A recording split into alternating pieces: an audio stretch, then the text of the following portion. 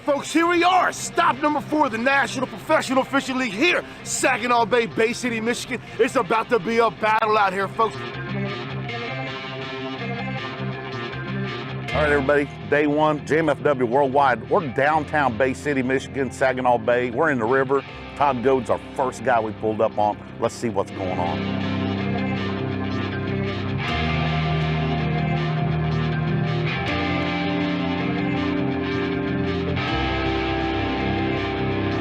All right, we caught up with Taylor Umblin. It's been good to him. You know, it looks like he's throwing a buzz bait.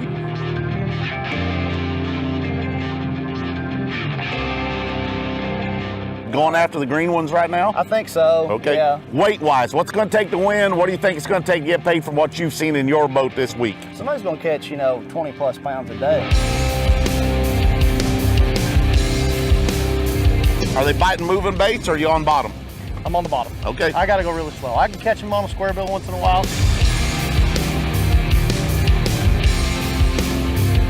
All right, we caught up with Timmy Reams, leading the AOI right now, Angler of the Year points race. Dude's got about 13 pounds. Just fishing clumps of grass out here, again, out in this big bay.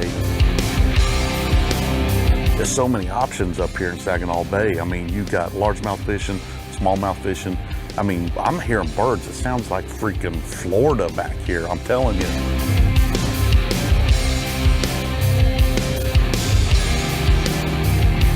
Hey, we're way up the river right here, but hey, Gary Atkins is the unofficial leader. He's out there catching smallmouth, smashing on them. What I've got here is I've got a long shoal coming off the island, and these fish are up on this shoal feeding on gobies. I'm somewhere around the 16-pound range right now.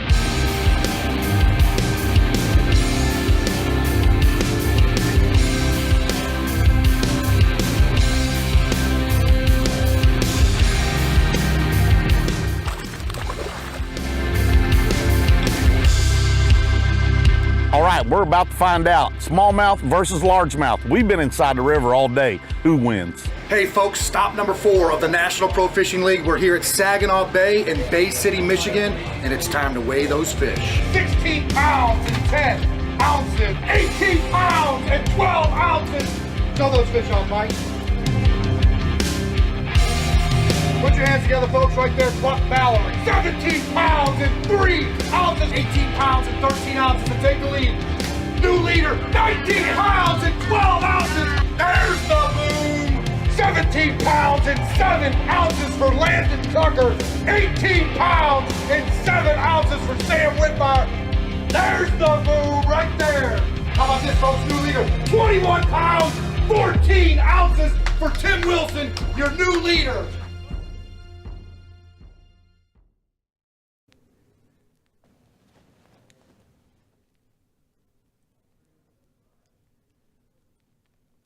You heard it there, the boom went down yesterday in Bay City, Michigan, and we get a look at our day 1 standings. Tim Wilson in first place, 21 pounds, 14 ounce mixed bag. Gary Atkins in second place with all smallmouth stringer, 19-12. Georgia's Trent Palmer, 19 even to start the event in third place. Patrick Walters, our Event 3 champion there at Watts Bar, 18 pounds, 12 ounces. Florida's Sam Whitmire. You heard Watson say there in the piece it sounded like Florida to him, and Sam is showing us those Florida angling skills to round out our top 5 there. Randy Kukral with a lot of northern experience, 17 pounds, 14 ounces. Landon Tucker, 17.7. John Hookup Soakup, 17.3. Jeff Fitz, another Florida angler, 16.10. And Taylor Umblin, new to the NPFL this year, but a very talented young angler, rounding out our top 10 with 16 pounds, 10 ounces. And we are here on day 2. And we would like to welcome you guys to Saginaw Bay and welcome you, friends and neighbors, right here at the NPFL studios. I'm Luke Duncan, and today I'm joined by Fat Cat Newton in studio and our buddy James Worldwide Watson over there in Bay City, Michigan, chasing down those anglers. As you saw there in that piece, lots of storylines going on here at Saginaw Bay. Stop 4 for the league, but B, it is that largemouth versus smallmouth battle that we thought it would be. Absolutely. Largemouth versus smallmouth, river versus bay, man versus nature. Yes. It is going to be a very interesting tournament for so many reasons. I'm just interested to see how it goes down, man, because I really think out of all the tournaments we fished so far, we saw Cumberland, the adversities with the weather, but the boys are, we got some guys that are up here. This northern swing is really going to change the dynamic of this season, I think. We're going to see some new faces, and we're seeing it right now in that top 10. We are. We've seen a lot of our familiar faces through this, quote, southern swing, the first 3 events. A lot of flip-flopping on that leaderboard yesterday. And on the top of the leaderboard, Tim Wilson, big largemouth in his hand. You see there, a 5-pounder. Yeah. But he had, you were telling me, 4 smallmouth for around 17 pounds yesterday morning as well. By 9:30. And mixing it up, though, but he has a ton of experience here. But he did have to mix it up a little bit. Sam Whitmire down there in 5th place, all largemouth. Patrick Walters, all smallmouth. Trent Palmer, all smallmouth. Gary Atkins, all smallmouth. I'm going to stick to the fact that I believe smallmouth will win the event. I think you're going to have 5 smallmouth a day to carry you, because I feel like there are so many, you saw that in that piece, so many of our guys are fishing for largemouth. Can that hold up on this body of water? Typically on northern fisheries, I don't think it does, but I'm going to put you on the spot. What do you think? If the guys can get to where they want to be today, because today is the worst day for the wind, the weather. Big winds. Dude, you're looking by 2 p.m., it's going to be 18 miles an hour out of the southwest. Tomorrow, I think the top wind is going to be 9 miles out of the south. So if they can get to where they want to get to today, tomorrow's going to be a breeze. Survival day. That's Absolutely. What I kept hearing from guys like Patrick Walters, guys like Trent Palmer making 30-plus mile runs. Trent going almost 50, and he said it's not so much the getting there and getting back, it's actually being able to fish and capitalize on what you want to be able to capitalize offshore fishing for smallmouth. We're seeing guys still catching fish on the beds, whether that be largemouth or smallmouth. There's a lot of things going on. It's a very exciting tournament, but like you said, man versus nature. It is that. These guys had a horrible, horrible practice as far as wind goes. That's right. They know what this place can be like. This is big, big water and making big runs. We had anglers run 90 miles yesterday over to Thunder Bay. Craziness going on in Saginaw, and I think today will be a lot more of the same. I think so, too. You were touching on practice. Some of these guys that didn't really have experience up here on the Great Lakes, they got a taste of it in practice and said, for the tournament, I don't think I'm going to chance it, seeing what the forecast was going to be. So they were trying to stay closer in the bay and trying to find that river game. And like we talked about, we've seen some of those guys actually figure something out in the river. Do I think that largemouth bite might play a bigger role than what you're thinking? For sure, with the wind forecast that we have, it could definitely, after day 2, at the end of the day, with the drive-through weigh-in this afternoon, you could see a lot more of those greenfish come across the scales with the wind for sure. And, I've traveled a lot to these northern fisheries. I was actually talking to Patrick Walters about this last night, and he said, Luke, for years, he said, the largemouth fishing is so good. When you go up north, he said, I get sucked in by it. He said, every single time. But you get your butt kicked. He's like, you can't win with them. But he said, Saginaw's different. Now, he did say that. He said, it is different. It has so many big largemouth in it, such a great population. He said, you could possibly win this one with greenfish. He says that as he's fishing for all smallmouth. Correct. Very typical Coach Walters of him. But he is right. Go to places like Champlain, it normally takes that, at least a mixed bag, but St. Lawrence River, healthy largemouth populations, but Saginaw a little bit different, man. There's some meat swimming around, and we saw that yesterday. We have guys talking about the numbers. They said we are catching numbers. Like yesterday, Gary Atkins said he caught over 30 fish, and we've had guys during practice talking about catching 70, 80 fish. It's just finding that quality over quantity. That is one thing that we have learned about Saginaw Bay, that it is a very strong ecosystem. Absolutely. And lots of big runs, lots of big water. We are getting teased a little bit by some of our anglers that if it calms down on that final day, we could see some fireworks tomorrow with even longer runs than we've seen. I don't even know what that could. I'm Good luck with that. Just telling you should tune in because we've got some interesting storylines at play. Of course, this is event 4 of our 6-event season here, Saginaw Bay, and this is where things shift north for us. We started the year down at Lake Cumberland in Kentucky with a washout, blowout, cold weather, one-day shootout that Taylor Watkins took the 50 grand, weighed in a massive sack down there, but then we go to Lake Hartwell. Patrick Walters finishes up the bridesmaid there to Drew 6, and then the Tennessee River, Watts Bar for the last event, but now we shift north. We've got Saginaw Bay, got another smallmouth event coming up, Sandusky, and then we end our year down there in Florida, Florida Lake. Down south, where they play that. Oh, yeah, it's coming, I dude. love it. It's coming. It's whoever wins that progressive AOI. Adversity, versatility, they are definitely going to earn it. They are going and listen, to one earn thing it. you touched on, too, when you were talking about Hartwell, first day of Hartwell, we had 112 limits. Okay, 112 limits on first day. Yesterday, the first day here, Saginaw Bay, 95 limits. I was a little bit surprised that everybody didn't have one, to be honest, because of all the talk of how great it was. Yeah, man, I think we had some mechanical issues, some guys not We getting did. back We had in. some, yeah, and I think the quality of fish is definitely better here on For Saginaw sure. Bay. You're seeing guys stacked up the cut line at 37, from 37 up. I mean, 14, 14, 14. It's there. I mean, the 14 pound, the 13, it's just stacked up like cordwood, man.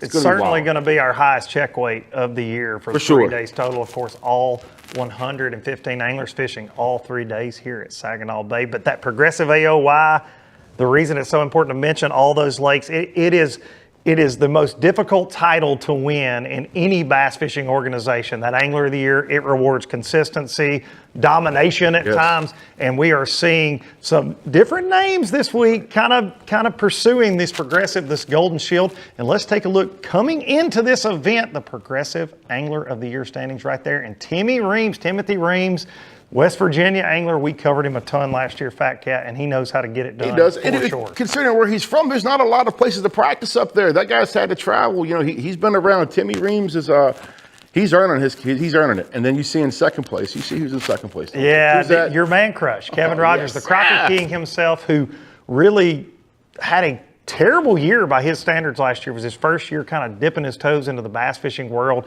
He's won multiple crappie championships and Angler of the Year in the professional crappie world.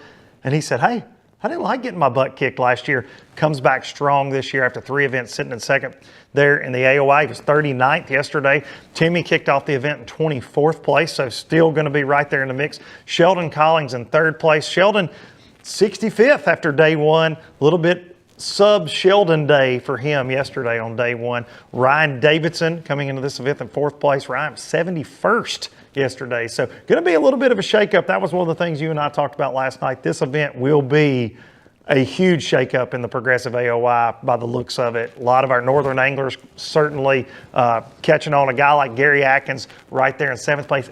2nd place going in to day 2 here at Saginaw. So you're going to see big shakeups. Bryant Smith up there in 5th place, 20th coming into today. So certainly going to be an interesting event. But to round that out there, Eddie Carper, Gary Atkins, Logan Millsaps, Todd Goat, and Sean Murphy. Murphy in 44th place, having another good start to the event, and he seems to get better. He always jokes, he's like, if I could ever get my day ones together, man, he's always catching them better on days 2 and 3. So I would expect nothing less from the Kentucky angler. Big Papa Pump, as we call Sean Murphy, out here on Swole Patrol on the NPFL. And we'd like to thank the folks from Progressive for sponsoring that AOI. Going to take home some cash. They're going to take home that Golden Shield at the end of the year.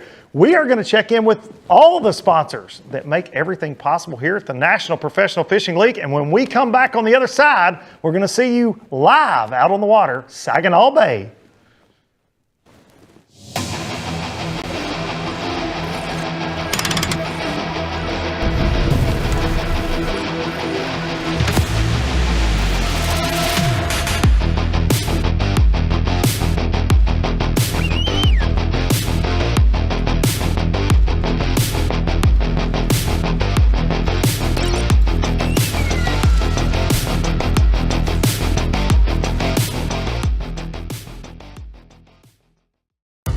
This is my passion, and this is my tackle store, because Fisherman Central is owned and operated by a group of anglers who are as passionate about fishing as I am. That's why you'll find the highest quality tackle from names you know, plus hard to find lures designed to give you that extra edge on the water. And they all come with expert advice on how to use them. It's like having a tackle store in your neighborhood, no matter where you live. So visit one of our 2 Ohio locations or shop online from anywhere. At Fisherman Central, our passion is catching.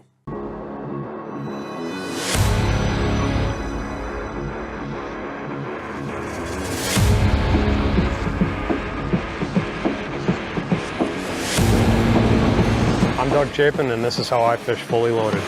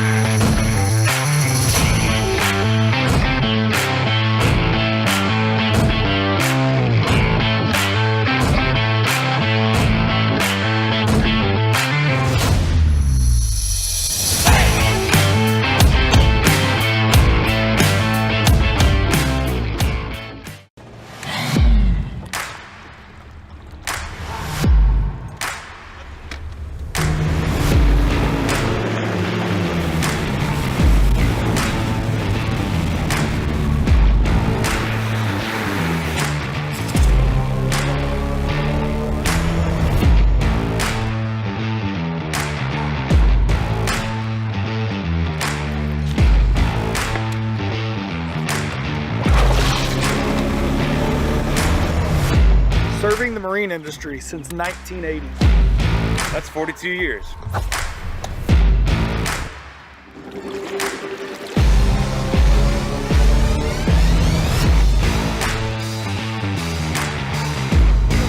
ProGuide Lithium, power perfected. Check them out at ProGuideBatteries.com or your local ProGuide dealer.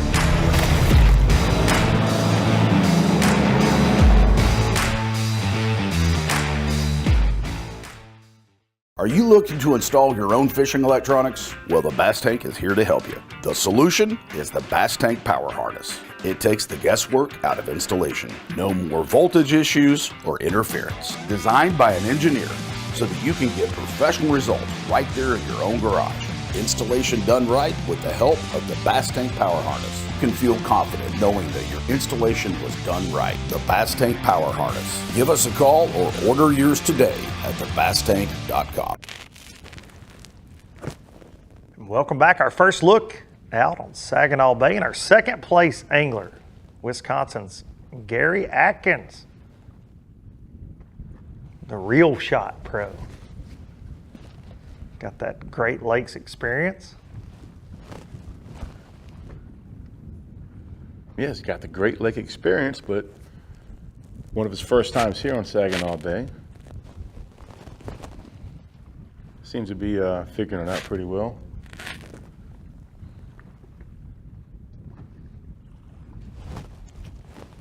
I think a lot of folks would tell you that a lot of these northern smallmouth, they act the same, you know. They certainly they do different things on different northern bodies of water, but a lot of these Great Lakes fish. I'm liking the conditions. I like the wind. I haven't been able to locate the big school yet, but I'm working on that. I've got 2 in the box. They're both small. I'm gonna have to get them called up before the end of the day. But right now, we've only been here about a half hour. My confidence is still good. I know they're here somewhere. I just got to find them.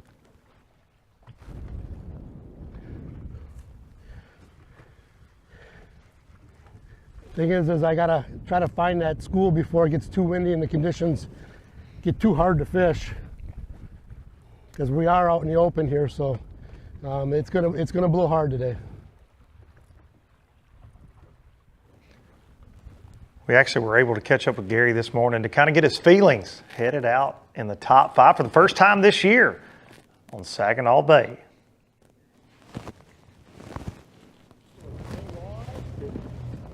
My name's Gary Atkins. We're here at Saginaw Bay, day 2 of the NPFL Bass Series.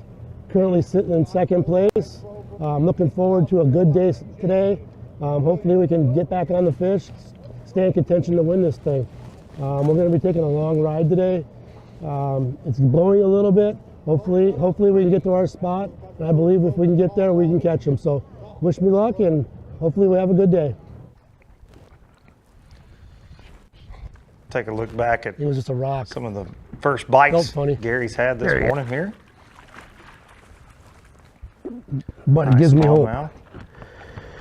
To start the day there. He is a keeper. Looking for 14 inches for smallmouth and largemouth this tournament.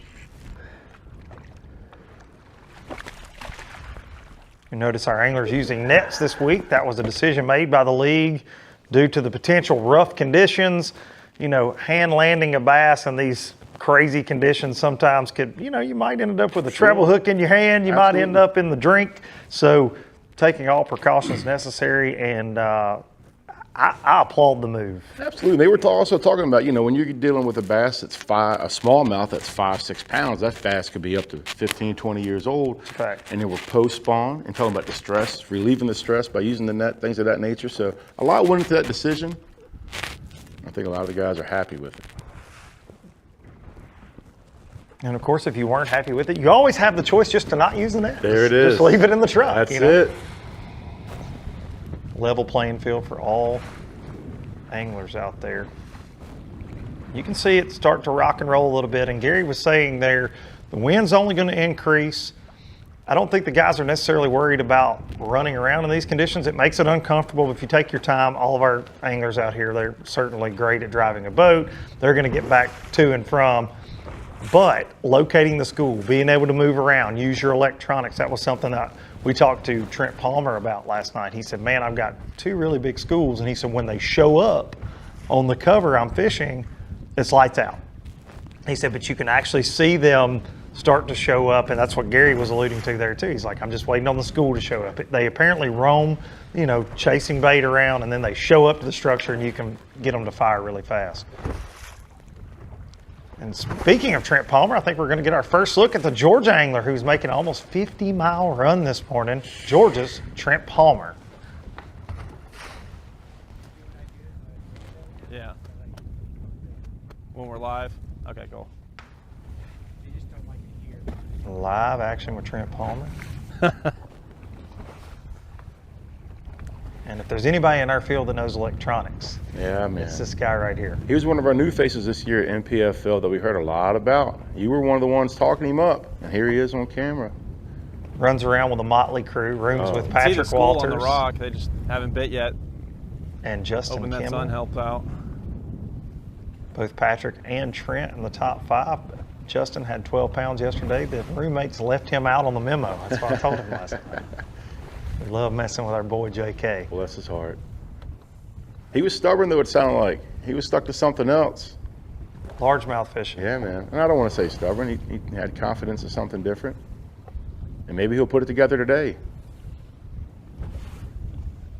Getting a little bouncy already this morning, but Trent told me, he said, man, I think I can get 2 hours in this area before it gets bad where I can't fish and I got to head back. And he's fully confident in his ability to go catch largemouth. He said, tomorrow's survival. He's just going to try to catch as many of these as he can out here, hopefully, before it gets too bad to fish. But we were able to catch up with Trent this morning. Like you said, first time in the top 5 this year on camera, and we were checking out those morning emotions with Georgia's Trent Palmer.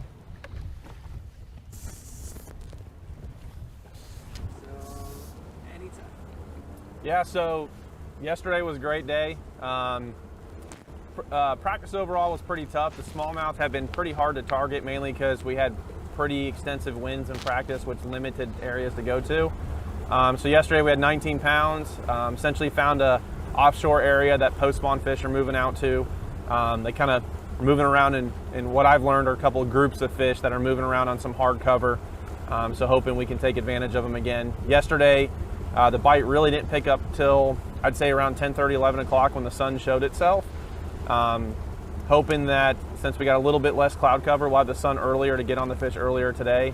Like I said yesterday, we had 19 pounds. Did lose one big one that probably would have got us up around 21, 22. So hopefully we get them all on the boat today. Unfortunately, today we do have a earlier weigh-in. Yesterday we were doing at 5:30. Today I'm doing at 3. And we got 2 things kind of from a time perspective that definitely limit my time out in the lake where I want to go fish. Number 1, we've got a total of 80 minutes worth of idling time, which we're doing right now, 40 minutes of it. And then on top of that, we have the run out. Today there's going to be pretty extensive wind starting around 11. So we're probably going to have a short day out in the lake. I'm either going to do one of 2 things. Hopefully if the day goes well and we get on smallmouth early and get a good bag in the boat, we can head in. Or if it's a little bit more of a grind, try to capitalize on 1 or 2 or 3 smallmouth and then go hit the bank and hit our backup plan for largemouth just to fill in a limit. And then hopefully be in a good position to be going into day 3, and then day 3 we'll be able to make it out there and get on the big fish that we got on yesterday. So as far as baits, mainly doing the finesse tactics, so traditional smallmouth baits, your drop shot, your Ned rigs, your tubes. Might have to mix in something like a Carolina rig today just because of the wind. We'll see, but yeah, hopefully get after them. I love catching smallmouth, and yesterday was pretty fun, so hopefully outside of the wind we have some fun today too. Cool. Great stuff from Trent back out live. It's a collected dude, Trent Palmer. He's not going to get rattled. No. And he brings up some stuff too that is unique about this tournament, where we launch at, right beside the USS Edson. I believe it's called Independence Ramp.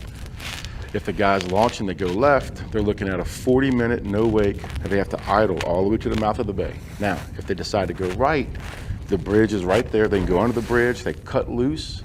They can open it up. They got to shut it back down. So you can go fish to the right side. There's so many more no wake zones to where it's just, these guys are not going to be able to get on pad either way they go. It's going to be It's certainly something that plays into your time. 80 absolutely. minutes. 80 Well, and here's the minutes deal. If he does well and he's able to make top 10 going to day 3, that, my friend, is when he gets to start his day at 6 a.m. and doesn't have to check in until 5:30 p.m. 11 and a half hours. That's right. Day of fishing for that top 10 tomorrow. Proud of you on that. You figured that up quick. I made it up. But no, The whole that's thing. actually, You don't even know any ways. I don't even know where I'm at know. right now. Or they haven't weighed. We don't know. What are we doing? We don't know. From Trent Palmer, we're going to check in with 5th place pro, Sam Whitmire, the Florida angler. You want to talk about diversity? Here you go. Look at that. That Florida boy looks like he's right at home, doesn't he? Locked down to Okeechobee, looks Well, like. we've got a small limit, nothing crazy. I've got like 9.5 pounds. I'm just getting up to really my main deal, what I was doing yesterday, getting real shallow and throwing a little soft plastic jerkbait around some fish that are hanging around the bed. They're not on them, but they're fry guarding, suntanning, whatever. This is the earliest I've been on them, so it seems like they're not really on, like up there yet. So they're probably still out here in the middle of the bay where I started.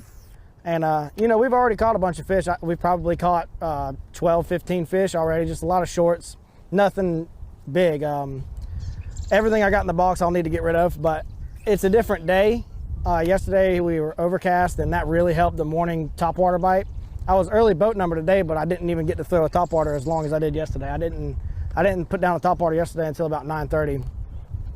So we're kind of just scratching along. I wanted to come up here and check, you know, because I didn't know if it'd be better or worse first thing in the morning. But it seems like they're still out, you know, feeding on bait in the grass, and they just haven't quite moved up here yet.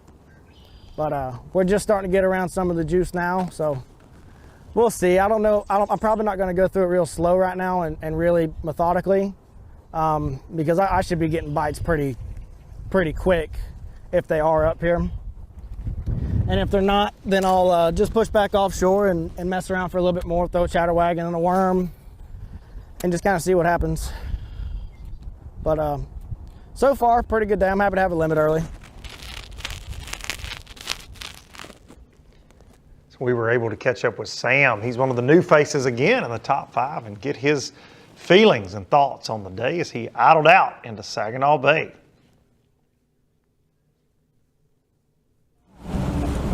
Got a long idle ahead of us.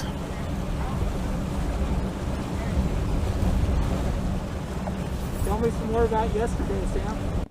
Well, yesterday was cool. It was flat calm. And I'm fishing so shallow that I can see the fish wake to my bait before they get it. So I know when I'm about to get a bite.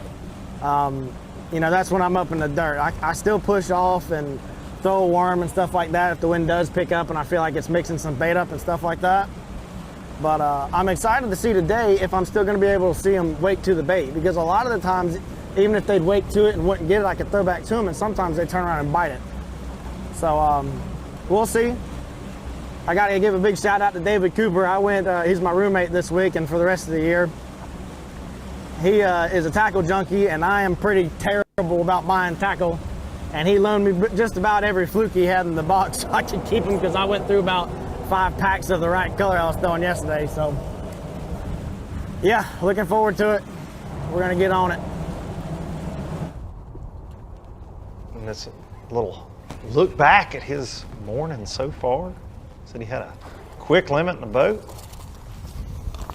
Topwater action. That's a decent one. Looks like a spook there. Mm-hmm. Flukes and spooks. Maybe. Chatterbaiting mixed in as well. And it goes. Back out live with Sam. I like his style, man. I dig the jersey, the boat wrap. You got that Hawaii 5-0 vibe.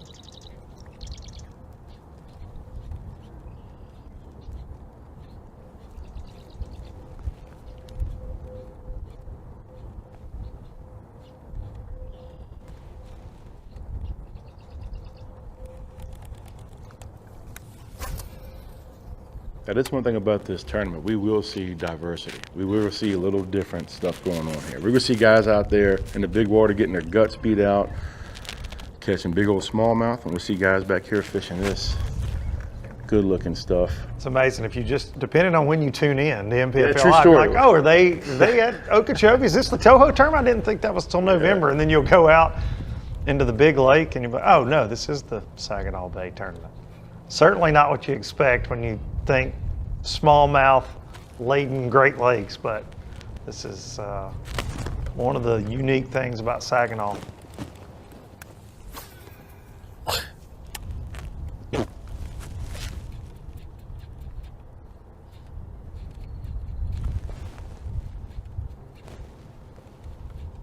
From Sam, we're going to get out and get our first look at Patty Walt. Patrick Walters, our winner. If you can see him on Stop camera. number 3 there at Watts Bar, and he's made a long run this morning. He was telling us he was going to get on out in the big lake. Let's go check in That's with a good Coach sign. Walters. He's still out here in the trench, which is a little deeper, so, and he's going that way, so that's good. I'll probably just kind of Look at Coach here. Very typical Coach Walters look, staring at the graphs. No surprise here. Live scope junkie, Patrick Walters. All right, we're to our first area. Basically, we're out here.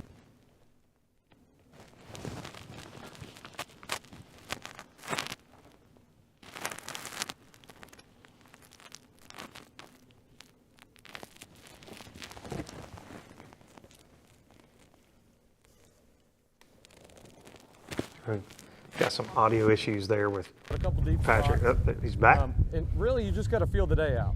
Every day's different with smallmouth, and that's what we're doing. We're trying to get a gauge on how we're going to catch them today. We're going to catch them.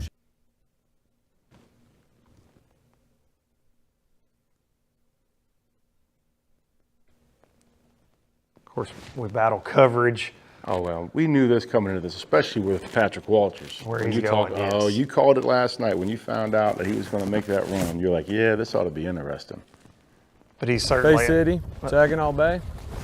and All we're doing is just trying to catch this 5-0 smallmouth. That's the plan. Patrick told me last night that one of his main reasons for fishing NPFL this year, he looked at it last year, the schedule lined up around the Bassmaster Elite Series where he also competes, but he said, man, those 2 northern tournaments really got my attention. He said, because I've never been to Sandusky, and I've never been to Saginaw, and he said, my first 3 years fishing professionally, he said, I got my teeth kicked in on northern fishery, so he said, now I want to spend as much time as I can up there. So he said that was really one of his deciding factors. And of course, Lake Hartwell, one of his home lakes, finishes second there, and then wins Watts Bar. Did not fish our first event. Had Bassmaster Classic practice, didn't get to fish, and he's 25th. currently 25th in the Progressive AOI with another top 5 potentially going on right now. Going to be interesting to see. It's a storyline. I told him last night, I said, dude, if you were to come back and win the Progressive Angler of the Year and only fish 5 events, that's insane. He's won $70,000 in 2 events here in the league. He's rolling, man. I interviewed him. We were at Castaways right there in Bay City, and we did a little interview, and I asked, what's your goal this year, setting in 25th at Progressive AOI? He's like, to win it? Yeah. I was like, okay, let's go. And then he's off to a good start here, man. The vibe from Patrick last night, he is certainly feeling it. Well, with his versatility, he is one of the guys that is definitely able to come back from that deficit and win this thing, because like we talked about, this northern swing, we're going to see guys shifting, we're going to see different faces. Those guys that were able to capitalize down south may not have the same tools to do so up here on this northern swing. But as we mentioned in the intro, he said largemouth had caused him to get his teeth kicked in his first few events. He got distracted. So that experience, drawing from that experience, he's like, he never made a cast at a largemouth. Right, yeah. He just went in 3 days, 3 long practice days trying to find these fish. And he told me sometimes he's actually seeing the fish. Sometimes they're garden fry, sometimes they're on the bed still, or they're just cruising these flats. And then other times he's seeing them out a little deeper using that forward-facing sonar. So he's certainly mixing it up. But he did say, if I'm within striking distance going into Finale Friday, you better watch out. I'm fixing to blow your mind with how far I'm going to go. So I don't know what that means. I don't know if he's running to South Carolina.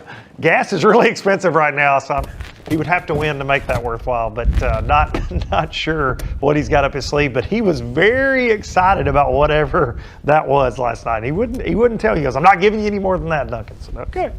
Look forward to it. Hope you're within striking distance. I want to see it. Patrick Walters certainly having himself a year. Top 10 over on the Bassmaster Elite Series. Progressive Angler of the Year standings there as well. So he's doing work everywhere he's at this year. He's a menace. As always. He's always doing work. Oh, yeah. That's all he does, man. He's ate up with it. That's a fact. Absolutely obsessed with it. Patrick, of course, started the day in 4th place. We're going to get back over to Wisconsin's Gary Atkins. Started the day in 2nd place. Had a great day 1. Sometimes it pays to get caught in the sand. Hooked up. Gary Atkins. Just doing what he does. Sometimes I'm telepathic. I don't know. That was... I can't tell what it is. I'm thinking it's a sheephead. It's fighting like a sheephead.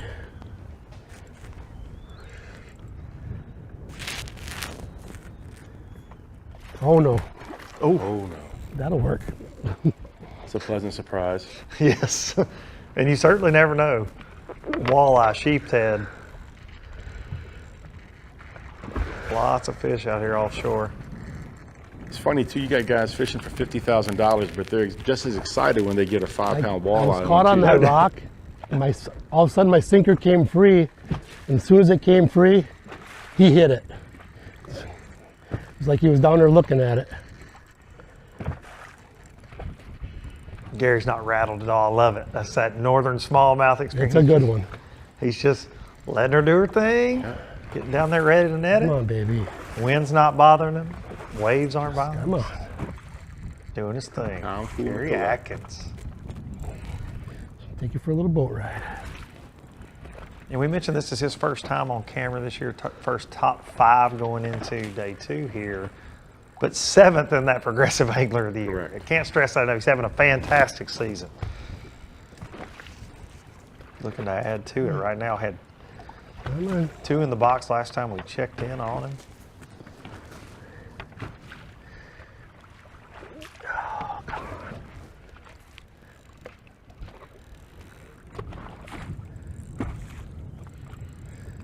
Come on.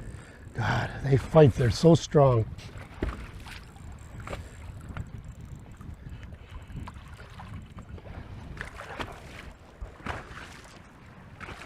Ooh, it's a good one. Come here, baby. Yes. Yes, sir. There it is. Get in here. Yes. Oh, that's a girthy one. Well, if it's a survival day, Gary's kicking her off with a bang. He is certainly surviving. Them are the ones that win tournaments.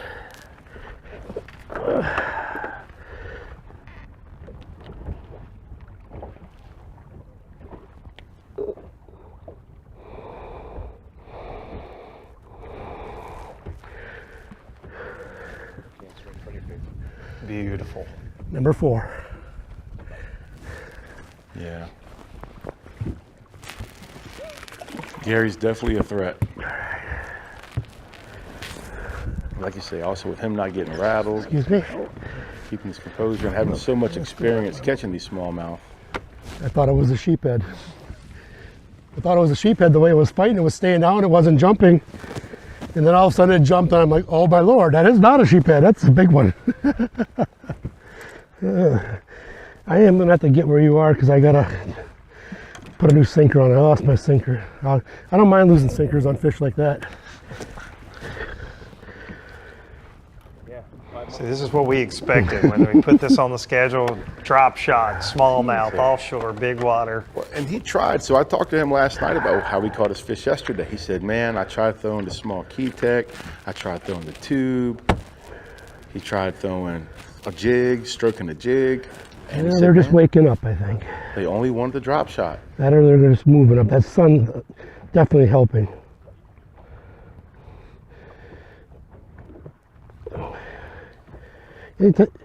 Anytime you see this, you know you're having a good tournament.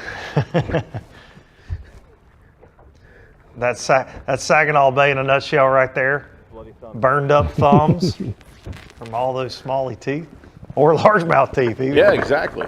Pick your poison, Saginaw Bay. And like I said, yesterday alone he caught 30 fish. All right, let's catch another one. Oh, yeah. We need 4 more. Nobody ever says just that like stuff that. from Great Lakes. The mythical, magical flatworm. My goodness.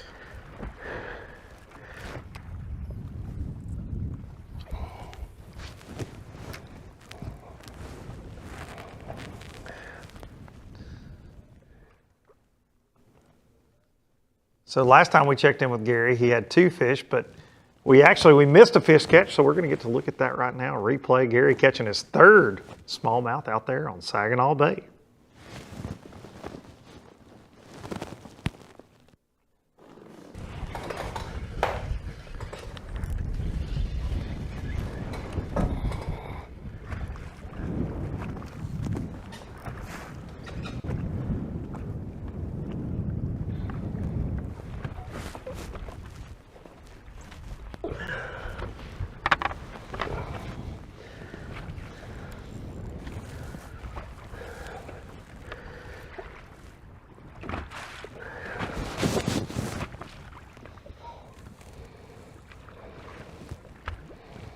Come on, baby. Come on, nice and easy. So look back at fish number 3 for Gary. We just saw fish 4 Nice live. and easy. Yes, that's gonna help. Look, that's still not what I'm looking for, but the keeper.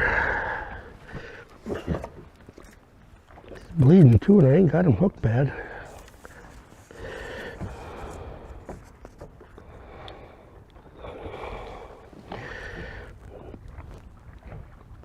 Second place angler coming into today, Gary Atkins, and that was to look at his 3rd fish. Of course, we saw the 4th fish there live, and now we wait on number 5. And I think, man, if he can, he's got one in there he had to measure. His first keeper we saw was a small fish, but he catches a couple more like that last one that he put in the boat. He's going to be right in the mix going into that finale Friday.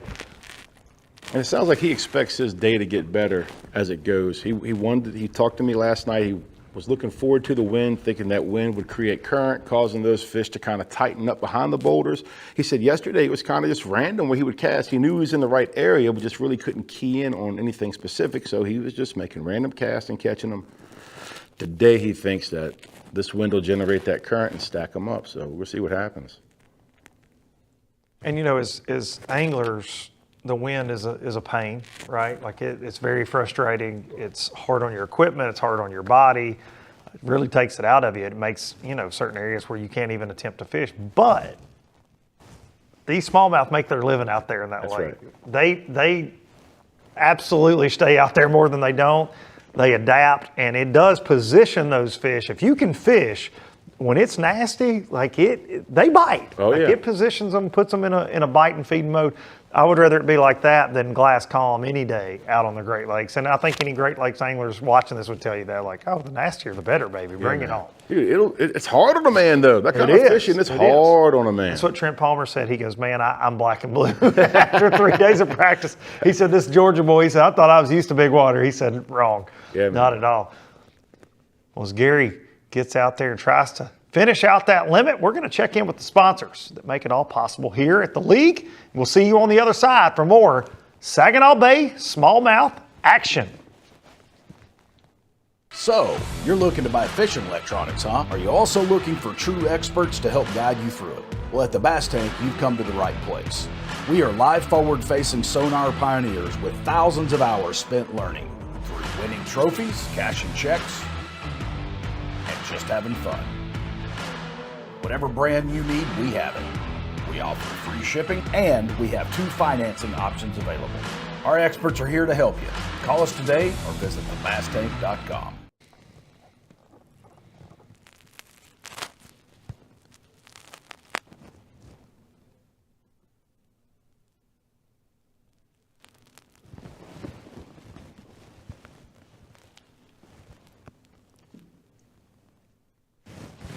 And we're back. So if you don't know about me, I was in the military for quite a while, and in that process I picked up the habit of chewing tobacco.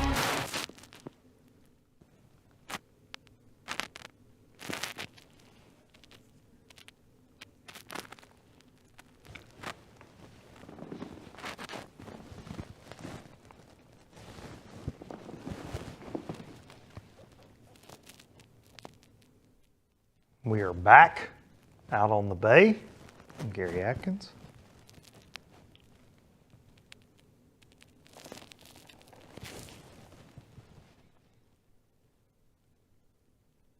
Talked about Gary not being a stranger to this big water. He is a newcomer to Saginaw Bay, but no stranger at all to this smallmouth style of fishing. Loves fishing offshore, loves that spinning rod, knows how to use it. It's funny watching these guys land a quality smallmouth, because it takes a while to land it. It's you have the finesse equipment, the spinning rod, the light line, small hooks. So they're taking every precaution. The boys up there in the grass and pads just boat flipping 4-pounders. It's wild, man. It's a big difference.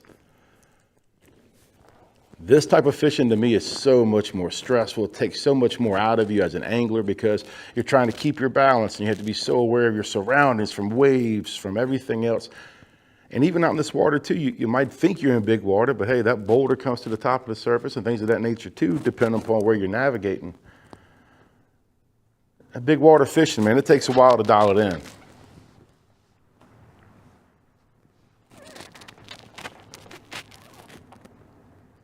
From Gary, we're going to check in with Florida's Sam Whitmire, started the day in 5th place. And get a look at the other side of Saginaw Bay. That's right.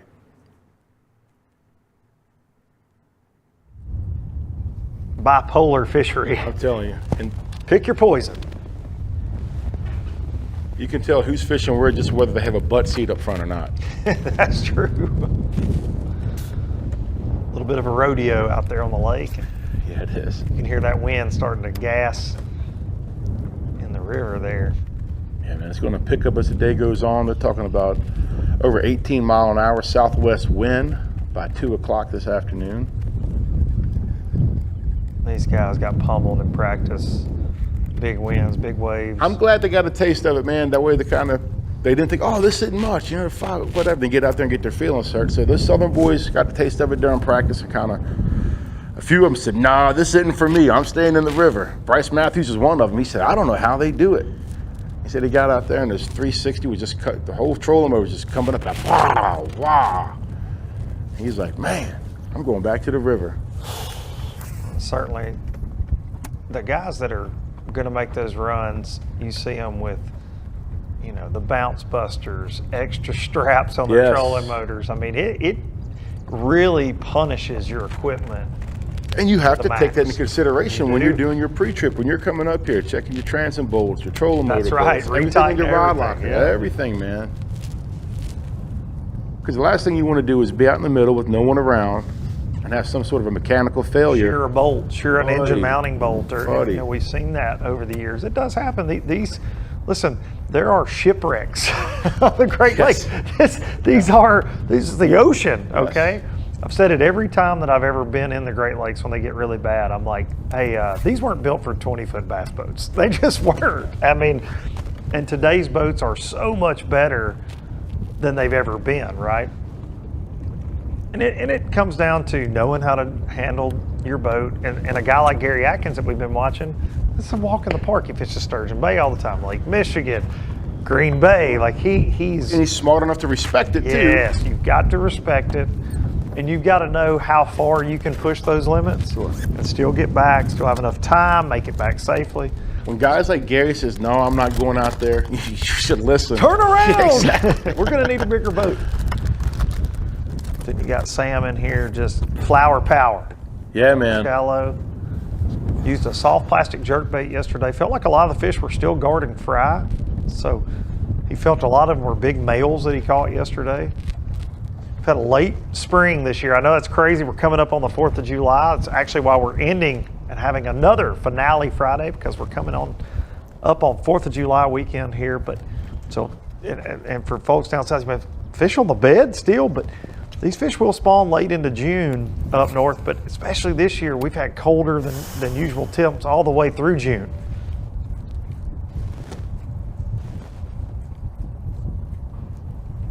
And dude, it's wild how on the Great Lakes water temp can change. Just from current or different things. It can change 10 degrees within a couple of days, correct? Sometimes overnight the way they talk the way. It's incredible. I was up this week before we got in studio fishing on Sturgeon Bay myself, and I got out close to Lake Michigan one day and the wind was blowing from that direction in this bay I was in. Sight fishing for smallmouth, water temperature 62 where I'm at.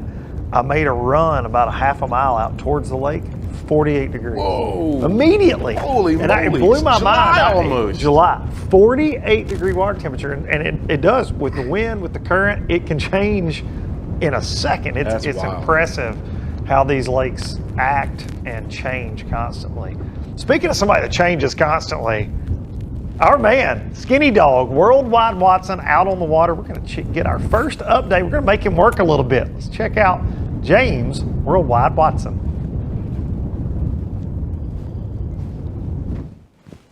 Day 2 National Pro Fishing League, we are up the river. You got two options here at Saginaw Bay. You can chase brown ones, and you can chase the green ones. We're in the river. Today's going to be busier in the river because of one thing and one thing only, and that's the wind. And you can see it's already blowing, and we're in a protected area of the whole system.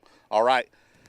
The guys that go out there and catch brown fish are going to have to battle those big waves. The guys up here today are going to have to battle each other because it's a lot more congested than yesterday. So a lot more largemouth bass probably predicted to be caught today than yesterday because a lot more boats are going to be up here fishing. Good stuff from Watson right there, and that was something that Sam Whitmire here alluded to last night on the phone. He said, man, I've got a lot of boats around me, and I'm afraid it's going to be more crowded tomorrow. So I've just got to kind of do what I did and try to keep to myself. And that soft plastic jerkbait's a little different. We're hearing swim jigs and flipping and frogging, but it's a little different technique. A lot of chatterbaiting going on as well. And I do have one thing to say. If they think that the river is busy today, Friday? Finale Friday. Buddy, I'm letting you know. The people around Bay City like to have a good time on the water. So it's going to be a lot of boat traffic. Headed into that 4th of July weekend. Absolutely. Because Bay City, man, they got fireworks everywhere. They really enjoy the outdoors, and people will be out there with them. So all of our anglers would definitely have company, especially in the river system. Of course, all of our anglers will fish again tomorrow. No cuts here. NPFL. One of the coolest things about this league, man, full field. If you could drop the ball on day 1, you still have those 2 days to come back. And a lot of guys have benefited from it, and a lot of guys have punched holes in drywall probably. That's very true. It's always an interesting dynamic. It's cool for me to see like the check weights always, and as guys get more dialed as the events goes on, and the names change around the check cut, and it's always interesting. But it does give you a fighting chance. If you stub your toe on day 1, you might not be able to come back and win the event, but you can certainly come back and get paid. And that's the mindset behind letting all the anglers fish all 3 days.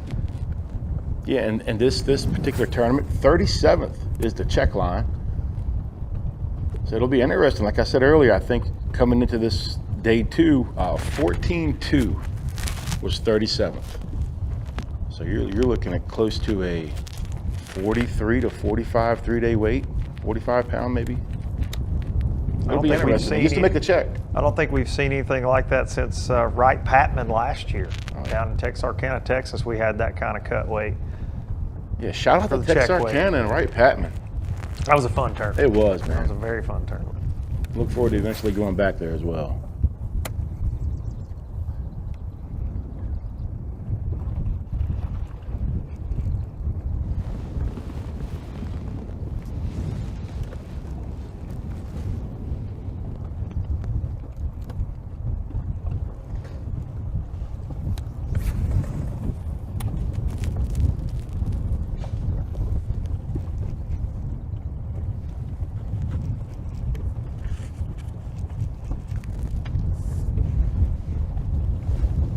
Whitmire with a small limit in the boat so far. Slow day. He said most of his bites came later in the day yesterday. And it's interesting, in Florida, a lot of times those bedding fish, fish garden fry, they'll pull out to the middle of those bays, and then once the sun gets up and it heats up, they'll move back up there. And he said basically the same thing happened here yesterday. So he's certainly not panicking. Dang these worms, man.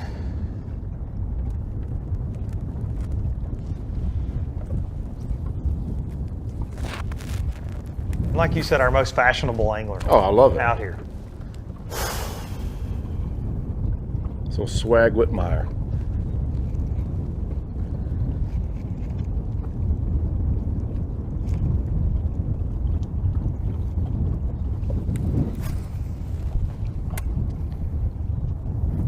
Of course, an angler we haven't been able to check in with much today is our leader, Tim Wilson. I know some of you are probably wondering where Tim's at, but he's in the land of no service, so we haven't got to check in with our day one leader. Sounds like, so when I talked to him last night, he was going to start on the east side of the bay. He was going to fish the east side of the bay this morning and then shoot across to the west side. So I'm sure we'll see him eventually.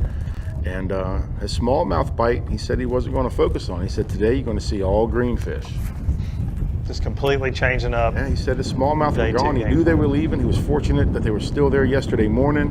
But last bite was at 9:30. Didn't have another bite until 1 o'clock when he decided to move and got that one greenfish over 5 pounds on that swim jig.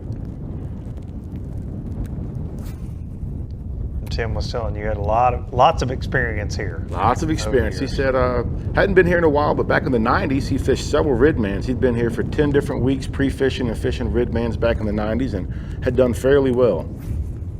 He said it's changed though. He said the greenfish play a whole lot bigger role these days than they did back in the 90s.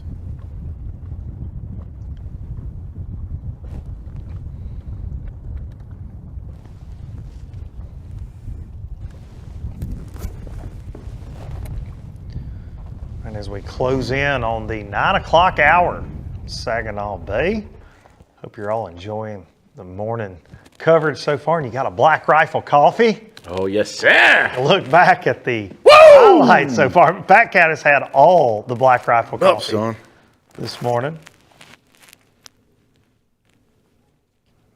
Look back. Oh, beautiful morning. What is that, red sky? Oh, yes, sir. It was just a rock. Gary Atkins. Felt funny. There you go.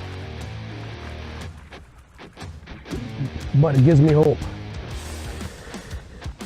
Actually, he is a keeper. Gary Atkins off to a strong start this morning, picking up where he left off. 4 nice smallies in the boat so far. Doing kind of that typical smallie drop shot thing, flat worming, like we thought we would see. And very confident. Not overly confident, but he's Timmy Reams, aggressive AOI leader. Over here. Look, that's still not what I'm looking for. Gary doing work this morning. Beautiful brown bass right there. Somebody you will not see weigh in a smallmouth unless it's lost today. Sam Whitmire spooking them this morning. Small limit. It's a decent one.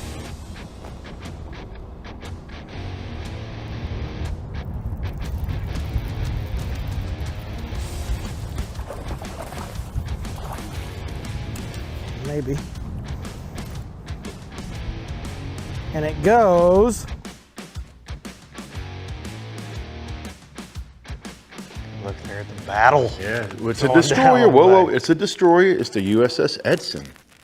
Look at you go. Oh, yeah, right I there toured that as we son of a take gun. a It's look sweet, at man. Our way live unofficial. They let you drive. I'm distracted. Did they let you drive that boat? I had to ask. Definitely got behind the wheel. And I may or not hit the air. No doubt that was the case. But we're going to take a look here at the unofficial standings. Of course, everything very unofficial to that drive-through weigh-in in Bay City this afternoon.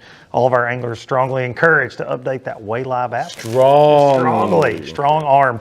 John Hookup Soakup, a name that we are very familiar with seeing in the top 5, top 10 here in the league. Up top, 33 pounds unofficially. Landon Tucker had a great day one.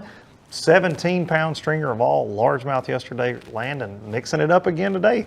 32.4 for 2 days. John Cox, the other John Cox, the one and not only John Cox, Mr. Georgia boy. Yeah, that's right. Man. 30 pounds, 15 ounces. Kevin Martin in 4th place.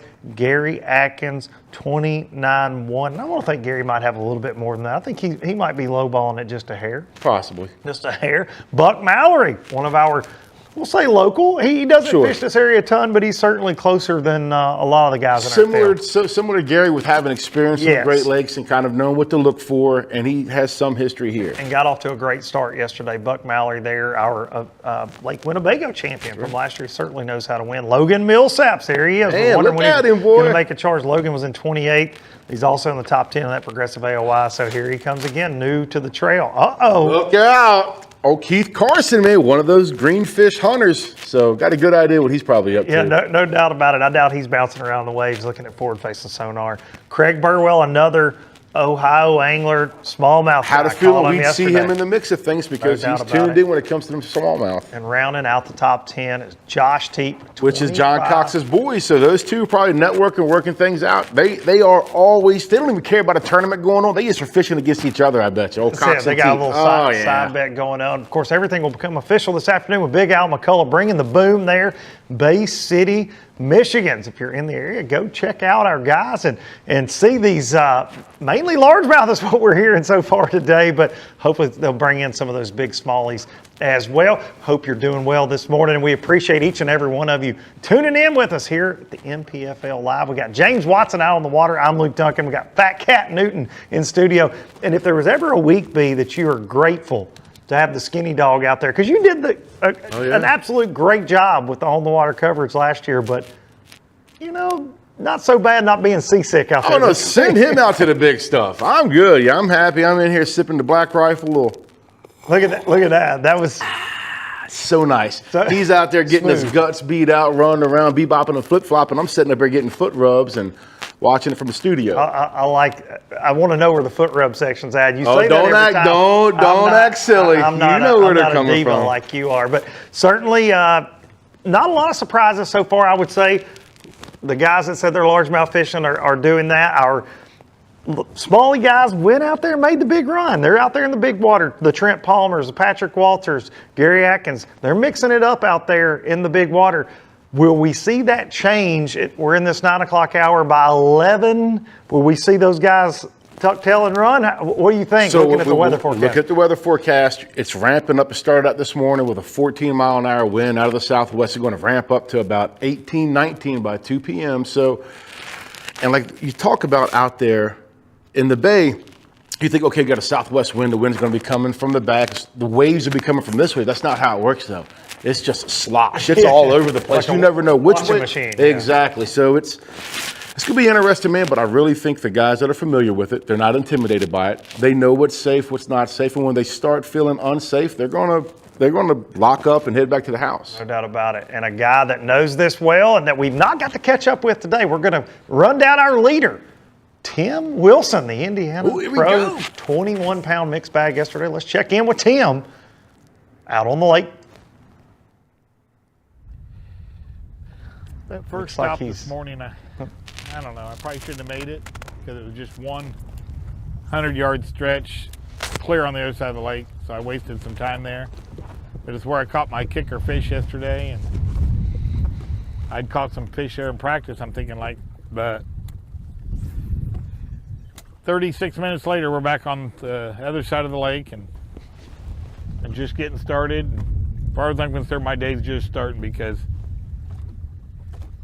I made a bad decision this morning. It wasn't bad, it just didn't pan out. So I'm in my element now. I'm throwing a swim jig, back in some reeds, and hopefully we'll get him. I just had one really good hit and he didn't get it, and this is one of my best stretches right here, so I'm gonna milk it for all it's worth.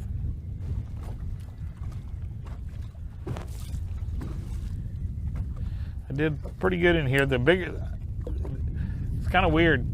Well, it's not really weird, but you got sections that hold a little bit bigger bass. And I was catching them over 3 right here. And around the corner up here, I caught a 4-pounder. And So that's what you need if you're not going to the smallmouth. You need some kicker largemouth. Actually, you need all 5 of them to be kickers. So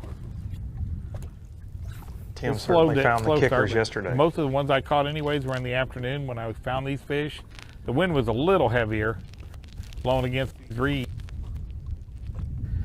That's all right. They're here. I don't know if they've been fished yesterday when I was out at the Charities, so they may have got pushed back, but there's just too many bass in here for them not to turn on sooner or later throughout the day. Tim focused on smallmouth yesterday morning and then switched up to largemouth and was able to knock down that top spot with a mixed bag. Right, and fishing those reeds with that swim jig is what he's going to focus on most of the part today, is what he was telling me last night. You heard him say there, this is his deal. He's in his element, and this is what he enjoys. Now, you would think with a guy with this much experience up here, the smallmouth would really be his forte, but he's certainly... Well, like you said, with that much experience, he kind of knows that smallmouth thing is kind of... He went into it like they were garden fry yesterday, he felt like. Now they're just starting to spread out and move further out, and he said his confidence started going towards the reeds. Rightfully so, because he got that one over 5 pounds yesterday. He doesn't have a fish in the box yet. He said basically he's wasted time this morning, and his day starts now for Tim Wilson. And from Tim, we're going to check back in with second place pro Gary Atkins, who's out there trying to milk the smallmouth off these offshore rock piles, had 4 in the boat. Let's check back in with Gary Atkins.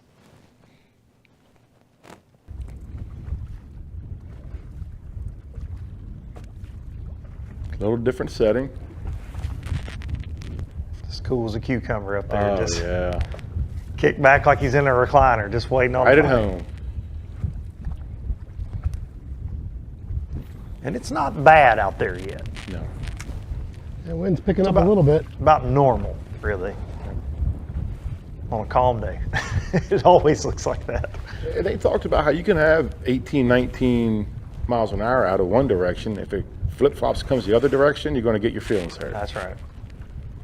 Yeah, it's all about... Buck Mallory was talking about if that wind comes from the west, you kind of have it gets blocked. Mm-hmm. He said, but if it's coming out of the north and northeast, he's like, hold on. Yeah, it's got a long ways, a lot of water to travel across before it gets to you. And well, that too, and I think this is one of the few river systems that actually it'll runs north. Hooked up. There he is.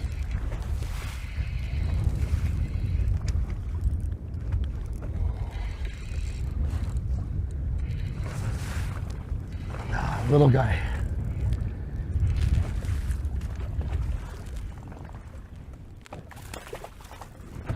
He might keep. 14 inches. I don't think he's what they need to be. Little fella. Easy, fella, easy. Talk to him, Gary.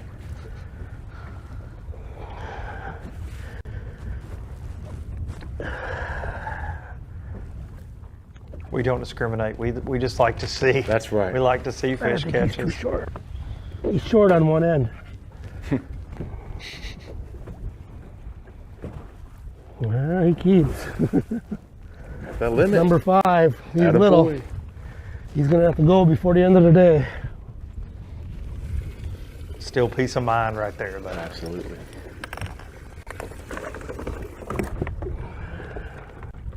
And it's certainly not like a lot of smallmouth fisheries this week because we're hitting that post-spawn funk a little bit that you hear people talk about. So these guys aren't going to be catching 50 to 100 smallmouth a day like you hear like 2 or 3 see. weeks ago. Yes, before you can for sure. All right. So it's a little grimy.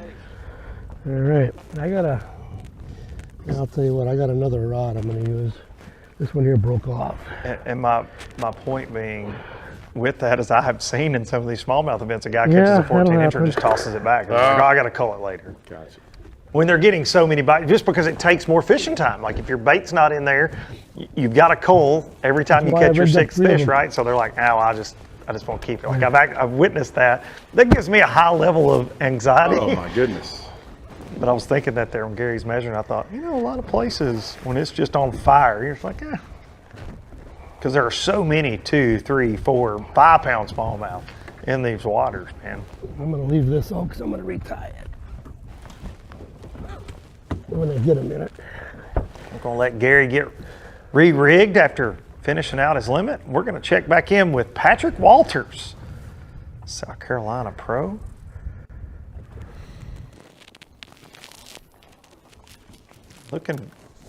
Looking pretty good where he's at right now, honestly, weather-wise. I wonder if it's looking good to him, though. Does he want a little bit more wind? Does he want it to look different? I guess we'll see if he's catching them or not. That's one thing with Patrick Walters. We don't know if he's catching them or not because he's not a big fan of that Way Live tracker brought to you by He's Beat Down stingy. Mounts. He's Yeah, he stingy. is. He's stingy. Bless his heart. We're moving sides of the island. We finally got some clear water. We don't have any fish yet, but hey, it's early in the day. We got the long day, thank goodness. That's what I like. That kind of worked out in my favor because I knew we were going to have some bad weather today. I had an early day yesterday. I was second flight doing it 3:15. Today I'm doing it 5:15. And I think it's gonna be different for everybody. We got an east wind right now, and everybody knows, hey, east wind, you know, wind at the east, fish bite the least. That's just, the old saying is true, and it's just got them in a little funk right this second, which I hadn't seen many fish. And that's what when we find them, you're gonna be able to catch them. You just have to get around them. That's the biggest thing. So that's why we're just gonna keep moving, hitting a bunch of spots in the day, and fish till we find them. That's all we can do, and if we don't catch them, we don't catch them. But I tell you one thing, we are fishing for smallmouth because that's how you win up north. I mean, largemouth are gonna play, and the guys will come in the top 10 with largemouth, but smallmouth get paid big checks. Let's do it. Like the color of the water? I like the color of it now. It's getting back where I get 8 foot of visibility. We're out here on Charity Island and stuff, and you have to fish each side of the island by the wind you get that day. You know, if it blows in dirty water, you just kind of got to go fish the other side and vice versa. It's fish the conditions, and that's what we're going to do today. We're not going to get held on to any one thing.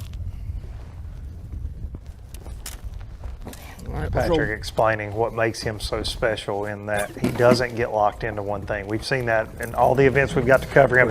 He is fluid, changes with the conditions. Get on the protected side, and then we're gonna have a southwest wind in a little bit, then we'll switch back around, but all we gotta do is just find that clear water.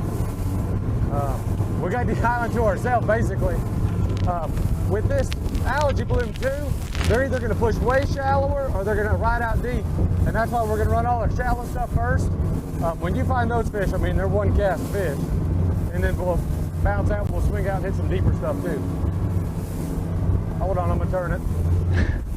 He's gonna send it. Oh yeah. Roll Tide, as Patrick Walters said. And we're gonna check back in with Sam Whitmire. Patrick doing what he does though, running and gunning, always changing with the conditions. And he told me last night, and he said it there, he said, we start seeing them, we're gonna start catching them. He said that he cannot catch a bass just roaming around blind casting. He says he has to either be looking at one on live scope here or actually looking at it with his eyes. He said, that's the only way I can catch them. He says, it's the only way I could catch them in practice. He said, but when I see them, I catch him. He was very confident. You heard it right there. Smallmouth win for Patrick, and that's what he's going for. He said big trophies, big checks, and he's trying to do the inevitable, in my opinion. That's chase down that progressive AOY with only fishing 5 events out of our 6 events. He said he's going to do it too. When we interviewed the other night, he said that's his goal. And he has confidence, and hey man, I admire the confidence, and if anyone can do it, like he's showing that he's the one. No doubt. Like you said, he missed the first event, coming second on our second event, won the third event, and here we are at number 4, and look where he's sitting. Right back in the mix, Patrick Walters. Sam Whitmire with a small limit, trying to upgrade, started the day in 5th place. While Sam tries to find his next cull, we're going to check in with the sponsors that make it all possible here at the National Professional Fishing League. We'll see you guys back in Bay City on the other side.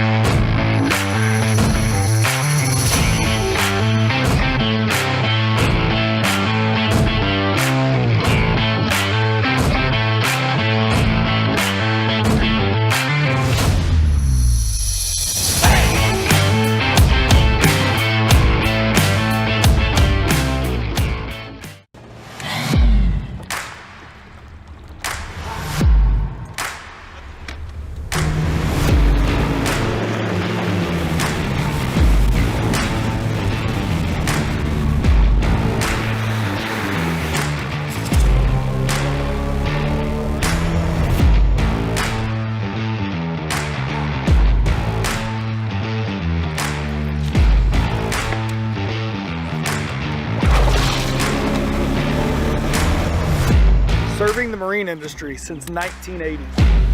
That's 42 years.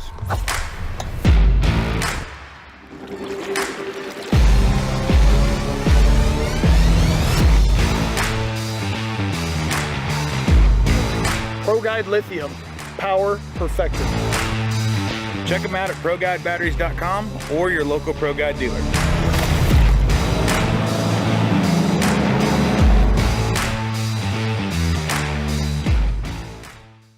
Are you looking to install your own fishing electronics? Well, the Bass Tank is here to help you. The solution is the Bass Tank Power Harness. It takes the guesswork out of installation. No more voltage issues or interference. Designed by an engineer so that you can get professional results right there in your own garage. Installation done right with the help of the Bass Tank Power Harness. You can feel confident knowing that your installation was done right. The Bass Tank Power Harness. Give us a call or order yours today at thebasstank.com.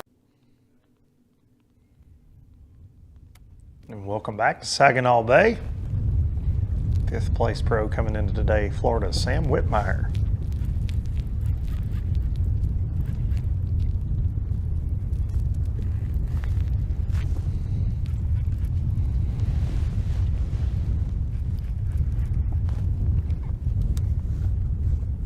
While we were at the break, looks like Sam caught another fish up there, largemouth.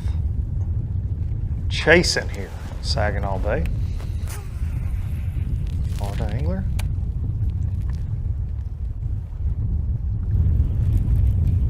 Just a few minutes ago, Sam Whitmire.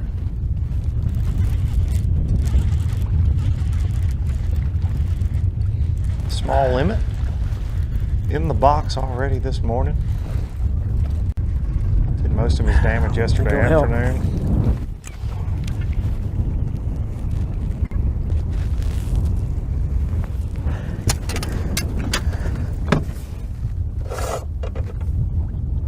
He might get rid of that little bitty one.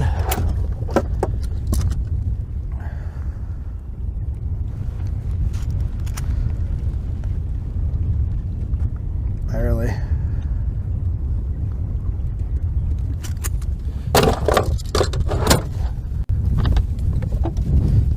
Small upgrade for Whitmire. Check back in with him live out on the water. Florida Sam Whitmire. Swimming right at me all that time. Even though these guys are in these protected areas in this river, you can see that Could have been a wind pike there, starting though. He's moving to pretty quick. wreak havoc in there a little bit too. Of course, that's the beauty of having power poles and a lot of the equipment we have now. You can really control yourself in these adverse conditions. Absolutely. As the wind gets worse. Where years ago you were just blown through this area. Oh, yep. So Throw an fast, anchor or out, been try on- to throw an anchor, then get wrapped around the anchor you've thrown out. That's what I did back in '87. I had 14 anchors. 14. Yep. Very complex retired. operation. You retired before you ever got to make a It was count. it was something else, man. But I was able to do it. I persevered. Well, it was the training regiment you were on at the time. I remember reading that in Bassmaster magazine back in the day. I could do it again these days. You know why? Black Rifle Coffee. That's why. It gets me pumped up. If you want to get pumped up, you know how you can get pumped up? You can go to blackrifle.com, Black Rifle Coffee, and get 25% off by putting in code BLASTOFF25.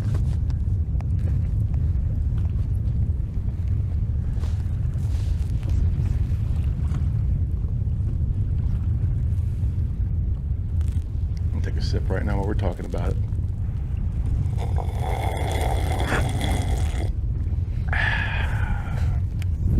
It's delicious. You do seem to be enjoying the coffee. I'm a big fan. Of course, if you need the code, we've got it going across there on the ticker at the bottom of the screen. You see that right. code coming across there, and that gets you a discount on the subscription service that they offer there at Black Rifle. I believe they send you different coffees monthly to try out. And if you like them as much as Fat Cat does, you're in for a treat. Mm-hmm. Oh, and James Worldwide Watson.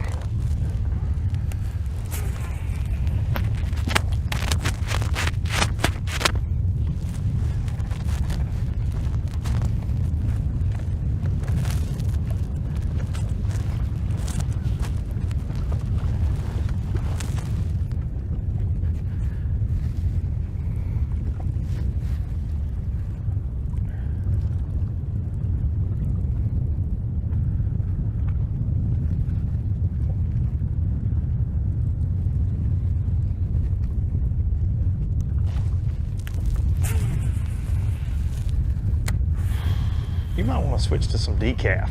I don't. That's not happening. Who drinks decaf? Not this guy. I'm trying to get honest pumped with you. up. I have Black Rifle hot chocolate in mine. Somebody tricked me.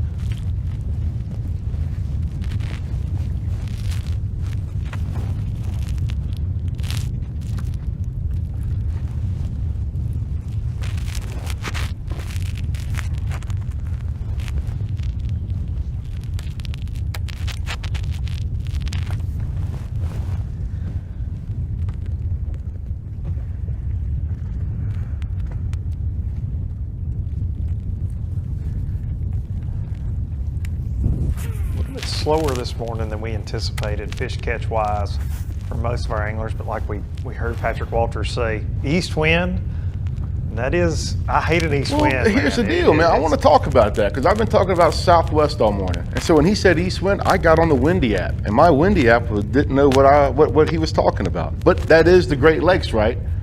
You get to do the swirling and twirling out there because how I don't know if the thermocline or whatever the case may be, but the wind does get the whipping out there. But according to Windy, it's southwest, blowing 50-11 mile an hour. These lakes, we're getting a good look at it right there with Trent Palmer. Have mercy. He told me, he said, look, it's man, coming. And he's dragging, I think he's switched over to a Carolina rig, something he can stay on the bottom with. But he told me, he's like, I'm not really worried about getting there and back. He said, yeah, it's not going to be fun. He said, but it's just trying to fish in the conditions, man. He said, he thinks he can win the tournament on this spot. He said, when he got bit here in practice, they were all better than average smallies. Yesterday, he had 2 big ones off of this spot, lost what he estimated to be around a 6-pounder that would have put him up in that 22-pound range, but did all of his work in several small windows. He says he can see them on live scope, that forward facing, and Humminbird 360, which, basically shows you all around the boat, obviously, out in front. And he said it was very interesting. He's staying on these rock piles on this cover, and he said, I can see when they're there and when they're not. He said they just slowly start to filter in. Like 10 of them sitting on this one rock. See, here you go, and they're showing up. But he said yesterday they would slowly start creeping in, and then boom, boom, boom, boom, boom, he'd get bit, and then they would disappear.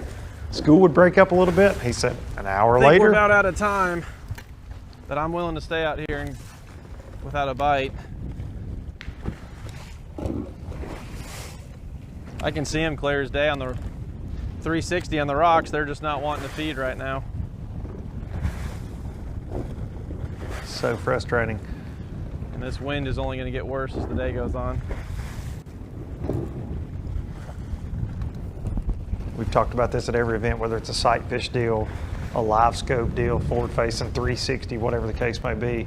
It gets personal. You can see them. So that electronics help you and they hinder you at the same time, because you're like, at any minute, right there's a win. There they are, the winning fish. Man. They're there. And two, spending a lot of dealing with what he's dealing with now, these rough conditions, and looking down at the electronics, man, you got to worry about equilibrium and things of that nature. No doubt about you can get disoriented very easily.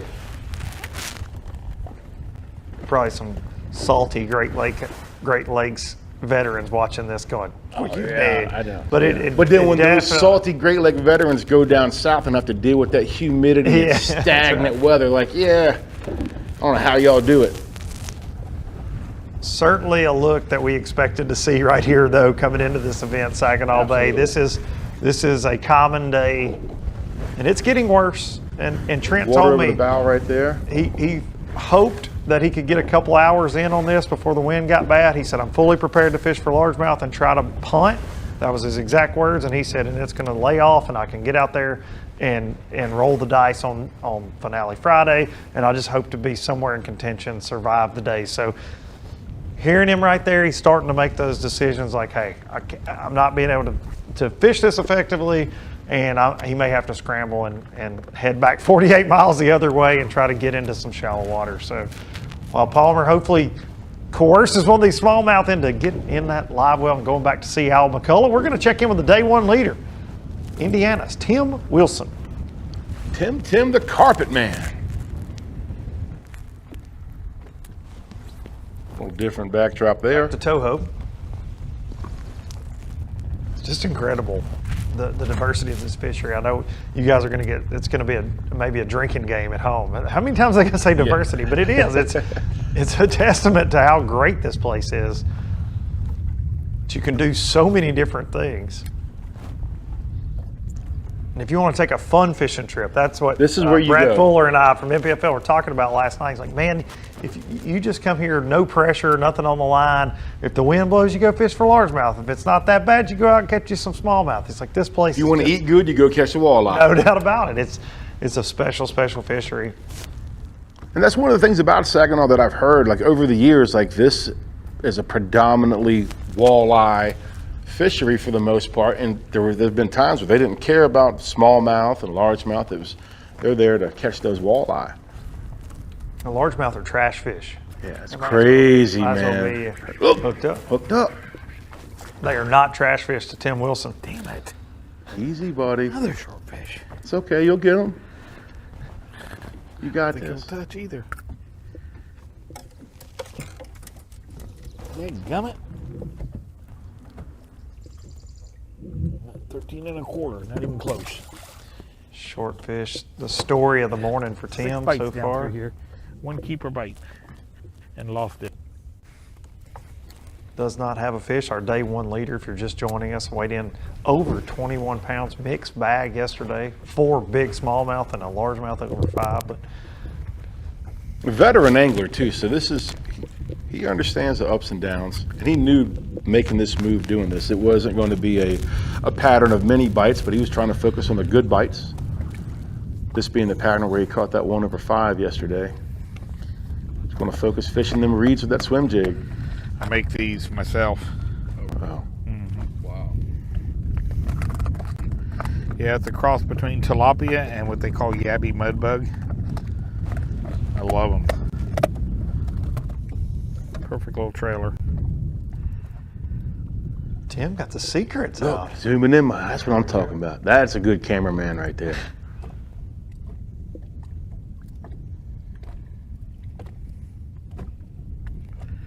Maybe a new trailer will give me some good luck. You know, talk to the guys up here, especially with this clear water. That little change. Just a shade, not a complete contrast difference, but that little bit of shade can actually make a big difference. It's interesting. Whether it's for the fish or the confidence in the angler, it's a fact. Regardless, it can definitely swing things in a different direction. I have seen it play a major role on northern fisheries for whatever reason. They get really, a lot of times it's a glitter thing too, like a different flake. Interesting. 6 fish and lost a 3-pounder. And the other 5 were short. So, something I haven't done all week. I haven't lost fish, and I haven't caught a bunch of short fish.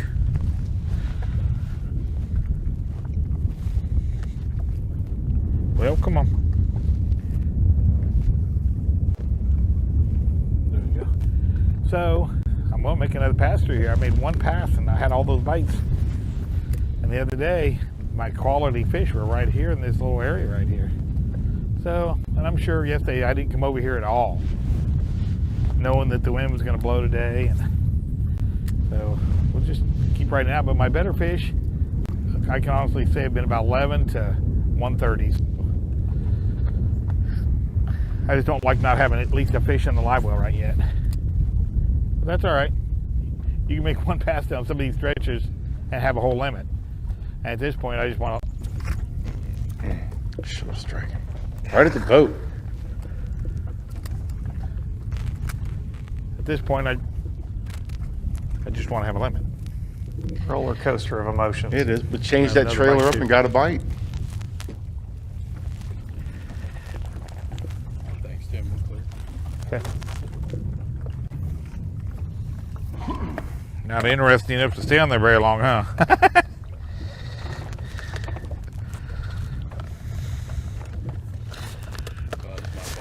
I thought they were coming alive, but they were on a ring. Tim has a lot of experience. He's a veteran angler. Tournament fishing for over 30 years, but they leading a tournament of this caliber, they seen having that a on camera live? guy, Or it's people see it at a home? certainly a different position to be in, you know. And so it's understandable that he's getting frustrated, but he changed up his entire game plan. Very interesting strategy for Tim on day two. He told you that last night. I'm not going back smallmouth fishing. Nice. He went from 9:30 to almost 1 o'clock without a bite. I said, I'm getting out of here. The exception, though, of Gary Atkins, our smallmouth guy's kind of getting bit in the butt a little bit this morning, so to speak. I mean, it's tough out there, and it's getting rougher. You know, we checked in with Patrick Walters, and I will say that the wind didn't seem to be affecting his area just yet. But Trent Palmer looked like he's out there trying to surf. All right, he's getting a taste of it. Yeah, it's getting rowdy out there. You know, in the week leading up to the tournament, everybody was talking about Thursday. This is the day. If you can survive Thursday, you can catch the fish on Thursday. Wind blowing right in here. You'll be in good shape for Friday.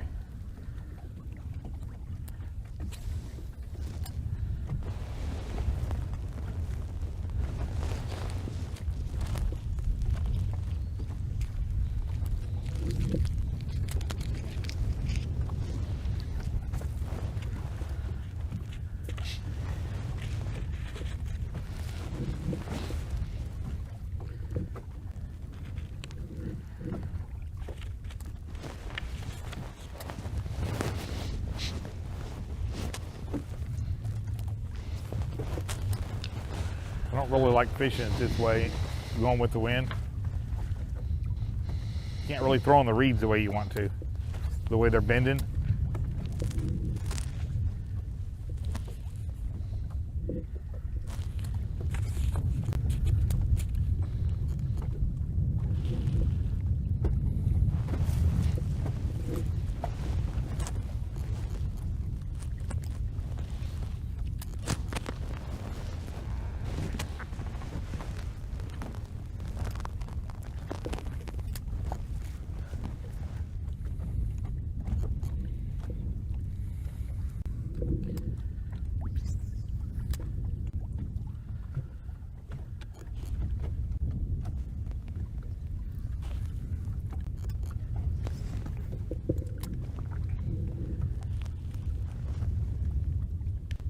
I'm getting word that we're going to get to check in live with the skinny dog himself. As scary as that sounds, Fat Cat, we're going to check in with James Worldwide Watson and a little boat-to-boat action up in the river at Saginaw Bay. Kind of nervous. I hope they have the bleep button ready in the back. For sure. I can get a little look there. Matt Massey, the Trocar Pro. Spent a lot of time with Matt there at Watts Bar.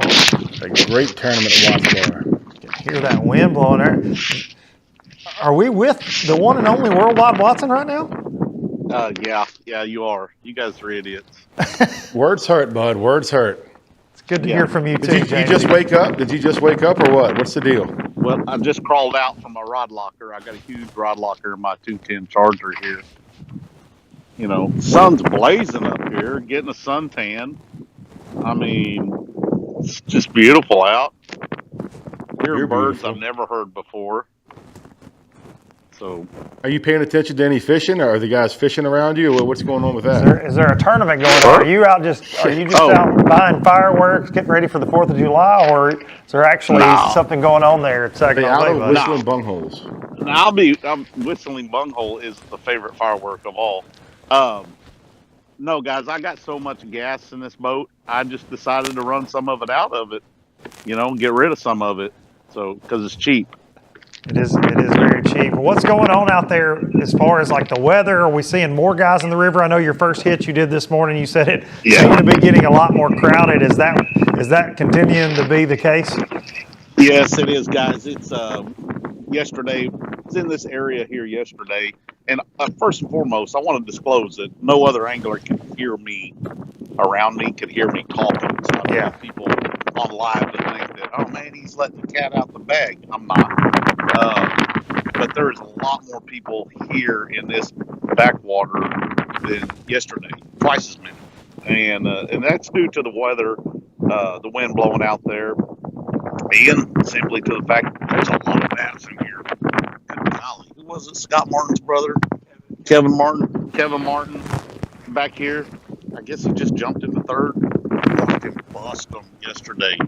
on a buzzbait in a swim jig.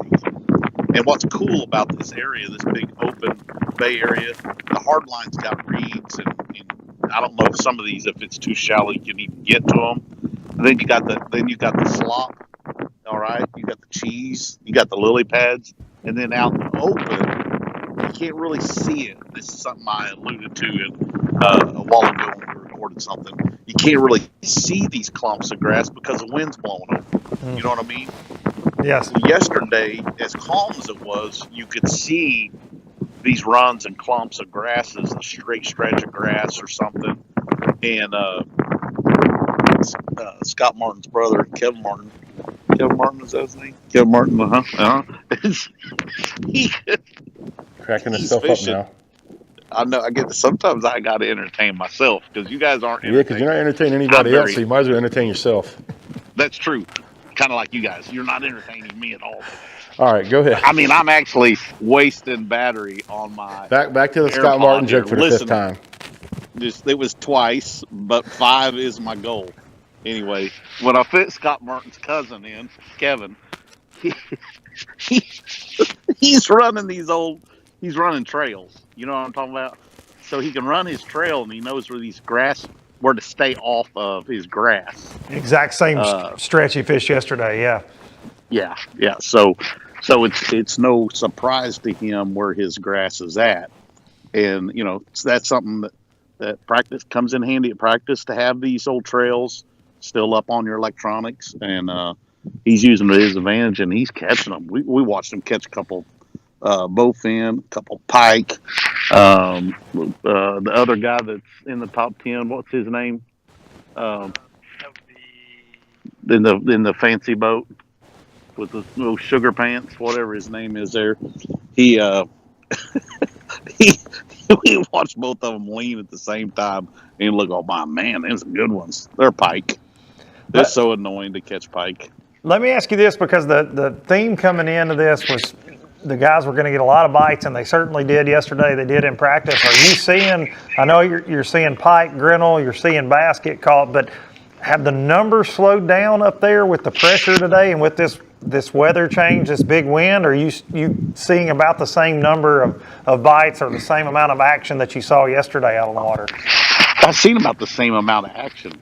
Our current AOI, we ran into him this morning right here, kind of we first come in the bay, and he was absolutely jaw-jacking them.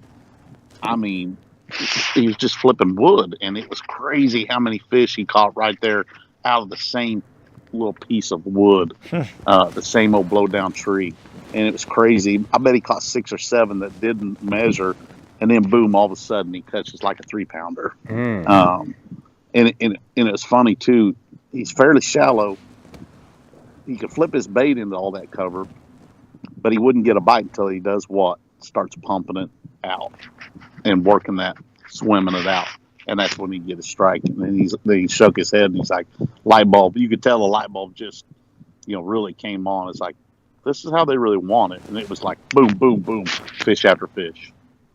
What about looking in the background here with Matt Massey? See, like you said, a lot of this cheese, a lot of this slop. Are you seeing? Is it a frog deal for guys at all? Because it certainly would. From sitting in the studio, it looks very froggy to me. But it looks like the guys are focusing on some of this open water grass a lot more. Yeah, there has been some frogfish caught back up in here. We came way back in this bay. There's another boat here in front of us. Came way back in this bay, and this is where the cheese is really at. And we're watching Massey fish, and he did have a really nice pike blow up a while ago, but I'm not seeing anything out of the cheese yet. And you guys probably know that cheese bite gets better when the sun gets straighter up. So the open scattered grass lines and stuff like that, they seem to be a little more effective, and the wind isn't really hampering it at all. So, and why is the camera guy? Why doesn't the camera guy focus on me? Look at me. Well, James, really, he's cross-eyed now. He's looking at me through his eye that's not in He's focusing on these fishermen, and I'm sitting here. We were in a production meeting. We'd like to point out to the viewers at home, and the ownership of the NPFL specifically said, try to not put you on camera as much, but just listen to you. And I don't know what that's about. I thought you've been working out a lot, that you might want to show off that summer bod, but hey, ownership, they make the rules, and we got to follow them, buddy. So we're sorry that we're having to look at Matt Massey here fishing and not you as much. I'll tell you somebody we're going to check in with. If you'll stay on the line with us, we're going to check in with Sam Whitmire, and our that's the guy, fifth that's place the guy angler. I'm talking about. Yeah, I think you called him Fancy Pants. I won't tell Sam that you said that, but let's check in with the Florida angler right now, Sam Whitmire. Stay on the line, Watson. We're gonna go through this together, buddy. Yeah. Look, well, I'm here to tell you, Whitmire and Scott Martin's cousin are almost a casting distance each other. Okay. That's interesting. So in the same area. Yep. Whitmire. Looks like this one's going to help him here. Yeah, a little bit better. I don't know if he'll help. Chatterbait for Whitmire. James, is that something you're seeing a lot of the guys out in that open? You're seeing a lot of vibrating jigs? Yeah, because Massey was throwing that Thunder Cricket at Watts. Yeah, yep. Thunder Cricket, jackhammer. The vibe jig is a player here. Just a plain Jane swim jig. It doesn't vibrate. And buzzbait. Buzzbait's been a player. Relax, man. Do you get to jonesing when you get around those buzzbait? Yeah, what would you be doing right now? What would you be doing if you were out there fishing right now, Watson? What's your take on this morning? You know it. Oh man, I would be throwing the buzzer. I'd be throwing my buzzer. I tell you something too that Young's doing, or Martin's doing. He's throwing a buzzbait, and it's a head knocker. It's something different. It's something that is going through my brain. It's like I don't head knock, especially yesterday. I don't head knock on really subtle days. You just don't need it, especially when the water's warmed up like it is. I'd go more to a squeak. And okay, we're gonna go inside the island. See, he was head knocking, and I was like, well, they're still biting it. It's working. So you want to get ready? We're gonna go. In a day like today, you might want to be a little more aggressive with your sound. Okay. Good stuff from a buzzbait master such as yourself. We're back out on Gary Atkins, and I haven't been able to relocate that school of fish. He's not catching them on the buzzbait. There's so much current here now. He is not buzzing. I'm not sure where they position themselves. He's bouncing in the waves. Up and down the side of this shoal. I was able to catch 5, but I like only this one live. was the right size. Watch TV. Get to eat snacks. I think we're gonna have to make a move to another little rock pile. I caught some nice ones in practice. Let's see if there's something moved up on that. Because the way the wind conditions are, we're probably gonna have to get going here in the next hour or so.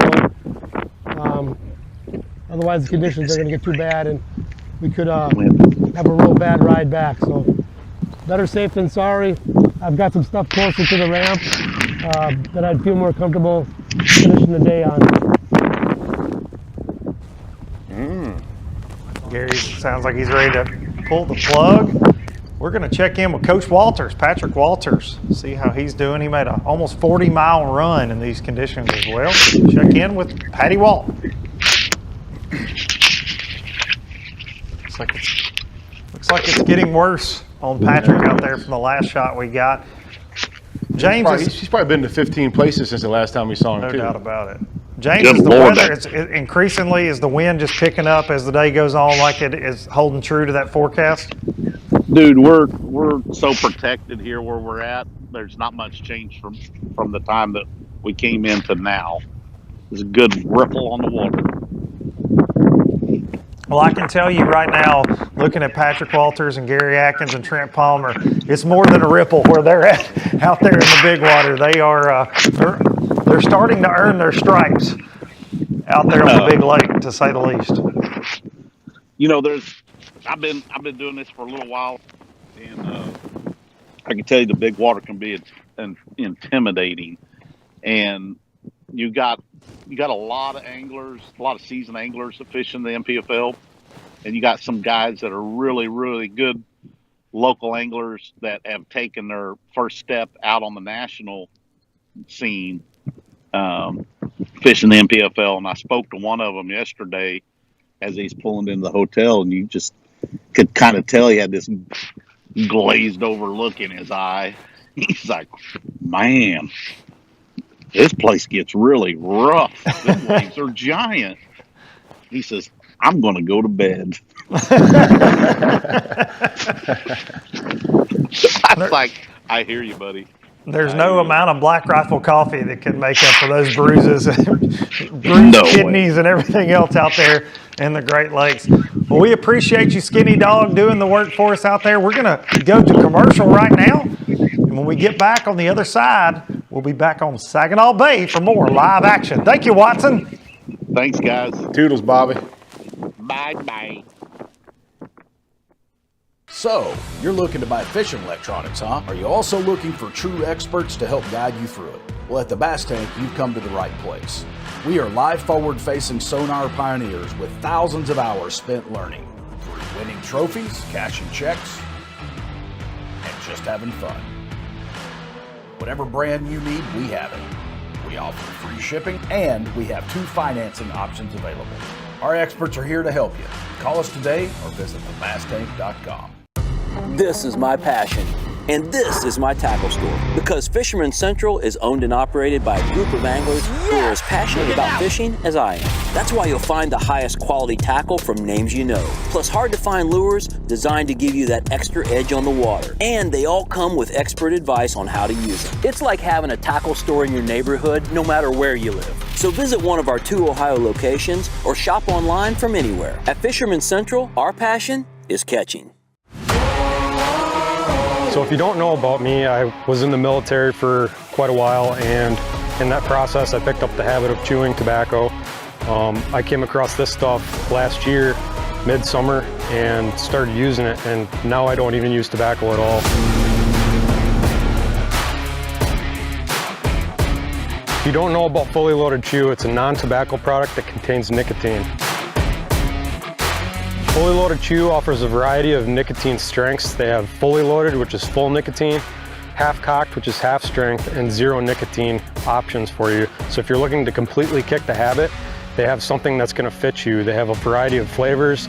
So if you're used to chewing a certain thing, they have something that's going to fit what you're used to also.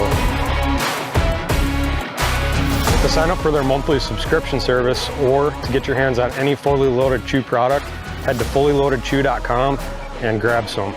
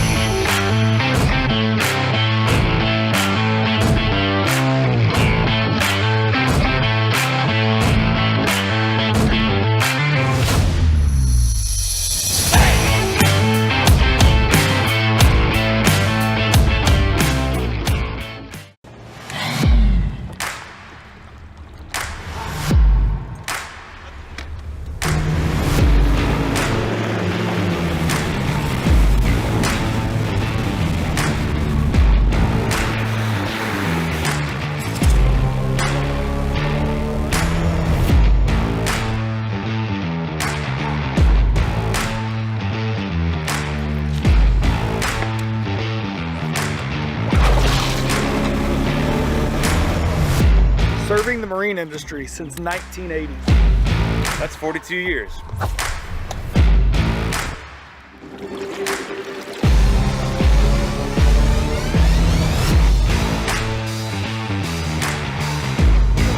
ProGuide Lithium, power perfected.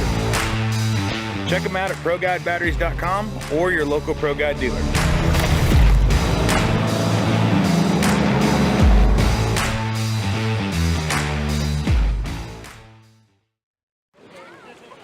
All right, guys, no insurance talk on beach day. I'm down. Yes, please.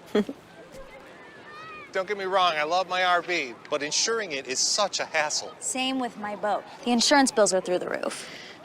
Be cool. I wish I could group my insurance stuff. Like the house, the car, the RV. Like a cluster, an insurance cluster. Yeah, I doubt that exists. It's a bundle! It's a bundle and it saves you money! Hi, I'm Will from Progressive and I couldn't help it over here. Super fun beach day, everybody.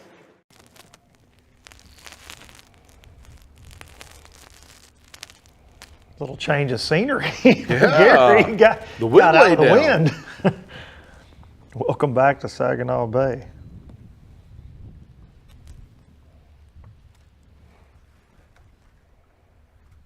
I'll be honest, I was not expecting to see this scenery this soon out of Gary this morning. Well, right before we went to break, when we were with the skinny dog there, James Watson, he was saying he's fished that shoal out. He was able to get a small limit, but he couldn't upgrade, and wind was getting worse and worse and worse. Trying to find some other fish.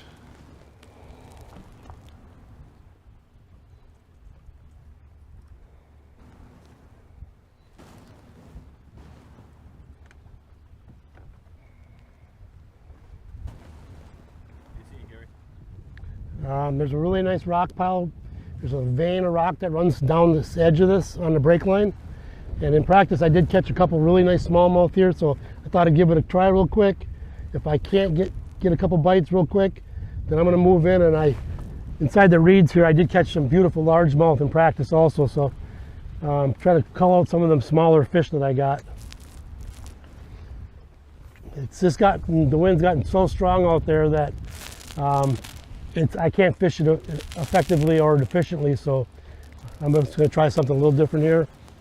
And if I can't get some bites here, then we're going to start heading back towards closer to the landing. I got some stuff on that end of the lake that I think we can upgrade some nice fish. Is this a spot that you're going to try to linger on, or is this something that you're just going to hit and quit?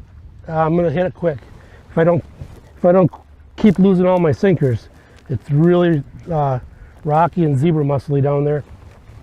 I'm about to rig another rod now.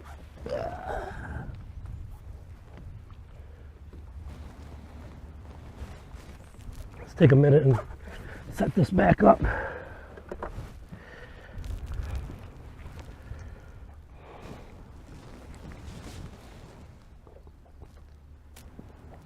I love the approach by Gary, and he's definitely not spun out. That's where that limit, even if they're not what you want, he knows, all of our anglers know it's a tougher day. The conditions have changed, and he's got the 5 fish in the box, and he's like, hey, I'm gonna slide in here. There's a little shoal, I caught some up here. It's protected, but he's like, had some nice largemouth in practice from the reeds, so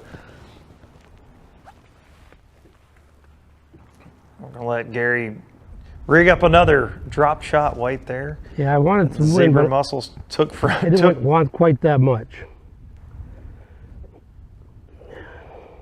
Well, he re-rigs. We're going to check back in with Patrick Walters, coach, the coach himself.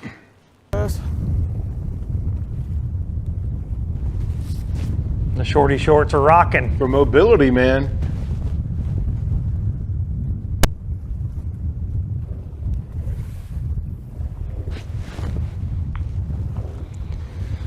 Was very confident in what he was doing.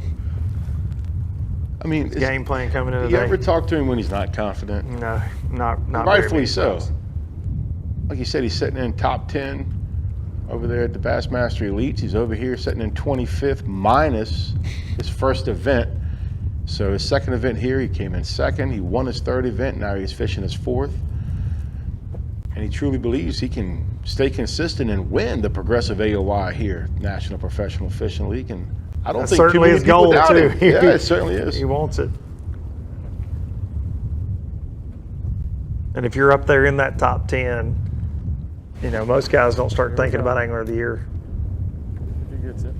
till that last event. You know, they keep it out of their mind. You hear most of the hooked up. Patrick Walters. Yeah.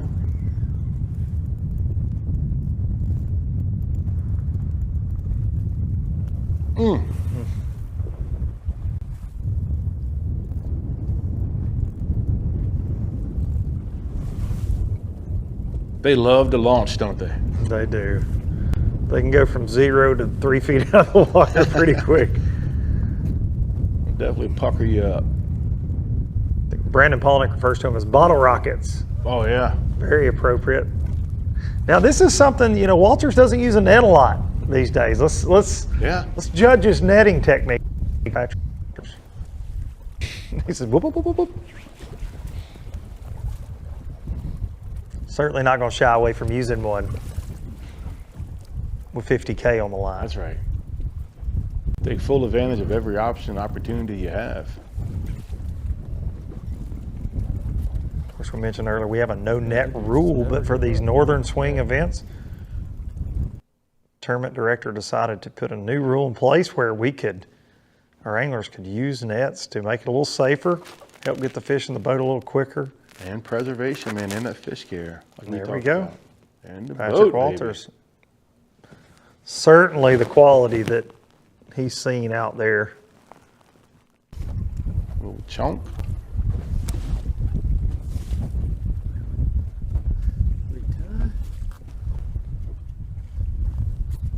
All business today. All business.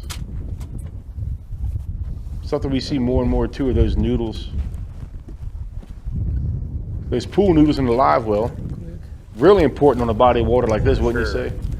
Fish care is so huge. So huge.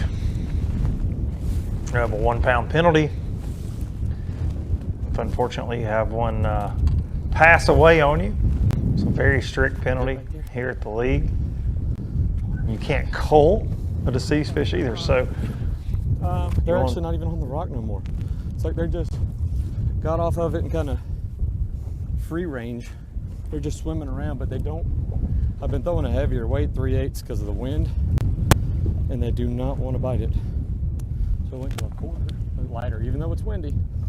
Takes a little while for your bait to get to the bottom, but it's 2 fish, so maybe doing something right.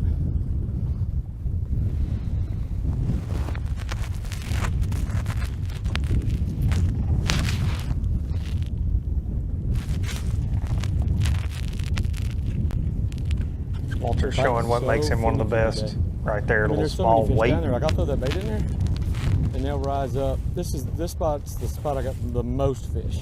Everywhere else I've been catching singles, like, so the singles don't want to bite. It's like, that's not surprising. Come on, Bobby. Got a better trigger and a reaction, you know, they'll start competing with each other.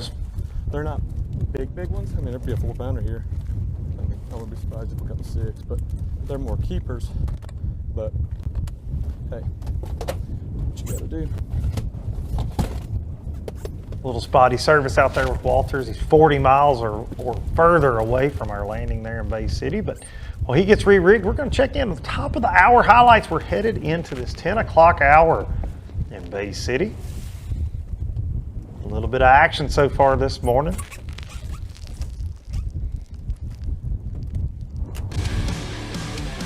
Top water action to start the day from Sam Whitmire. Been spooking and fluking.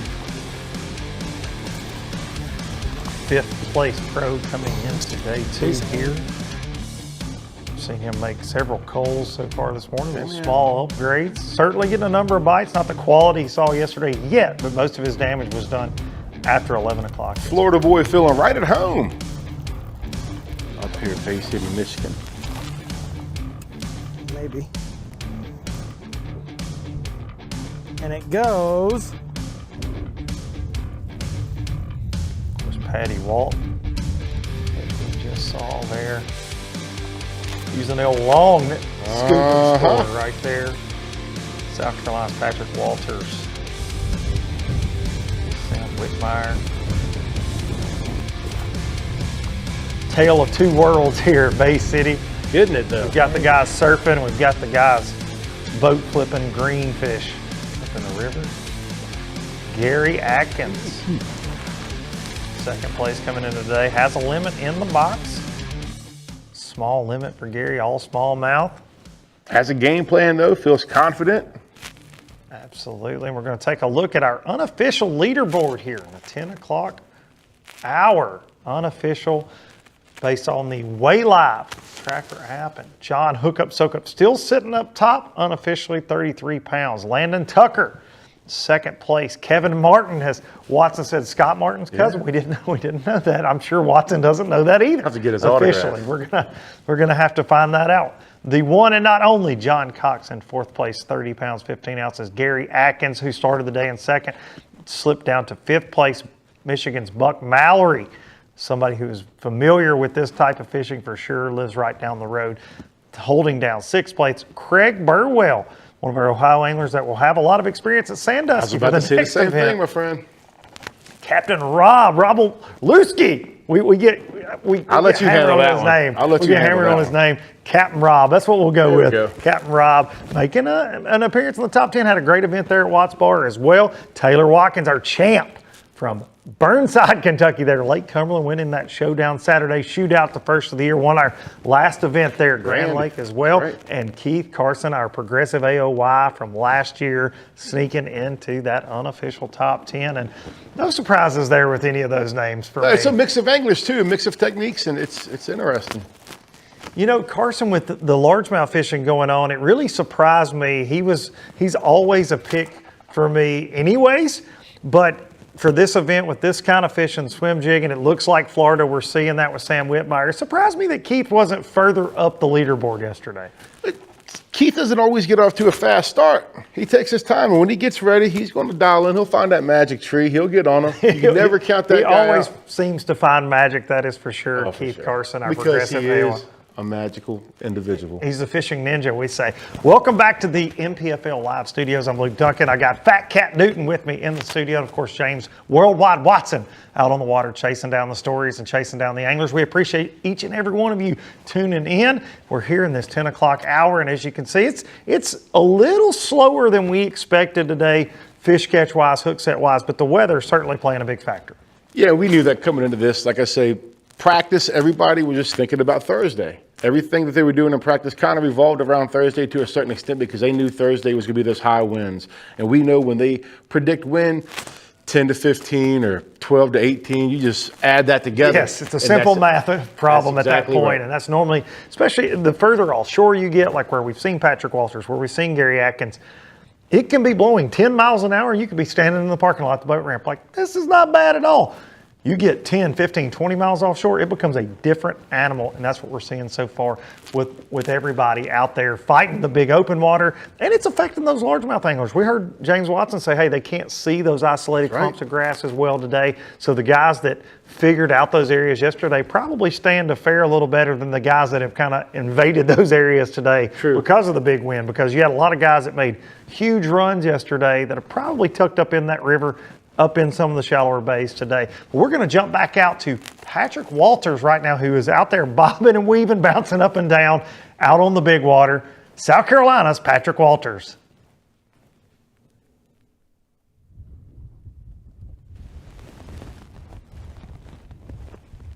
Saw Patrick boat his first bass right before the top of the hour there. So as he's seeing several, this spot actually has a smaller school on it. A lot of the bass he weighed yesterday were just individuals. He was picking out with his eyeballs, just cruising around shallow. Of course, he had the weather where he could do that a little bit better yesterday. Certainly a different day today.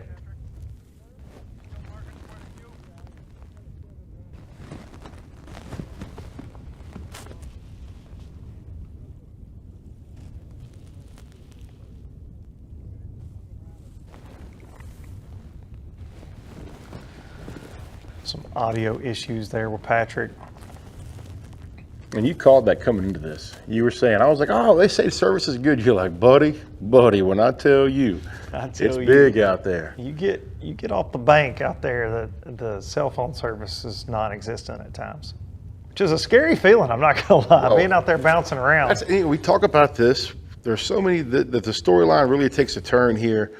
This is where things start to change. You know, we were in our southern swing, making this northern swing, and you have guys that aren't familiar with this. So we've talked about fish care, boat care, just guys not being familiar with the big water. And if you're not one of those guys that takes care of your boats and you think you can make that 40-mile run, it's a completely different tournament than any of our other tournaments so far. And we're going to back this up with another one very similar to this. So some guys are going to learn hard lessons this tournament and hopefully take that knowledge to the next one. like you say, you get out there, man, and your transom bolts or anything goes bad, you're 40 miles out, and cell signal. It's gonna be a long day. Well, just standing, like you're saying right there, Oh, Patrick. man. Just standing up is a chore. And look, I'll say this again. Any Great Lakes veteran anglers that are watching, this is not bad yet.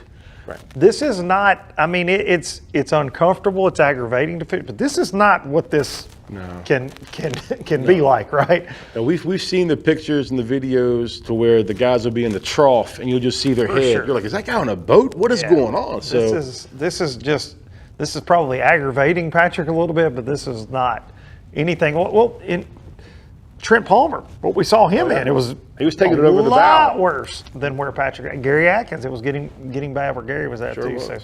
So Patrick out around the Charity Islands area. And that's where Tim Wilson caught his yesterday morning. He caught 17 pounds and 4 fish by 9:30, and just said that his fish around Charity Islands kind of dried up, and that's why he decided to go after the greenfish. And so far been uneventful for Tim on the greenfish as well. Lost a nice fish, but does not have a keeper in the boat. Last time we checked in with Tim. And he was also saying he was thinking his biter was going to come later in the day. Walters. Yes, he is. Little guy. Little fellow. That decided he was mean right at the boat.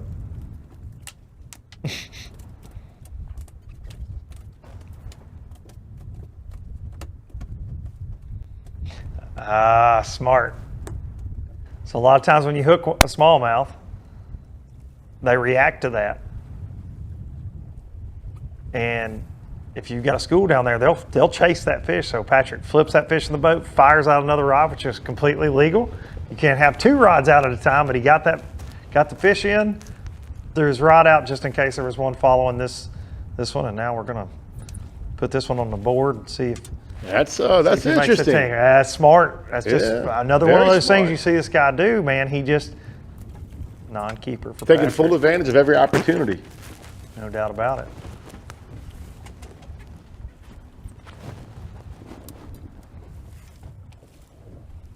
You can't be called a coach and not be a playmaker, right? That's right. That's right. Player coach. That's it.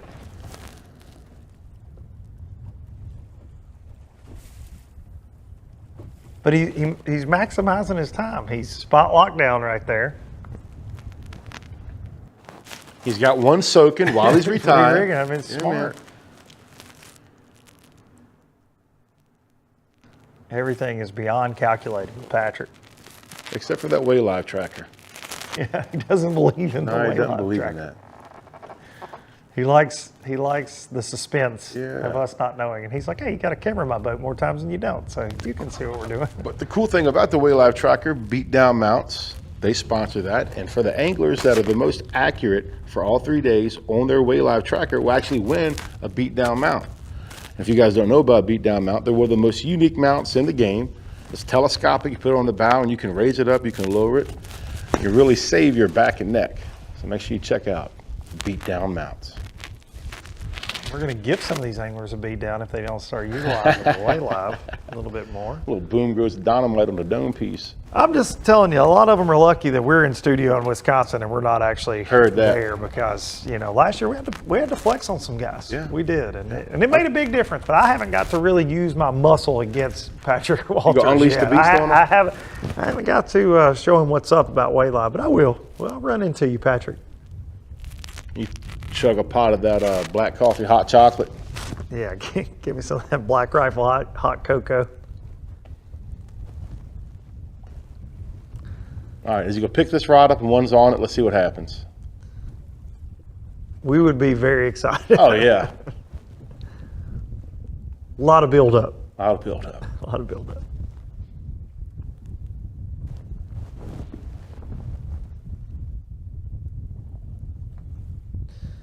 We're going to go from Patrick. We're going to check in with our sponsors that make everything possible here at the National Professional Fishing League. We're going to have some uninterrupted coverage during this commercial break brought to you by Fully Loaded. And we'll see you guys on the other side for more live action from Saginaw Bay.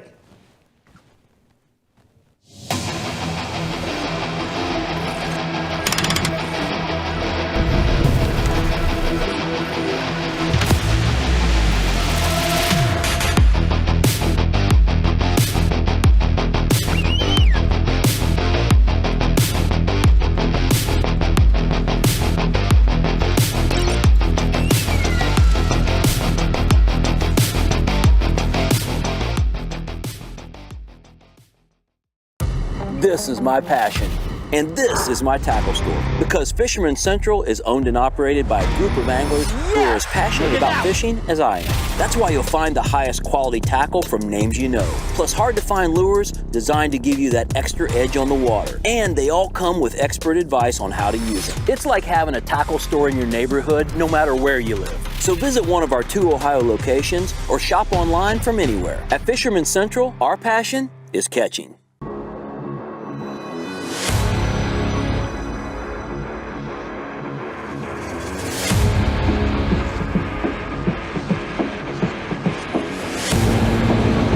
I'm Doug Chapin, and this is how I fish fully loaded.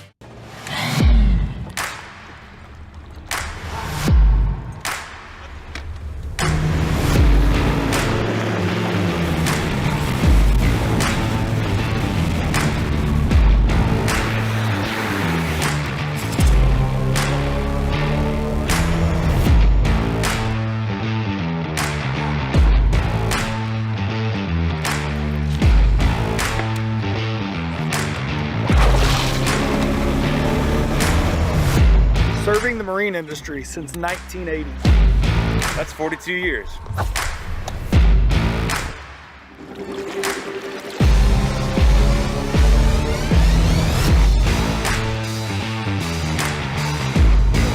Pro Guide Lithium, power perfected. Check them out at ProGuideBatteries.com or your local Pro Guide dealer.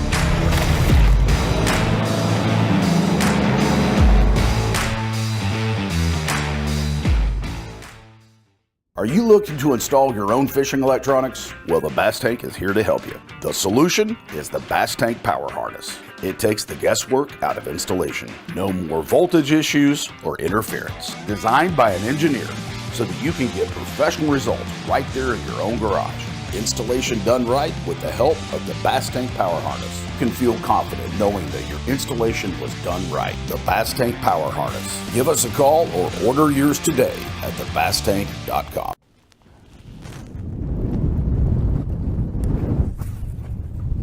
Welcome back.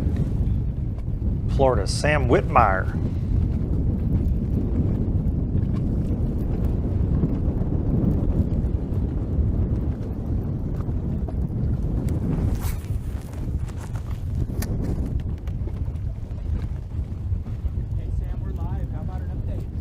A lot slower day today than yesterday for sure. As you can see, plenty of traffic in here. Not as much as I was expecting from really anybody. I mean, it's like everybody's just kind of bunched up in this corner. But You know, different conditions today. Yesterday with the overcast, they stayed pretty active. I mean, like I said, I threw a top water yesterday until like 9:30, and that just wasn't it today. So I'm kind of just moving around a little bit more. I went and checked my shallow stuff, but they weren't up there quite yet. So I'm hoping if I go back over there in another 30 minutes or so, then they'll be there. And just kind of poking around, seeing what I can do to get a bigger bite.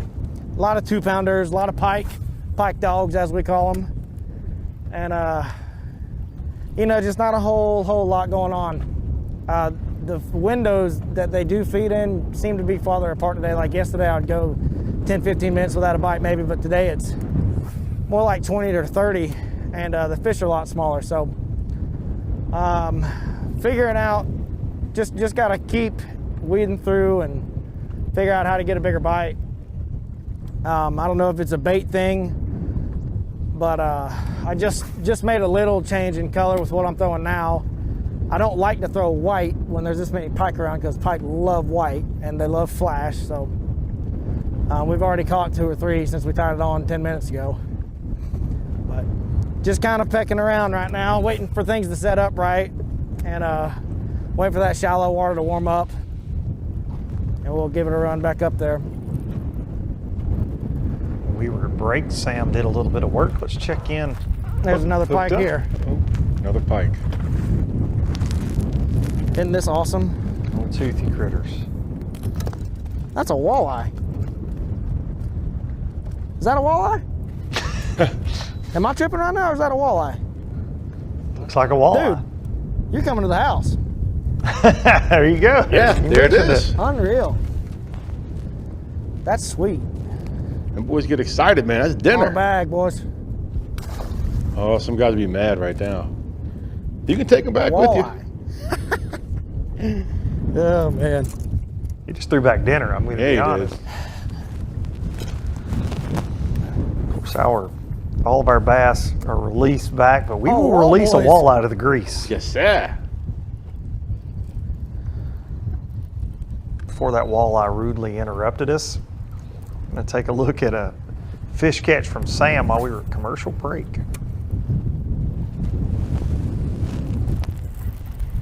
Oh. He was hooked up right there. Yeah, he was. It'll help.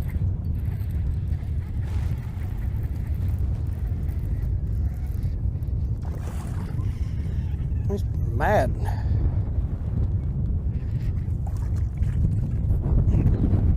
I don't know if it'll help or not.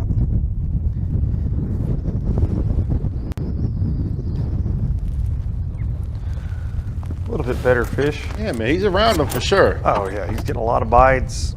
And that's what he told me last night. He had, over 25, 30 bites yesterday. It was pretty specific, and you wonder, he said last night, he said it again today, he thought a lot of those fish were fry garters. You take those to weigh in, they don't replenish. Once they're gone, they're gone. So that, that was something that popped into my head as he was saying that. And certainly a lot of fish in this bay, though. A lot of fishermen too. Back out live with Sam. Flower power. Flower power. Got that Florida swag. He does look more comfortable than any other angler. We got Mr. Worldwide to our right over here. So, obviously this is the deal.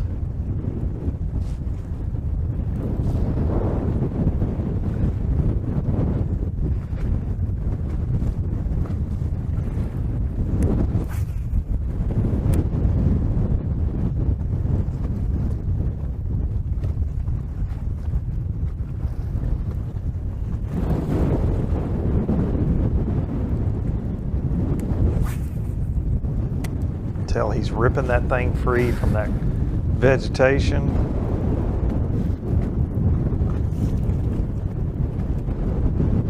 And praying it's not a pike. That's it, man. Every bite. Or a walleye, we've seen now.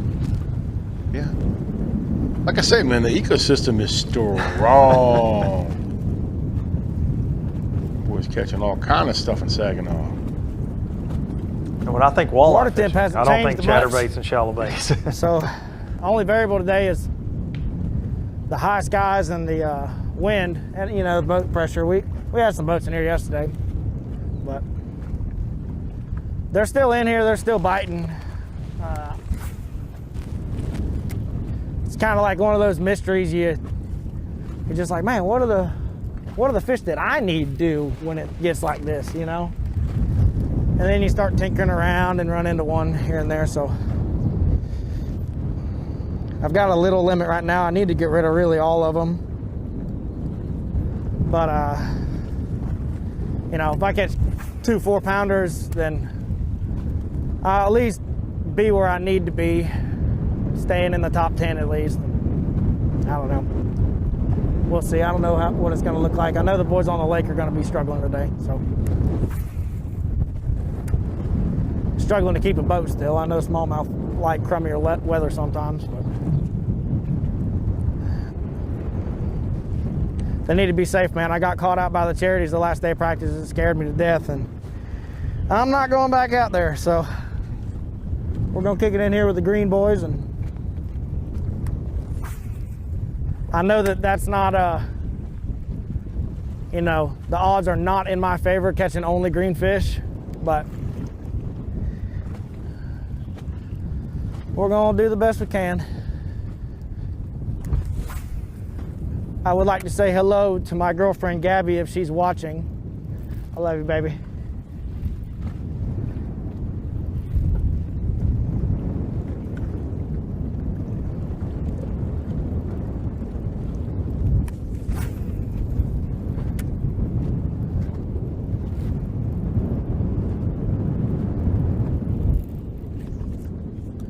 All right, now we're all getting bunched up, so I'm gonna get out of here, get away from this. I'm gonna come right off the back of your boat, man. You're all right, you're all right. Do you think I'd rather him catch him than me?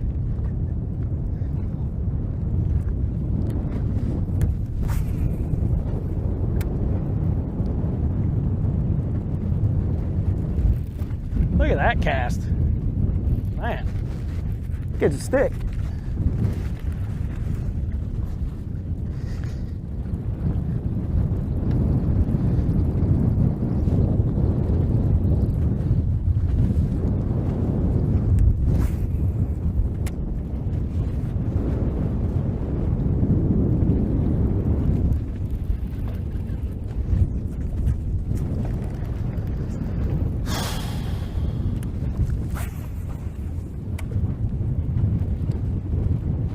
Look at him.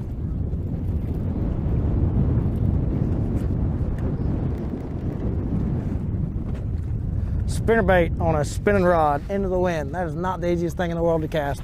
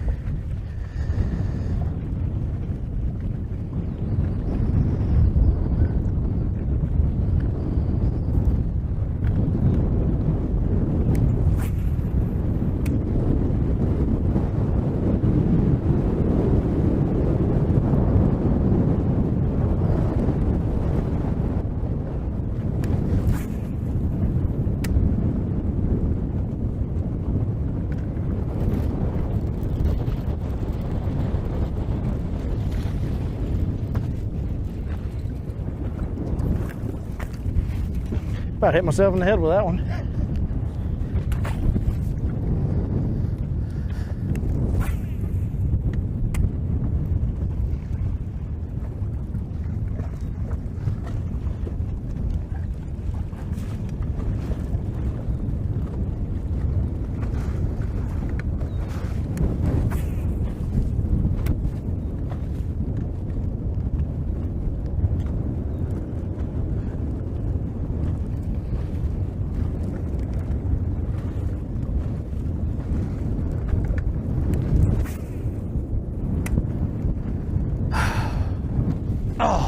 pike boy. That hurts. We are now up to $60 in chatterbaits lost.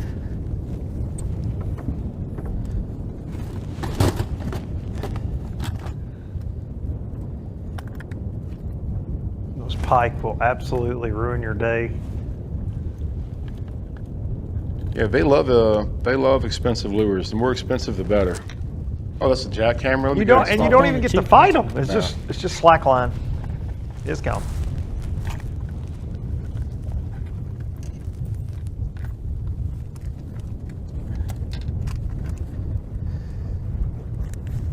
Not.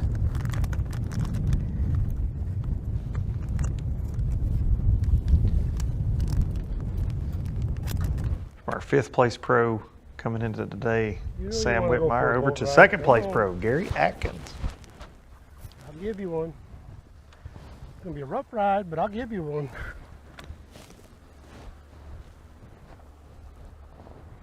Gary switching it up and going largemouth. Yeah, I didn't even know he owned a bait caster.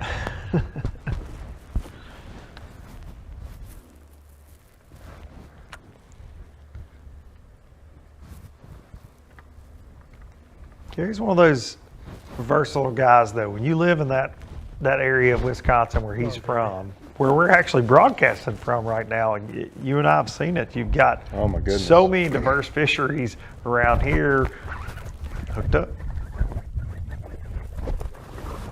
There's one. Not very big, though. They might get that small one out of the box, though. I'll say that could call out his. But I think it'll help me a little bit. No, but you're right. You can fish that clear, rocky water here, or you can fish that stained and big shallow water. grass. They go an hour and a half north up here, Sturgeon Bay, Lake Michigan. They've got it all in this area. And then the shallow river systems, they can drive over to La Crosse, Wisconsin, fish the Mississippi River. There's so many different bodies of water in this state that make a lot of Wisconsin. We see a lot of talent come out of the state nationally. What's the cutoff line for spotted bass coming north? I'm going to say Kentucky, maybe. Oh, no, it'd be further north than that. I'm asking you because I don't feel like lying. I mean, they're in Missouri, which is technically further north than that.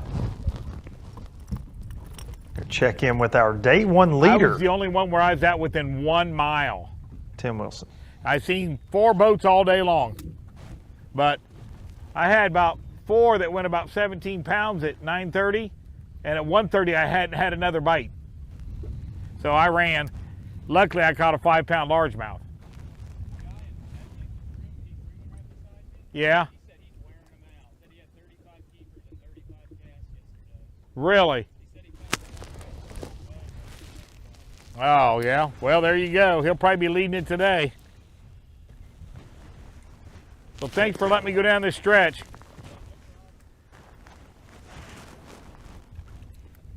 Little friendly fire there.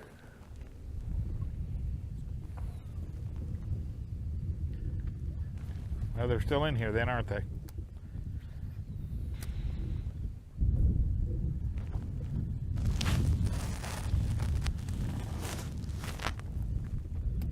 It's got to be frustrating hearing that. He was talking to another NPFL competitor right there, talking about all the fish that are getting caught.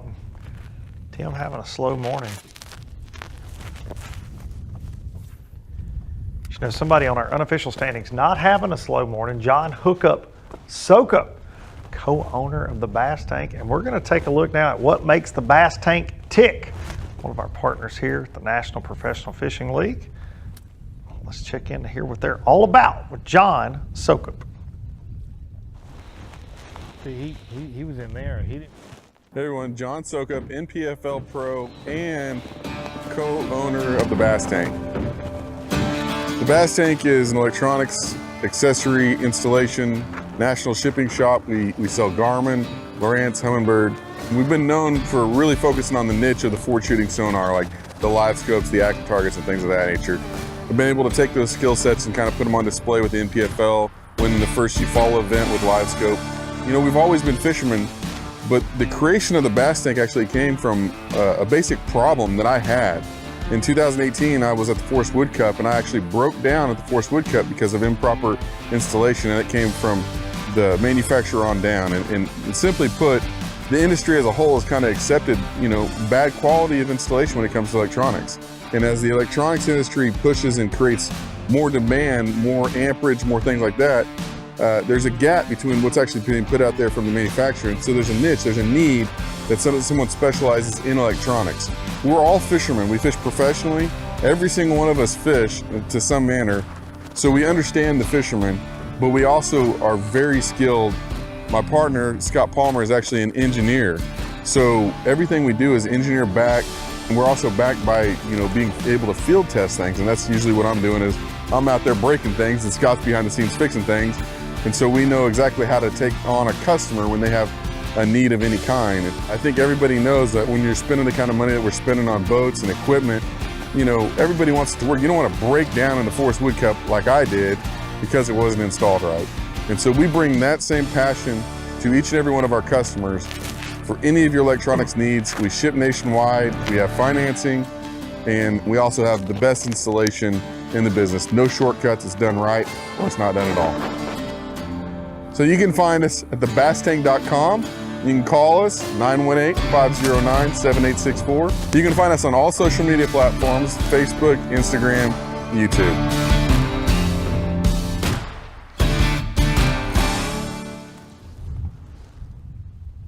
Welcome back to Saginaw Bay and Day 1 leader Tim Wilson.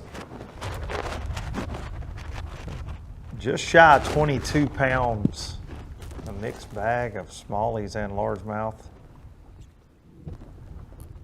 Had a good 5-pound largemouth kicker yesterday. Caught it how he's fishing right now. Throwing that swim jig in them reeds.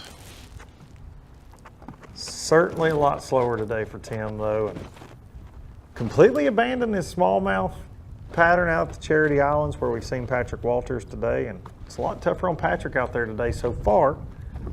Got a long day though ahead of him, and yeah, checking 5:15 for Patrick Walters today.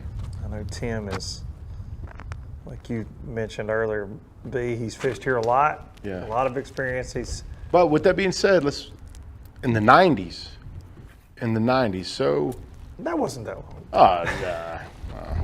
But so, he did say it has changed since then.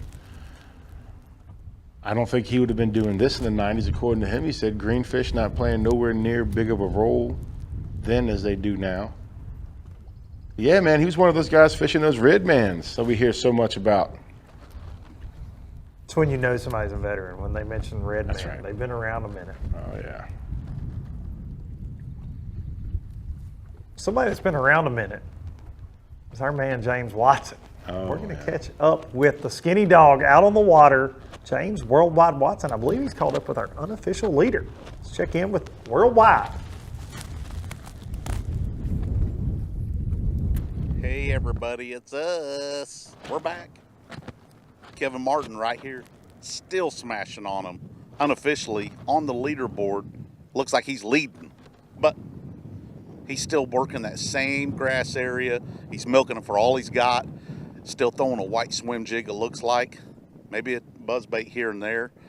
Dude is flat out catching them. Everybody in here, we've seen every boat in here, including a local, catch a lot of fish. But for whatever reason, Kevin's catching the quality that other guys aren't catching right now. We caught up with Dan Blackard back there, a couple other guys. I mean, it's crazy how many bass are up in this area right here. But the wind is really starting to pick up in here as well. I don't think it's going to hurt these guys one bit. Surprisingly, I haven't seen anybody up shallow, up against the reed line. And you know, I was thinking, why is there nobody up there? Well, maybe because they already know there's no fish up there or something, but I am surprised that there's not more people up there shallow. So, but like you guys were saying a while ago, I'm not surprised about the delicious tasting Black Rifle coffee in a can like this one right here, boys. How about Blast Off 25? Yeah. Talking about beat down outdoors, guess what? Guess who the first guy in the bass fishing world was to get the Beat Down Outdoors graph mount? Me, right here. Look at this. Dual purpose. You can set your cold cuts up here. You can set your Black Rifle coffee up here. And then you can read your graph. You talk about saving your back, saving your neck when you're out here. And of course, I wouldn't have this up here fishing open water unless I was chasing them with my live scope. And then you have that ability to raise that graph up. Check that out right here. Right, the right size. So, Beat Down, thanks guys. I'm not surprised he uses that graph for a table because I know he doesn't even know how to turn it on.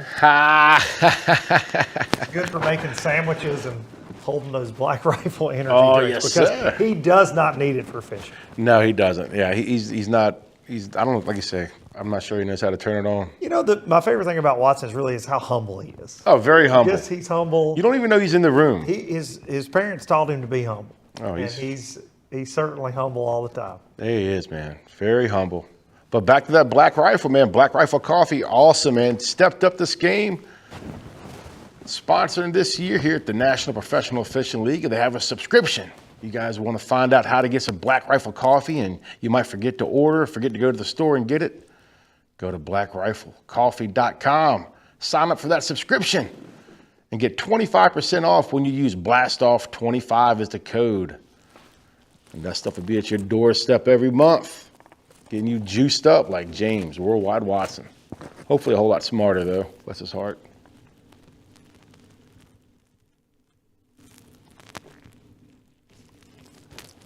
That was a joke. You could have followed. You just left me hanging. Yeah, I'll let you out That there. sounded mean. He's very smart sometimes. And once again, just let me hang out there. And his snack choices. He's smart.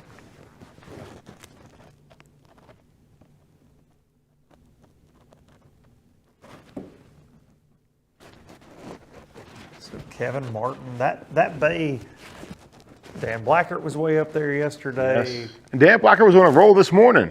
He had a flurry this morning. We saw Whitmire catch him in there. Taylor Umlin yesterday, who was in our top 20, was also in that area. Several bags of fish came out of this, and it's a big area. Big area, shallow, right? Shallow grass. It is, but it took a beating yesterday, and it's taking one again today, looks like. But Kevin Martin certainly mining it for the quality that we saw yesterday. Nobody else has really put that puzzle together. Unofficially, we've got him a little over 32 pounds, 16 a day average.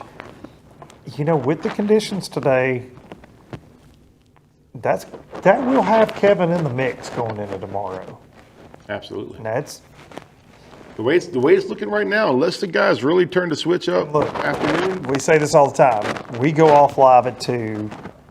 Last flight's not even due until after 5 p.m. There's a lot of live fishing to go today, but certainly has that feel of a tougher day than day one overall. And you do wonder if the addition of so many anglers to the river, to the largemouth areas, are going to take its toll at some point.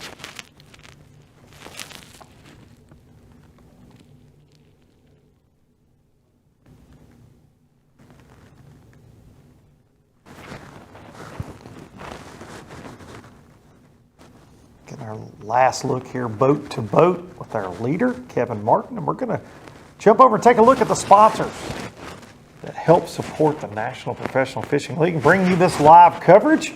And we'll see you on the other side for more Bay City smallmouth and largemouth action.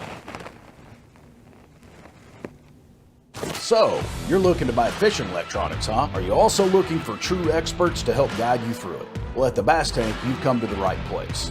We are live forward-facing sonar pioneers with thousands of hours spent learning through winning trophies, cashing checks, and just having fun.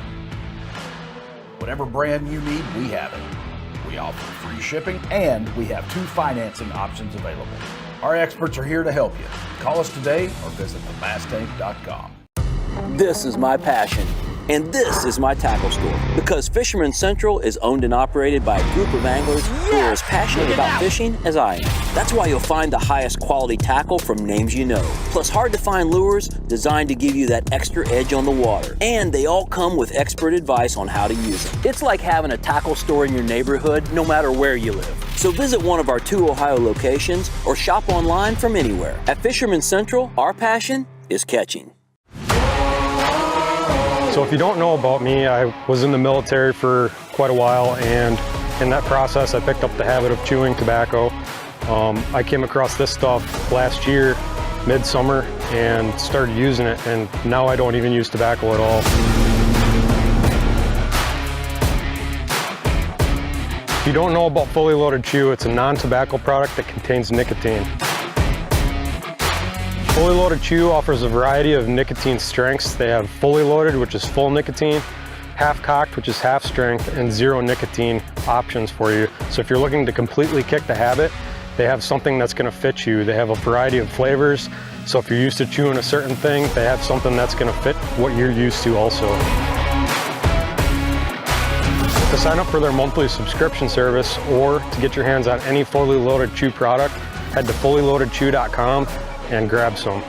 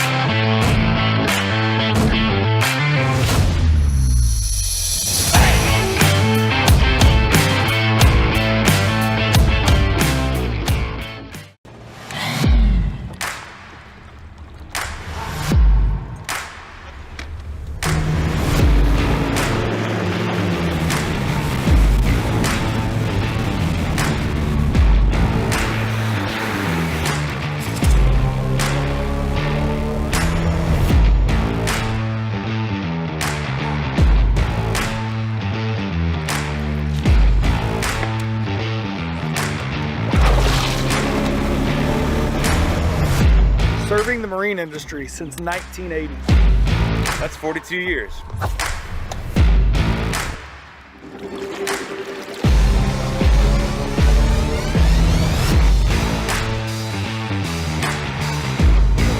ProGuide Lithium, power perfected. Check them out at ProGuideBatteries.com or your local ProGuide dealer.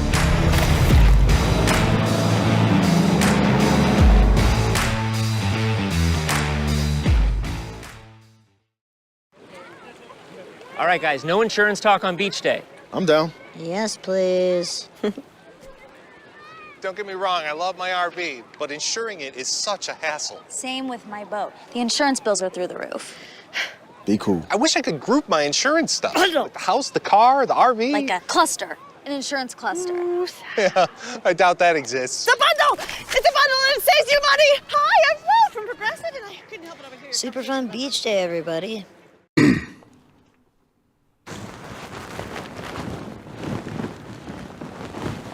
Welcome back.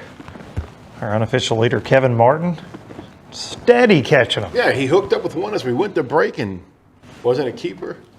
And as we come back for break, he's catching another one. It wasn't a keeper. He's on them. Unofficially a little over 16 pounds again today. Had a solid start yesterday. If he keeps this up, we'll definitely have a camera in that boat tomorrow.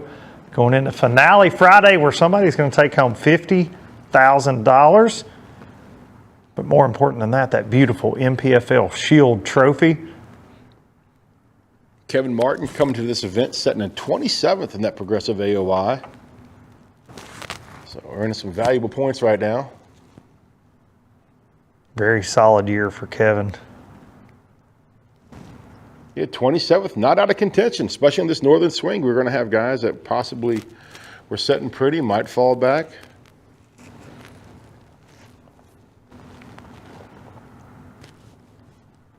From our unofficial leader here on day 2 to our stop number 3 champ, Coach Walters, Patrick Walters. Out on the big pond.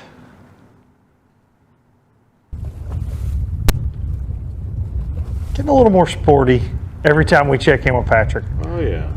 Not terrible. No, not terrible. Terrible if you're staring at those graphs and you get a little seasick, maybe. That's what I'm thinking, man.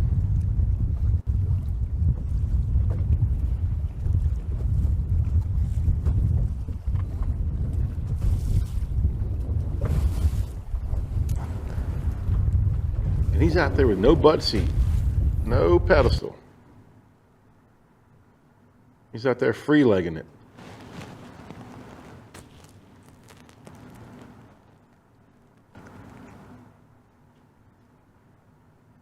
Free-legging indeed. That's Patrick Walters. Hooked up. Little one got it. Come here, hurry up. It's no time for your game, small fish. All business. Time for this. All business for Patrick Walters.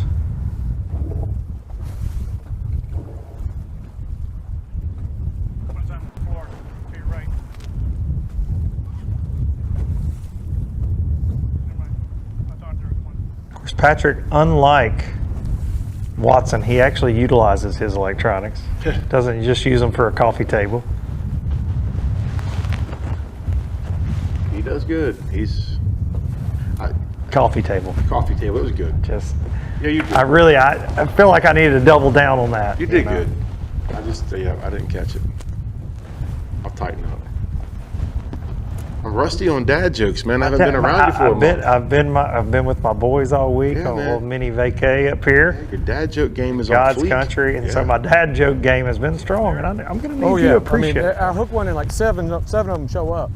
I mean, they're literally everywhere. It's interesting, Patrick. Of course, having some audio issues with him way out there in the big pond, but we were talking last night, and he said that in these conditions, you can't see as good, visibly actually see the bass. You can't see them on electronics because the boat's moving around crazy. It makes everything a lot more difficult. But he goes, dude, they're everywhere. They are everywhere. They are everywhere you're sitting, because we were talking about what I experienced this week fishing in Wisconsin a little bit. And it was like, dude, the wind slicked off and they're just, it's like an aquarium. They're swimming everywhere. And it's very similar. You touched on it earlier about talking to Patrick Walters. He likes to see him, whether he can pan around that backside just to make sure nothing's scattered. Whether he can see him by eye or see him on his graph, but he has to see him for. Yeah, for whatever reason, just blind casting around, dragging around. He's not. Yep. I'm about to catch her. All right, then. Hope so. Everybody's about to get a drink of water.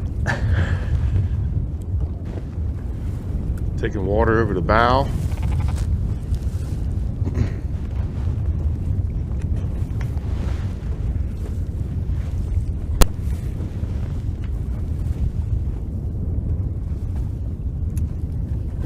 I love that Rick was going to get a drink of water there, cameraman Rick. And Patrick said, "You will not. I am fixing to catch this fish." And then he didn't. So I don't know. Does this affect the relationship between Rick and Patrick? As he's like, I'm waiting. I've got the red button. Where's that fish you're talking about, here, Bobby? Let's go. Where's it at? I'm parched. Coach Walters just dishing out the plays. He's the coach, man. That's exactly right. As Holman loves to refer to him.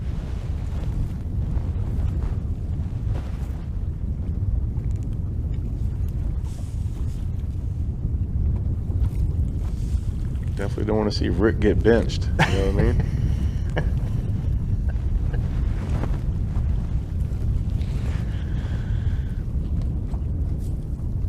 Strong. I like that. We need our graphics team to do a top 10 dad jokes of the day every time that we can end the show with. It was interesting. I heard Walters talking about earlier. We're talking about 18, 20 mile an hour wind. Up that rock. Choppy out there, but he was actually downsizing his weight. Like in my mind, I would have went the other way, just not knowing any better. Sometimes it's that rate of fall that just a little more natural presentation. A smallmouth, They're super aggressive, but they are finicky. They're very, very picky at times. All right, we're going to leave Walters and check back in with our day one leader, Tim Wilson, who abandoned his smallmouth game plan all around and mixing it up in the reeds for some largemouth, but he's having a slow day so far. Check in with Indiana's Tim Wilson.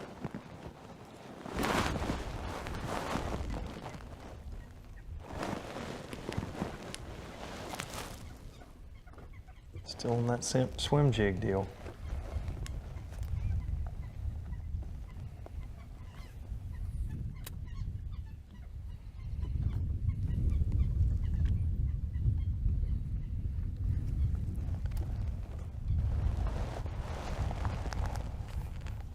Just short little pitches.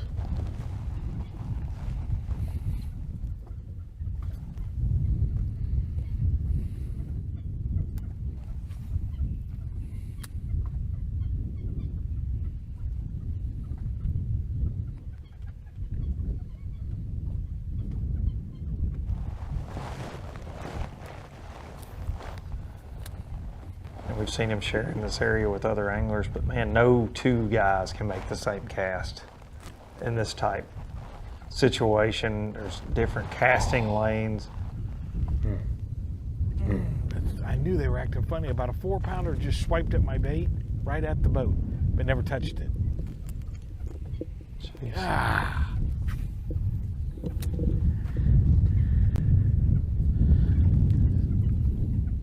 There, I got him.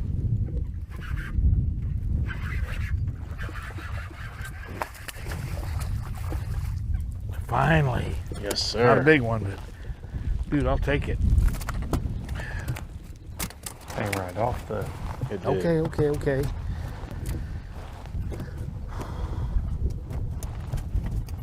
Okay. Okay, I'm gonna get you. Breath of fresh air for Tim there. That's it. Sure, man. it's about 15. It's almost 16. Thank you. Thank you, Lord. That's got to be a good feel how you see one swipe at it and miss, and you're like, man, takes the wind out of your sail, next cast, boom. You get one to eat it, so. What time is it? 10:46, my first in the boat one.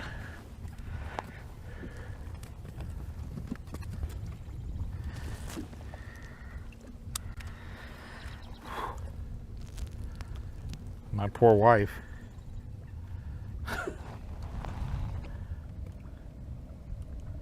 He hit it like the rest have been hitting it.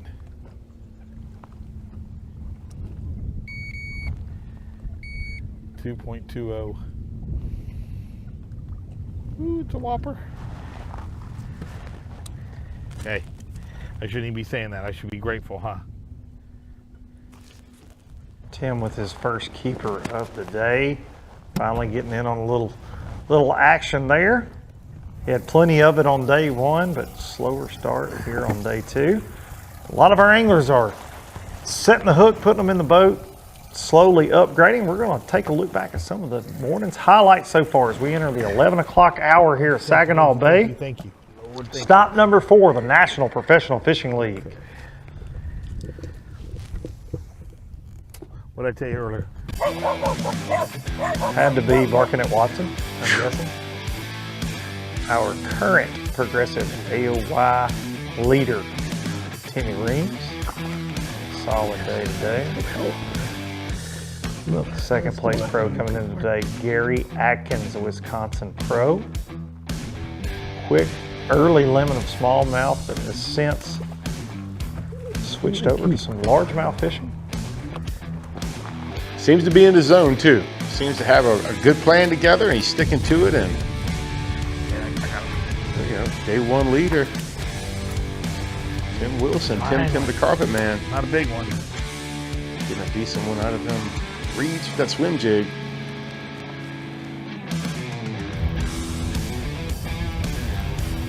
This guy's been having a good morning. He's around quantity, just got to get that quality. And in the same area with our unofficial Kevin Martin. leader and several other anglers. Absolutely. And it goes A little something like this. So we go from shallow grass and a back bay out to the big water. Patrick Walters using a net to get that good smallmouth in the boat. Slow so far on quality for Patrick today, but a long day. Checks in 5:15 p.m. Sam Whitmire. There he is. A lot of Sam this morning, man. He's catching them. Flower Power Hour so far today, Sam Whitmire. Just not the quality that he saw yesterday. We're going to take a look at the unofficial leaderboard here as we are closing in on the midday hour. John Hookup Soakup has narrowly taken that lead back over unofficially from Kevin Martin. There in second place, Landon Tucker in third. Buck Mallory making a push today. Yeah. Michigan angler. Had a feeling we'd be seeing more of him. Oh, absolutely. He's familiar with this area. He knows what to do. Here's the deal, too. I don't think he's there, but he said he has a honey hole. He said come day 3, if he's had 2 good days, he said day 3, he has got a spot. He said it is a run, but if the weather is what he thinks it's going to be, he will be sight fishing on day 3. That would be very, very fun to see. I hope Buck gets a camera tomorrow so we can watch that play out. Patrick Walters teased the same thing. He said, if I'm in contention, I'm making a big run. Certainly a huge playing field this week with lots of options for these guys. But Buck Mallory nailing down that 4th place spot. John Cox in 5th, still 30 pounds, 15 ounces. Here we go. And we talk about this northern swing. It'd be an issue for some of these southern guys. Georgia boy, swim jig boy, getting in where he needs to be. So it's interesting seeing these southern boys doing well up here. Gary Atkins in 6th place. Taylor Watkins, our stop number 1 champ there at Lake Cumberland. Craig Burwell, Jeff Dobson, who also had a great finish there at Lake Cumberland in 9th place. And Keith Carson, our 2021 Progressive Angler of the Year, rounding out the top 10 right now unofficially. Of course, everything will become official when the Bass make it back to Bay City and get in the hands of Big Al McCullough and Kyle Carpenter there on the weigh-in stage this afternoon. Welcome back to the NPFL studios. I'm Luke Duncan. I got Fat Cat Newton with me in the house, and we got James Watson out there harassing anglers and eating all the snacks using his graph as a coffee table. Yes, he is. Out there on Saginaw Bay. Certainly a lot tougher than we expected today, but guys are catching them. Guys like Kevin Martin putting numbers and quality in the boat. Our smallmouth guys, though, at least the ones, we only have 5 cameras today. The guys we were covering smallmouth-wise struggling a little bit. I might eat my words, is what I'm getting at. As of now, yes, so far today they are. But coming into day 2 with the conditions, the weather conditions, that strong wind, I think we kind of foresaw this, if that's a word, foresaw. I'm not sure, but I do what I want. So Gary Atkins, I thought that I was going to see something different out of him because he was talking about that wind playing in his favor, creating current, positioning those smallmouth behind them boulders. What I like about Gary, that didn't work. He didn't sit there and wait on it. He made a move, and now we see him out there fishing those reeds. Just making adjustments. And Gary, like we said, super versatile angler from that Wisconsin area, knows the big waters of Saginaw Bay, fishes the river systems there. He can do it all, and he's adjusting, and I think we will continue to see him thrive on a day like today. Buddy. What I am interested to see is, can Patrick keep it on the tracks? He's got 1 nice one in the boat. He just needs 4 like that, and that could be a statement today. But if he catches 4 more like the one we saw, he's going to be right in the mix, and he doesn't care. These guys getting numbers of bites. He's like, good. That's not Patrick's mentality. He wants 5 good ones, and he wants to make it back safe. Yeah, and you see one of his roommates, Trent Palmer, out there having a good day too, fishing very similar to where they seem to be on something, and it seems like they're going to stick with it and going back into just hero or zero mentality, kind of like Buck was talking about. And you said a couple times this morning that Pete Walt he's got big plans for day number 3 if he's in position. Get there. He's got to be, and what I mean, all of our anglers are going to fish all 3 days, but he's got to be in contention to make that move pay off in his mind. So it's wild that this dude is sitting in 25th place for the Progressive AOY, but he is fishing to win the Progressive AOY. So here we are, man. We got 3 events left. We leave here. We go to Sandusky. After Sandusky, we go down to Florida. And it's just, we keep talking about versatility. And Man, it's just crazy to see P-Walt have potential to come from 25th with 3 events left. And he's got to get to catching them today, though, to make it interesting. That is for sure. That is the thing. You're rewarded for consistency over 3 days at all 6 events, and he's got to get it on the tracks today. We're going to check in boat to boat with Kevin Martin right back out on Saginaw Bay right now.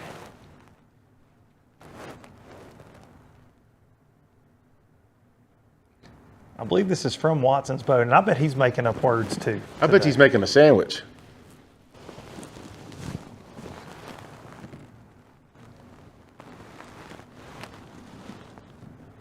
You can see that wind, certainly. I'm wondering, and next time we get to talk to the skinny dog, James Worldwide Watson, I want to ask is, you see the stain right there? Is it stirring this area up a little bit? Is that water clarity going to change? Because, you know, we like to think, well, I'm in a protected area.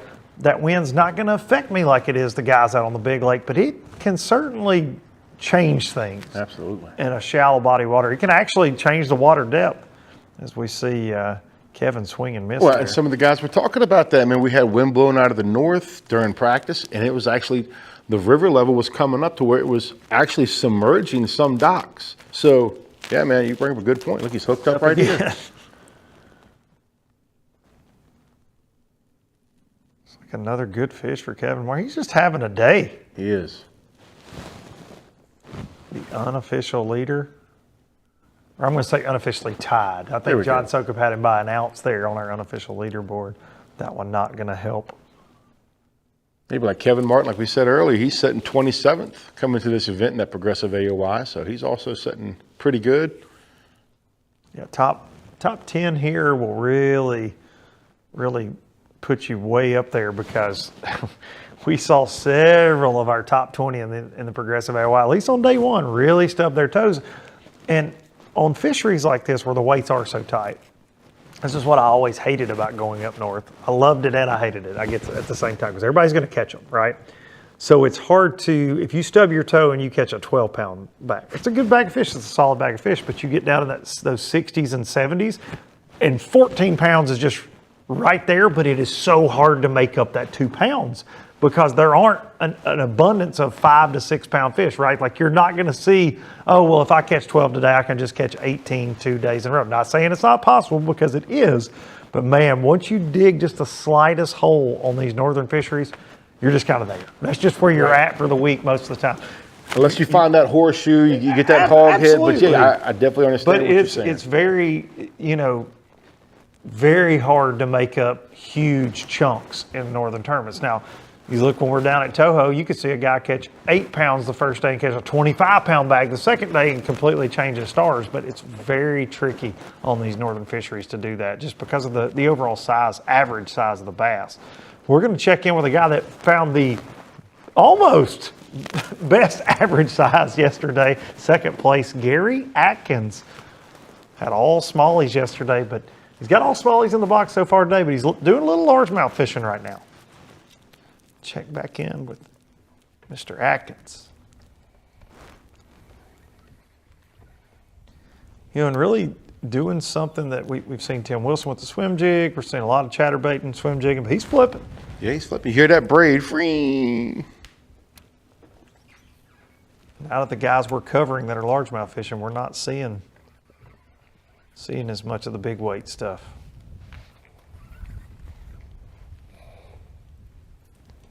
But he is in a different area. He's made a long run. This is a smallmouth area. I heard him mention earlier to the camera guy, if he culls out, he wants to just take these fish for a boat ride. He's like, it's going to be a bumpy one. So he's got to get back. So he's not in that same river area that we're seeing a lot of our top anglers. Yeah, I got an idea that he's not done fishing for smallmouth. I think towards the... them bass will just tuck themselves up in there like that.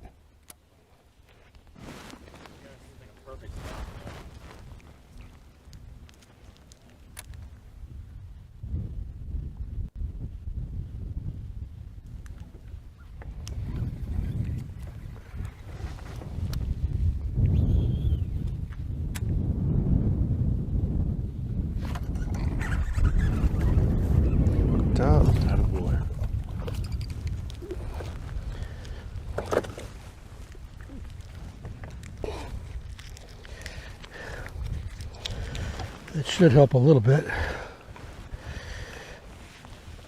I don't know. Out of his smallmouth limit this morning, he had a Big couple ones get away and squeakers. the little ones- 3 nice fish, and he had a couple line burners. Sure he's 14. He is, but he's thick. Maybe he got another couple more ounces. Who knows?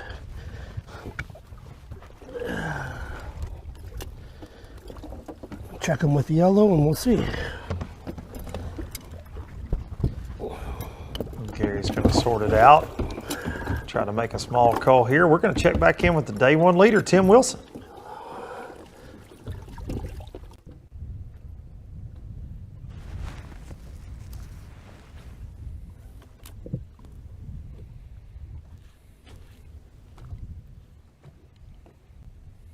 It looks like he's fishing the same area. Really just different technique, you know, just a line of pencil. Look, wherever he's at, he has a little bit of cloud. I don't know, does he have cloud cover? It just seems a little. Got him. Whatever it is. Come on, be a largemouth. Locked up. Oh, yeah. I seen him jump over there. I think he might squeeze out 14.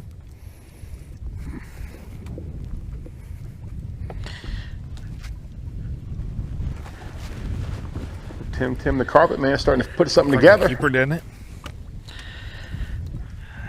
Yeah, I'm sure.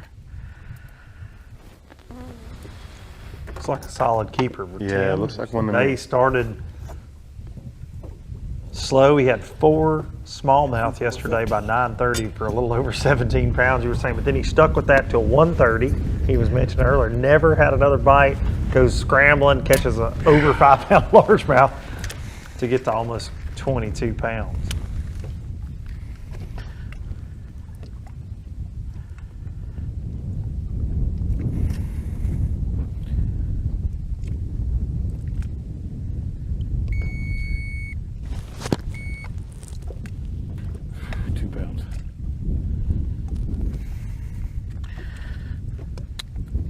I better report them both.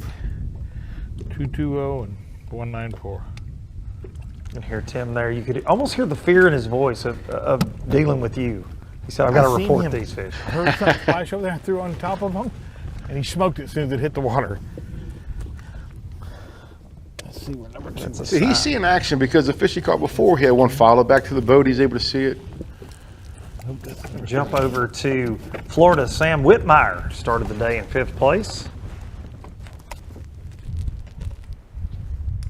We've seen Sam, he started with a small limit. We've seen him upgrade several times, but still not the quality he had yesterday. We've seen him catch fish all morning. No doubt about it. All different types of fish.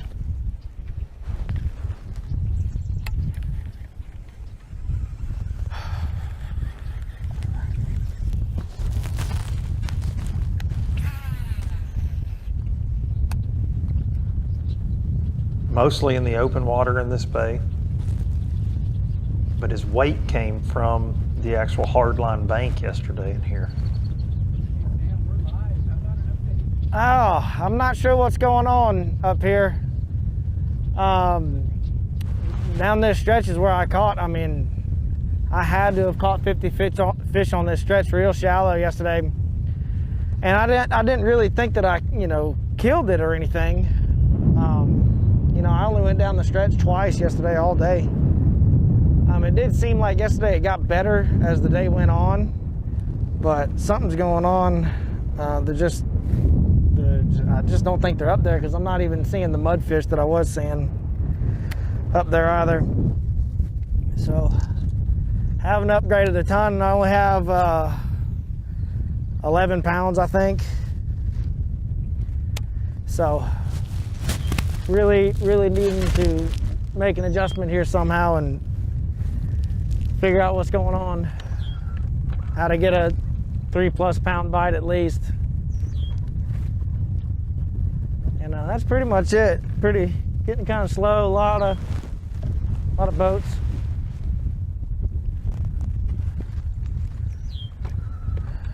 Still just kind of trying to figure it out.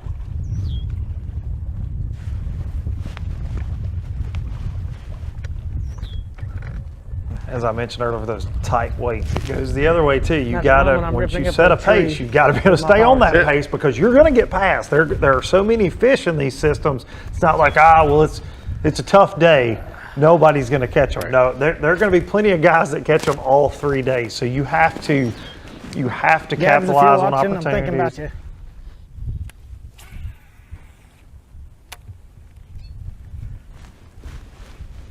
It's funny, during practice, every time I talk to Gabs, who's my girlfriend, by the way, every time I talk to her, it's like, yeah, I'm having a terrible time practicing. And I talk to her and I just kind of zone out for a minute. Then all of a sudden I start catching them. That's how I found this spot.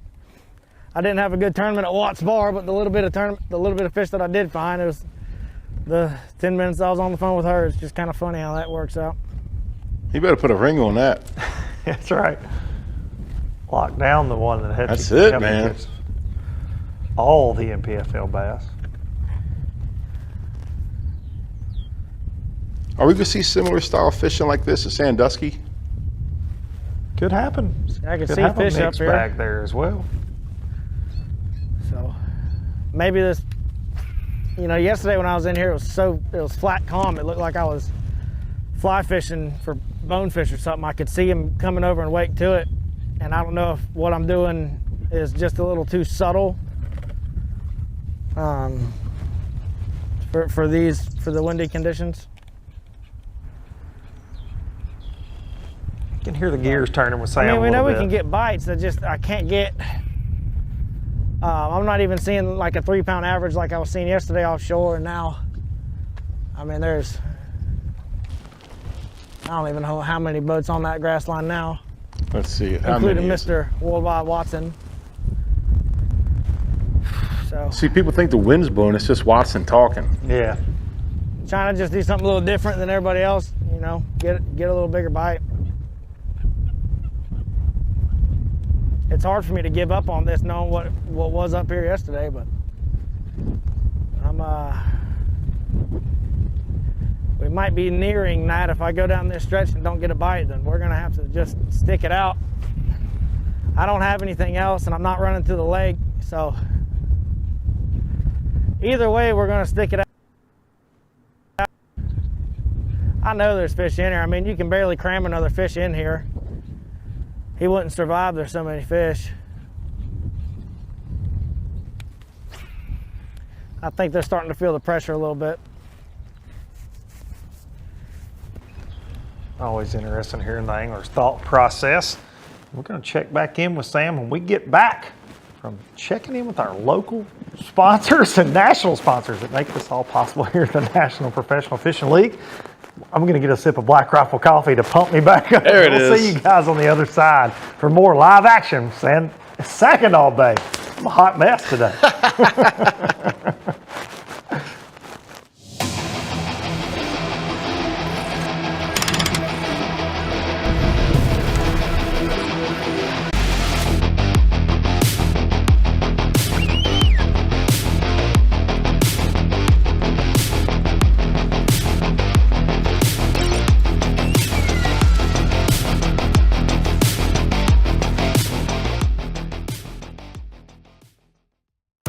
This is my passion, and this is my tackle store. Because Fisherman Central is owned and operated by a group of anglers who are as passionate about fishing as I am. That's why you'll find the highest quality tackle from names you know. Plus hard to find lures designed to give you that extra edge on the water. And they all come with expert advice on how to use them. It's like having a tackle store in your neighborhood, no matter where you live. So visit one of our 2 Ohio locations or shop online from anywhere. At Fisherman Central, our passion is catching.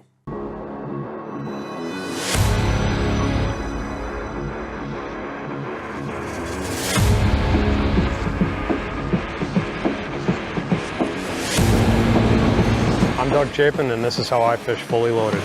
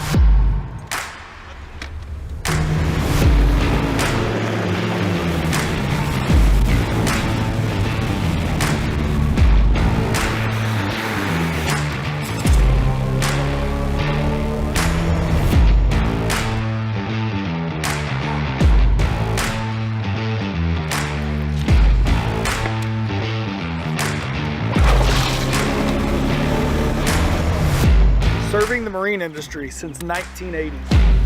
That's 42 years.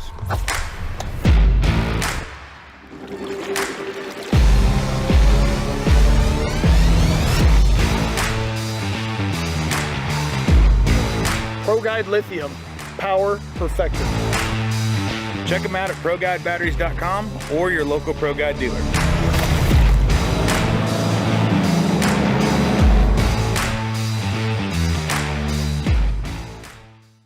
Are you looking to install your own fishing electronics? Well, the Bass Tank is here to help you. The solution is the Bass Tank Power Harness. It takes the guesswork out of installation. No more voltage issues or interference. Designed by an engineer so that you can get professional results right there in your own garage. Installation done right with the help of the Bass Tank Power Harness. You can feel confident knowing that your installation was done right. The Bass Tank Power Harness. Give us a call or order yours today at thebasstank.com.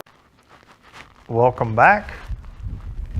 Look at Sam Whitmire, 5th place coming into today, and certainly not able to connect with his quality yet today, B. Keyword, yet. Yet.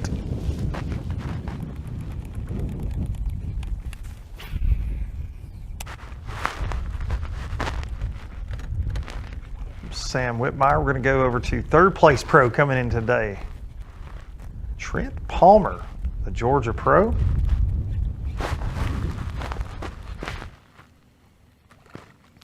And he has dropped back to punt, it looks like.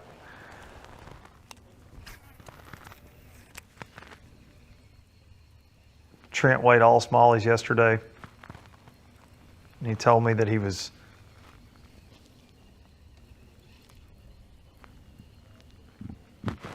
certainly prepared to fish for largemouth today because he didn't feel like he was making a long run, and it was just a boat control issue, seeing the fish on the electronics issue for him. And then when we were with him out there, it was rocking and rolling. He could see them and they would not bite. So, and he was also taking water over the bow. Like it was interesting. And he told me, he said, today is about surviving, period. He said, if I can still be in contention, I think I can really catch him. He said, when he gets bit on that smallmouth offshore deal, they're big ones every single time. Certainly not able to capitalize on it today, and so now he's doing the largemouth thing. And I believe we've got a replay of a fish he caught while we were on break there, Georgia's Trent Palmer.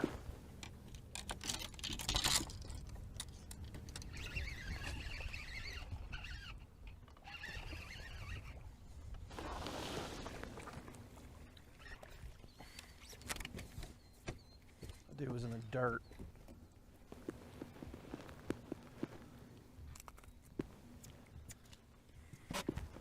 Finally, a freaking fish.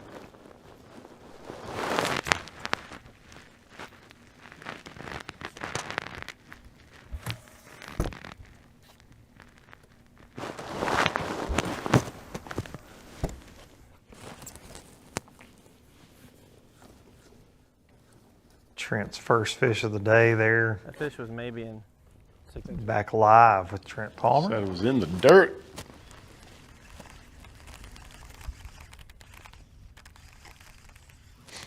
It is wild, man, to start your morning out fishing deep, clear, rough water for smallmouth, and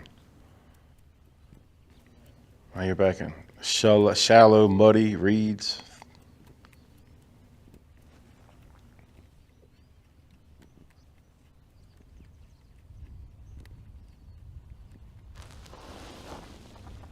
For me, it's more about how lazy I am rigging tackle. Oh, buddy. It's frustrating. You got to have so many setups, though. True Ready story. to go. Think about it. You got you're up there tying FG knots and getting your smallmouth spinning rod braid to fluoro ready. I got barrel swivels on everything. Yeah. Snaps. Yeah, snaps. Snaps. Yeah, I like it. It's really, then you got your braid rods, your frog rods, your punching rods. It's a nightmare. Look at the rods on that deck right now. It barely got room to stand up there. Man.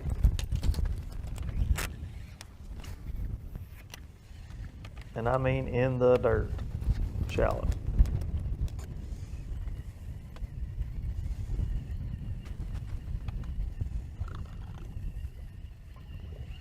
Got a smorgasbord up here.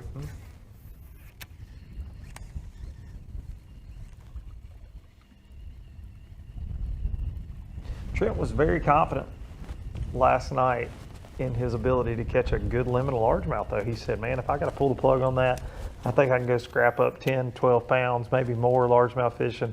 He said, it's just a matter of going to the bank and getting bit. There's so many here, but for a lot of our guys, it's a lot tougher than that today. I mean, they all called their shots yesterday. You heard that from Sam Whitmire as well. It was just over 50 bass down one stretch, and he goes, man, I didn't feel like I heard it because I only made 2 passes and I caught so many, didn't hang around long. So a little bit tougher on the largemouth.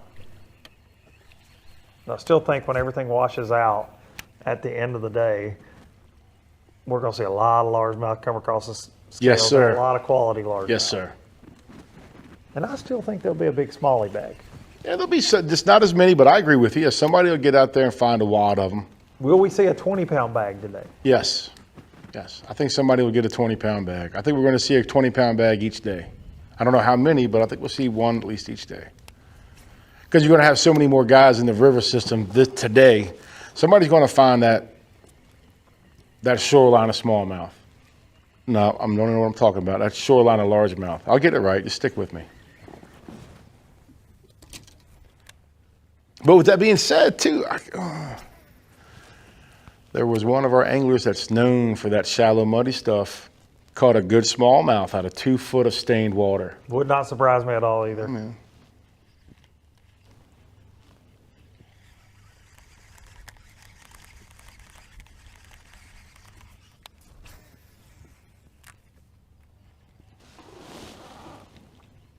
That's where one lives right there.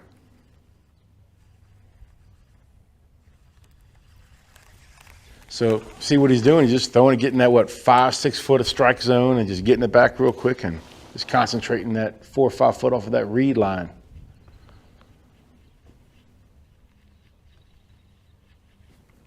Trent's a Georgia boy, Lake Lanier fisherman, where he calls home. He's expert with spotted bass, with his electronics, but he gets up in the dirt too. Really talented young angler. Like I say, coming into this season, he was one of the guys that we heard a lot about.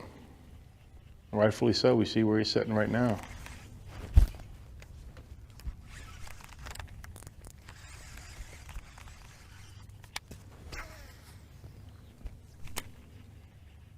Well, he was one of the guys I was most excited about being out here this year. It's his first year with us, and he's got a lot of regional success, got a lot of local success, but man, he's just so knowledgeable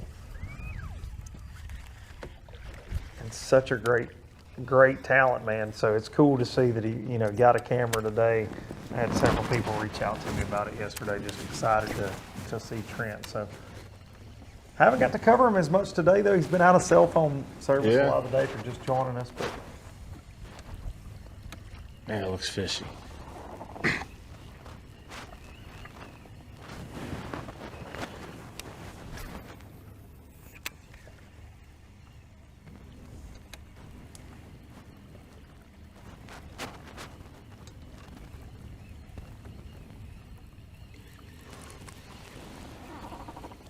Palmer hunts down the largemouth. We've caught up with the one and only James Worldwide Watson. We're going to check in with Mr. Worldwide himself.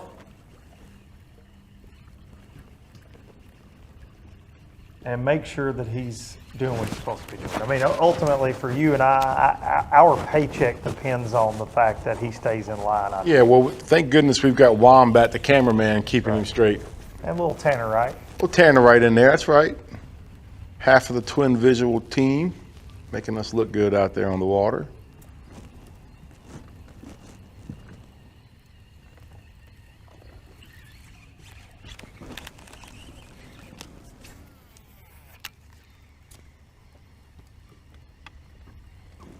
I think we got some technical issues with Watson. Not a surprise there. So we'll stay here with Trent.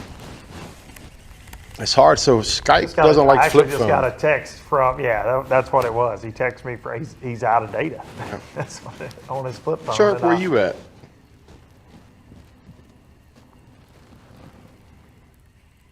It's a There he is. It's not a good idea. Yeah. Hey, buddy. Hey, guys. Welcome back, friend. I just witnessed Dan Blackard catch like a 7 or 8 pound walleye. What? Guys, it's only this deep.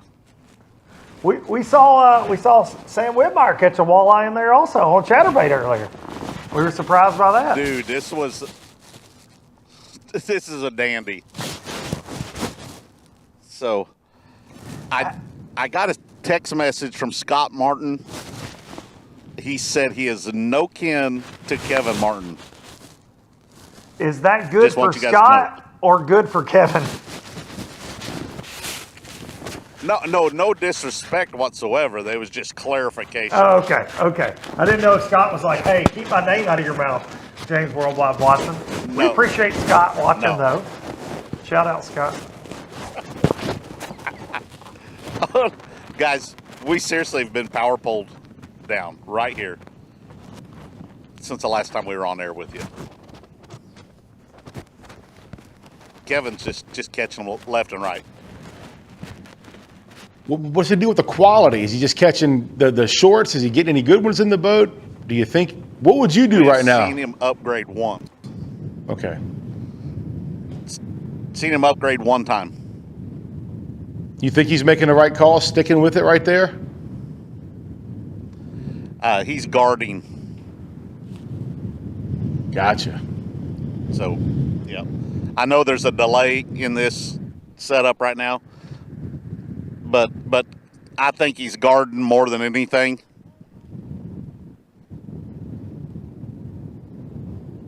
All right, well, talk to us and tell us what you've been seeing. Tell us how many boats are around there. Give us a little insight on what's going on around Kevin Martin. Right around Kevin, there's 4 more competitors, and there's one local that's really trying to impress everybody. That'll happen. Yeah. Not much has changed. The bait, the selection's all still the same. We're still in the same zone. I mean, this thing has got so many fish. James, it looks over your shoulder, it's getting dirtier. Is it getting stirred up by that wind a little bit? Yeah, some of this out here in the middle is really skinny. And it is starting to blow out of the back there. So it's going to probably make the grass that he's fishing really dirty. So, give us your perspective on what you would do if you were fishing there right now. Would you do the same thing as Kevin Martin, or would you power pole up and put the hammer down southbound?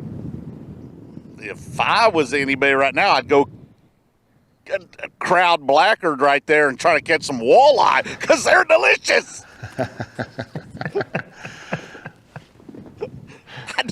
Guys, I don't know. There's so many bass in here. You pick your poison. I don't know if I'm sorry, I don't know everybody's names very, very well yet. But finally see somebody going up there shallow. Sam Whitmire. I don't know if he's catching. Yeah, Sam. Yeah, so that's Is where Sam he caught all of anything his. Up there? He's not. He's caught most of his fish offshore in there, but all of his damage, his big bites came on the bank yesterday, but he's not seeing them today at all. Huh? That's strange. It hasn't been touched in here, so that's why I would probably mix it in right now. All right, buddy. Well, we're going to jump over to Tim Wilson right now. The day one leader, Tim Wilson. He's switching it up. He's doing some largemouthing himself. Indiana's Tim Wilson. Jump over there. James, Tim has switched to a swim jig. He abandoned his smallmouth game plan all the way around, and we're starting to see a lot of that.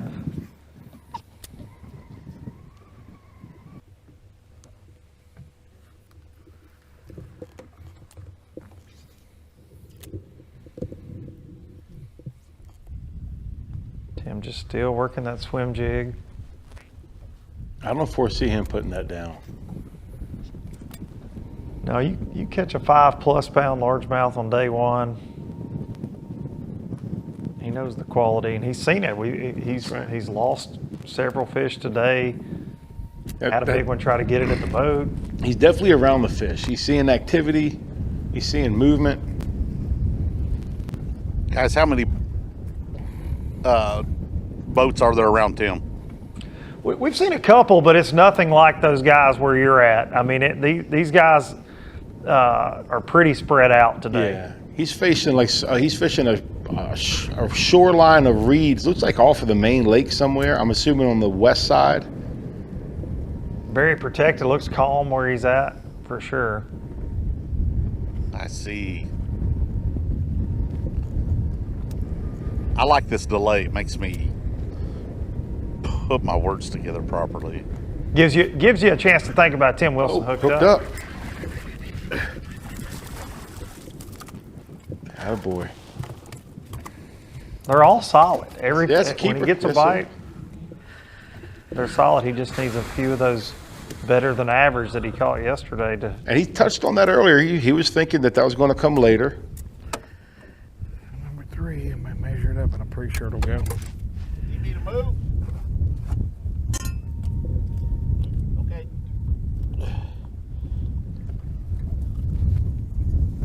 Kevin Martin's decided to make a move. Uh-oh. So he's not playing defense anymore, giving it up for the day.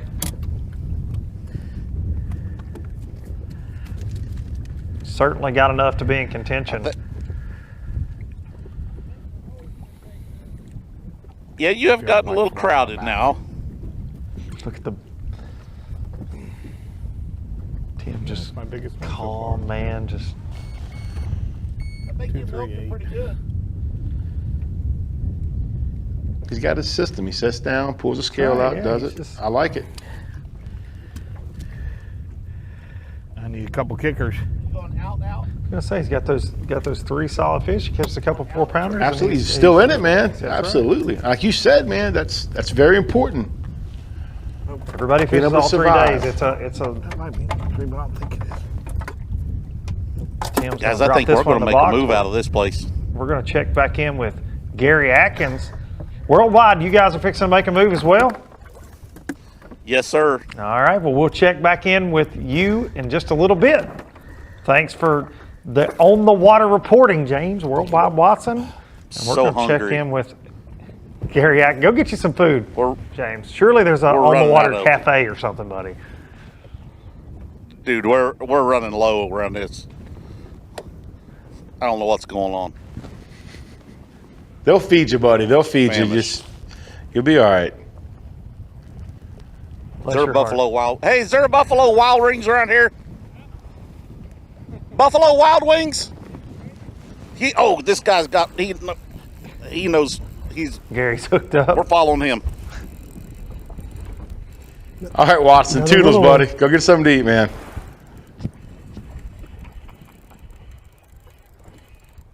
We'll watch Gary Atkins try to win this tournament. Back out. Yeah, man. Small mouthing. Looks like a good fish here. Or a mean fish, I should say. He's got me all wrapped in the trolling motor. Oh yeah. It was just a little one anyways, but. I don't know that one would have helped Gary. No. I'm with you. But still unfortunate. I'm glad it was just a little one. He's got line in his prop now. Yeah, he'd be all right there. Man, that would have been a heartbreak. Self-destructing. Oh. Yeah, as soon as I seen him cut back and I had it on spot lock, I kicked it off, but it was already too late.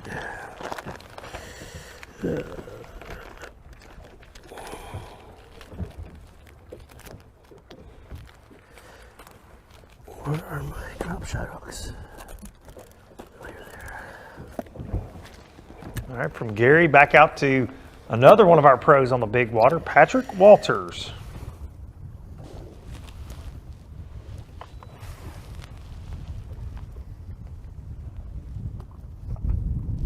God, there's one all over it.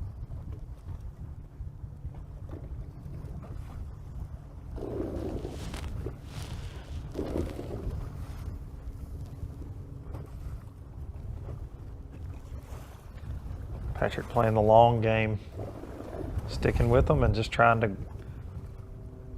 grind out a few more bites with a long day. He's got 5.5 hours left. Well, currently sitting on 2. It's been a little slow today, the shallow bite.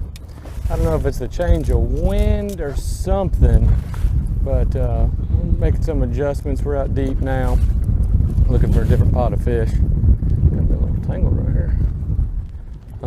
I'm seeing a bunch of fish, but they're in it's a weird mood. I mean, they're there. They just do not want to cooperate just yet, but we still got time. We're gonna have to use all the time we literally have, but hey, we got time. See if we can make something happen. Nothing. It's not as fun if you don't make it last minute. It happens in the first hour. Everybody would do it. And I've heard you say multiple times, he's a closer. Yes, he is.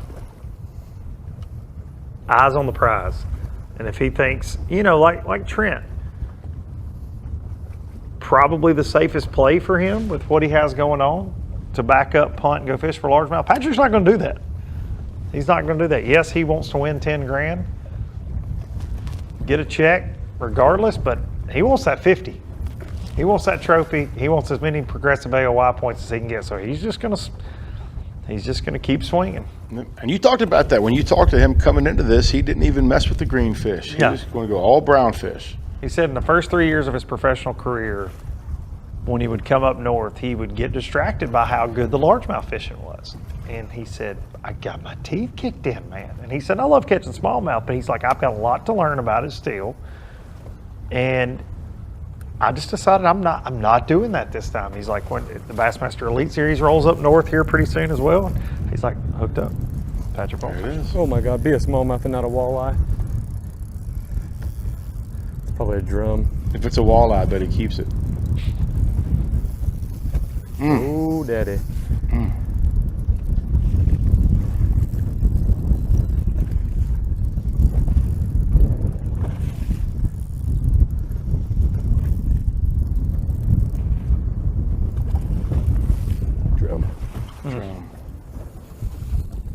Wrong Fish Thursday.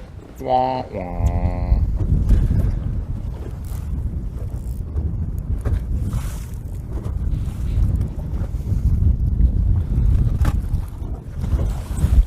And that's not going to make the team. That's not going to help out Mr. Walters. I was like, whoa. Got his heart racing for a second. Let's talk about highs and lows. No doubt about it. We're going to check in with the sponsors real quick that make it all possible here at the National Professional Fishing League. And when we get back, we're going to be back out on the bay to see the guys doing battle. And will it be one with largemouth or smallmouth or a little bit of both? Only time will tell. It's certainly an interesting day out there, but we'll see you on the other side for more live action. So, you're looking to buy fishing electronics, huh? Are you also looking for true experts to help guide you through it? Well, at the Bass Tank, you've come to the right place. We are live forward-facing sonar pioneers with thousands of hours spent learning through winning trophies, cashing checks, and just having fun. Whatever brand you need, we have it. We offer free shipping, and we have 2 financing options available. Our experts are here to help you. Call us today or visit thebasstank.com. This is my passion, and this is my tackle store. Because Fisherman Central is owned and operated by a group of anglers who are as passionate about fishing as I am. That's why you'll find the highest quality tackle from names you know. Plus hard-to-find lures designed to give you that extra edge on the water. And they all come with expert advice on how to use it. It's like having a tackle store in your neighborhood, no matter where you live. So visit one of our 2 Ohio locations or shop online from anywhere. At Fisherman Central, our passion is catching. So if you don't know about me, I was in the military for quite a while, and in that process I picked up the habit of chewing tobacco. I came across this stuff last year, midsummer, and started using it, and now I don't even use tobacco at all. If you don't know about Fully Loaded Chew, it's a non-tobacco product that contains nicotine. Fully Loaded Chew offers a variety of nicotine strengths. They have Fully Loaded, which is full nicotine, half cocked, which is half strength, and 0 nicotine options for you. So if you're looking to completely kick the habit, they have something that's going to fit you. They have a variety of flavors. So if you're used to chewing a certain thing, they have something that's going to fit what you're used to also. To sign up for their monthly subscription service or to get your hands on any fully loaded chew product, head to fullyloadedchew.com and grab some.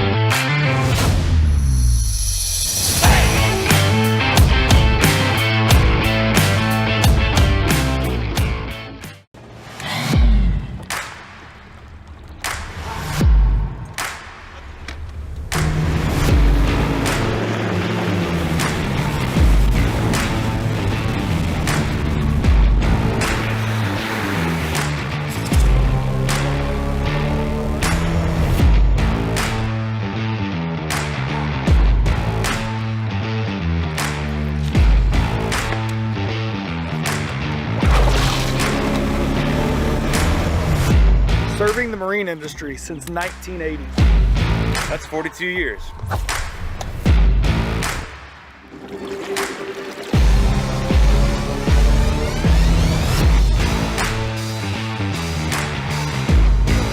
ProGuide Lithium, power perfected. Check them out at ProGuideBatteries.com or your local ProGuide dealer.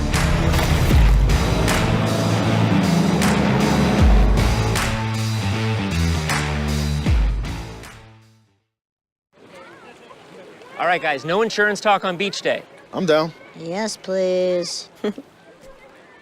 Don't get me wrong, I love my RV, but insuring it is such a hassle. Same with my boat. The insurance bills are through the roof. Be cool. I wish I could group my insurance stuff. Like the house, the car, the RV. Like a cluster, an insurance cluster. Yeah, I doubt that exists. It's a bundle! It's a bundle and it saves you money! Hi, I'm Will from Progressive and I couldn't help it over here. Super fun beach day, everybody. Pay.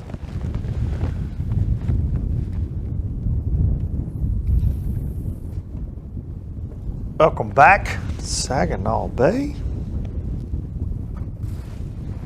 Coach Patrick Walters.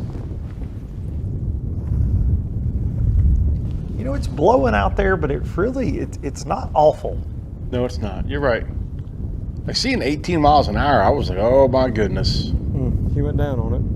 Now, we certainly saw it with Trent Palmer. Oh, absolutely. And we've seen it a little bit. Yeah, you're right, though. We haven't seen much, but we have gotten a taste of it this morning. And even with Gary Atkins, you know, he's been using his butt seat today, too. Hanging on for dear life every now and then. I'm telling you. That's one thing we've talked about, too. You know, you think rollers or waves, you think they're coming from the way the wind's blowing and stuff like that. But, you know, out here, it's just sloshing. You get a rogue wave like Sig Hansen out there in the Northwestern catching Opelia. You never know.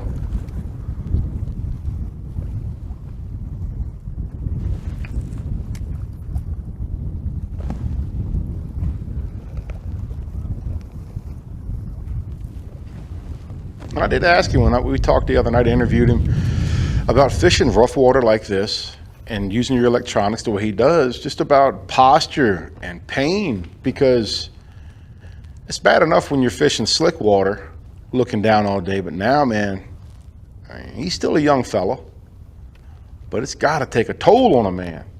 I'm not just talking about 3 days of fishing. You know, you guys have been practicing all week long. And a lot of times they'll fish longer on practice days than they do on actual tournament days. But speaking of that, final day, top 10. They're going to launch at 6, check in at 5:30. 11 and a half hours of fishing for the top 10 on finale Friday. And you guys talking about time coming back in and time lost. It is a 40-minute idle, between 30 and 40-minute idle from where we launch at the USS Edson out to the mouth of the bay. Gotta get one to eat. And you better not leave a wake. Them boys are watching. Coobies are picking it.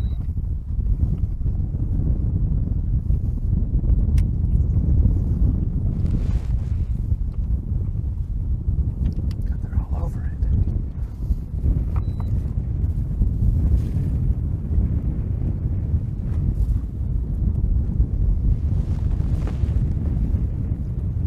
it. Yeah, look at them rollers right there. Patrick out there bouncing in the waves, and something that we have been bouncing around all day today we're very excited about is our partnership with Black Rifle Coffee, the official coffee of the National Professional Fishing League. I believe our very own Worldwide Watson is going to give us a little breakdown on Black Rifle Coffee Company. Hey everybody, Worldwide, let's talk about Black Rifle Coffee. I've been drinking it for a long time. The subscription, it's important that you subscribe and get what you want every month from Black Rifle Coffee, shipped directly to your house, all right?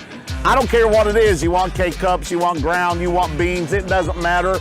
The frequency of ship, that's all up to you as well. I don't know what they sent us today, but anyway, the subscription, use Blast Off 25. I don't know what they sent these guys. Silencer smooth. Yep. Bullets right there. Oh, yeah. So, it doesn't matter. You choose what you want. You get the subscription and the frequency, it arrives to your house. Black Rifle Coffee, go to their website right now. You can use code BLASTOFF25 to get a little bit of a break on that. It's a cool concept too, because it's not Hector.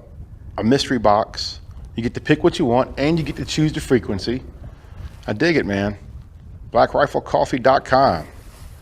Oh, you dig it so much, you're not going to be sleeping for a while. Oh, dude, Like, I've already punched 6 or 7 holes in the drywall in here. I've been headbutting random stuff. I've done 300 push-ups this morning, in my mind, of course. But I'm ready to rock and roll, man. Like Luke said, use that code BLASTOFF25 and get that 25% discount on your subscription to Black Rifle Coffee.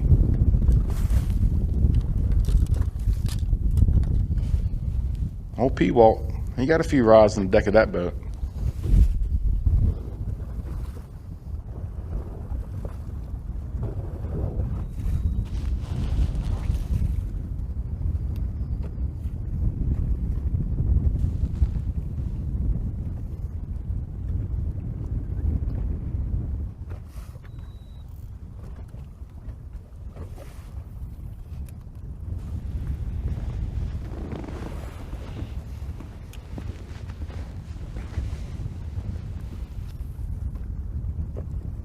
Patrick, you've heard him mention several times today. He's seeing them, seeing the fish on his electronics. He just can't get them to go, a lot like Trent.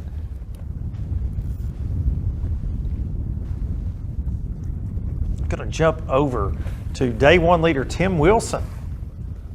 He's trying to mine those largemouth like he did the smallmouth yesterday. Indiana pro, veteran tournament angler.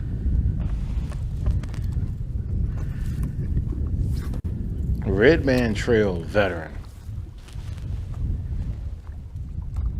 You've been doing this for a while.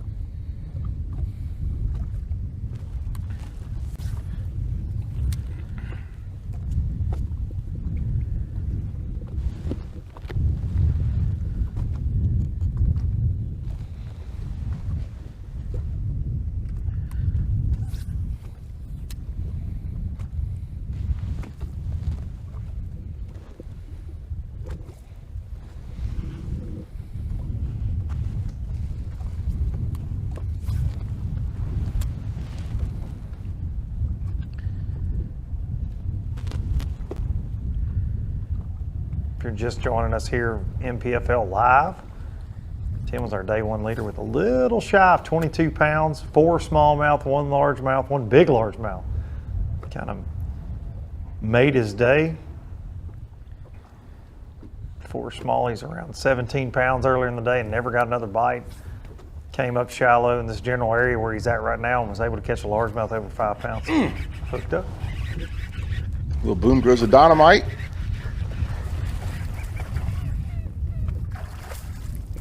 Attaboy. No, they're just quality fish. Yeah, man. They're all very healthy. The fatty, isn't he? Stocky fish. Can hardly get my hand around them. 14, I'm sure. Girthy little fellow.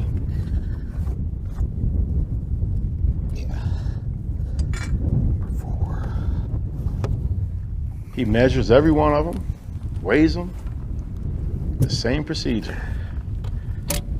And he mentioned earlier, he's just a couple kickers away from having a really good bag again. He's building the foundation.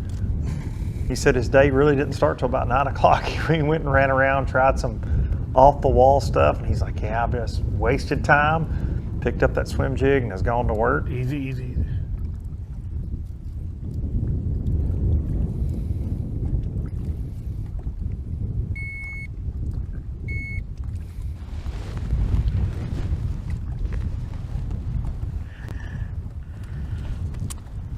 You know, and he caught fish late yesterday. Oh yeah, he mentioned that to you. He touched on that as well during the broadcast today. He feels good about the latter part of the day. 246, the biggest one yet. Certainly got a long ways to go to get back in that 20-pound range from yesterday, but have you been a lot of time reporting left to do it. No. Okay. One more, got a limit, then we can go for a kicker, huh? Now, but I need one. I need to get that one, you know what I mean? That way we can decide. We get to decide. Oh man, what's he doing right now, Luke? What's he doing? Live Tracker, baby. Oh, brought to you by Beat Down Mounts, and Tim knows. He's trying to win him out now. He's trying to win him out. He's trying to keep us off his back. That's right. Well, to give the viewers at home something. I'm on one heck of a pike bite.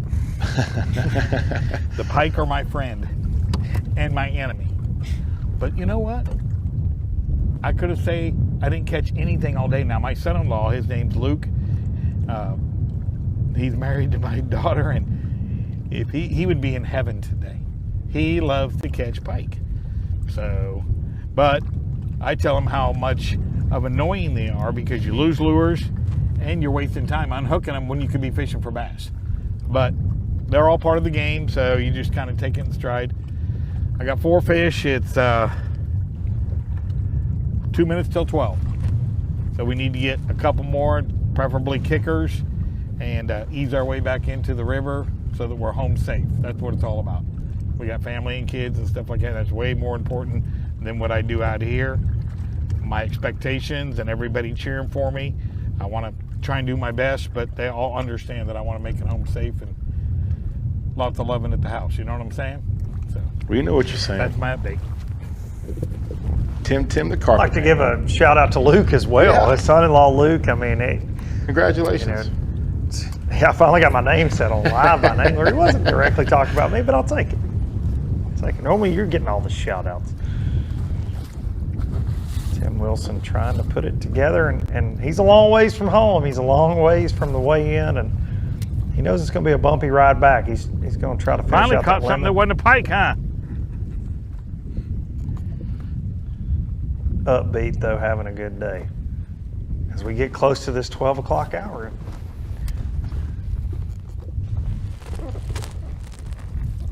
Middle of the day, and a lot of our anglers have mentioned that it's going to get better. It's going to get better as it warms up, the sun gets higher and higher and higher. That's when a lot of the action took place yesterday, so it certainly could be the case. And tomorrow, it seems like tomorrow the conditions could be very similar to what they were on day one.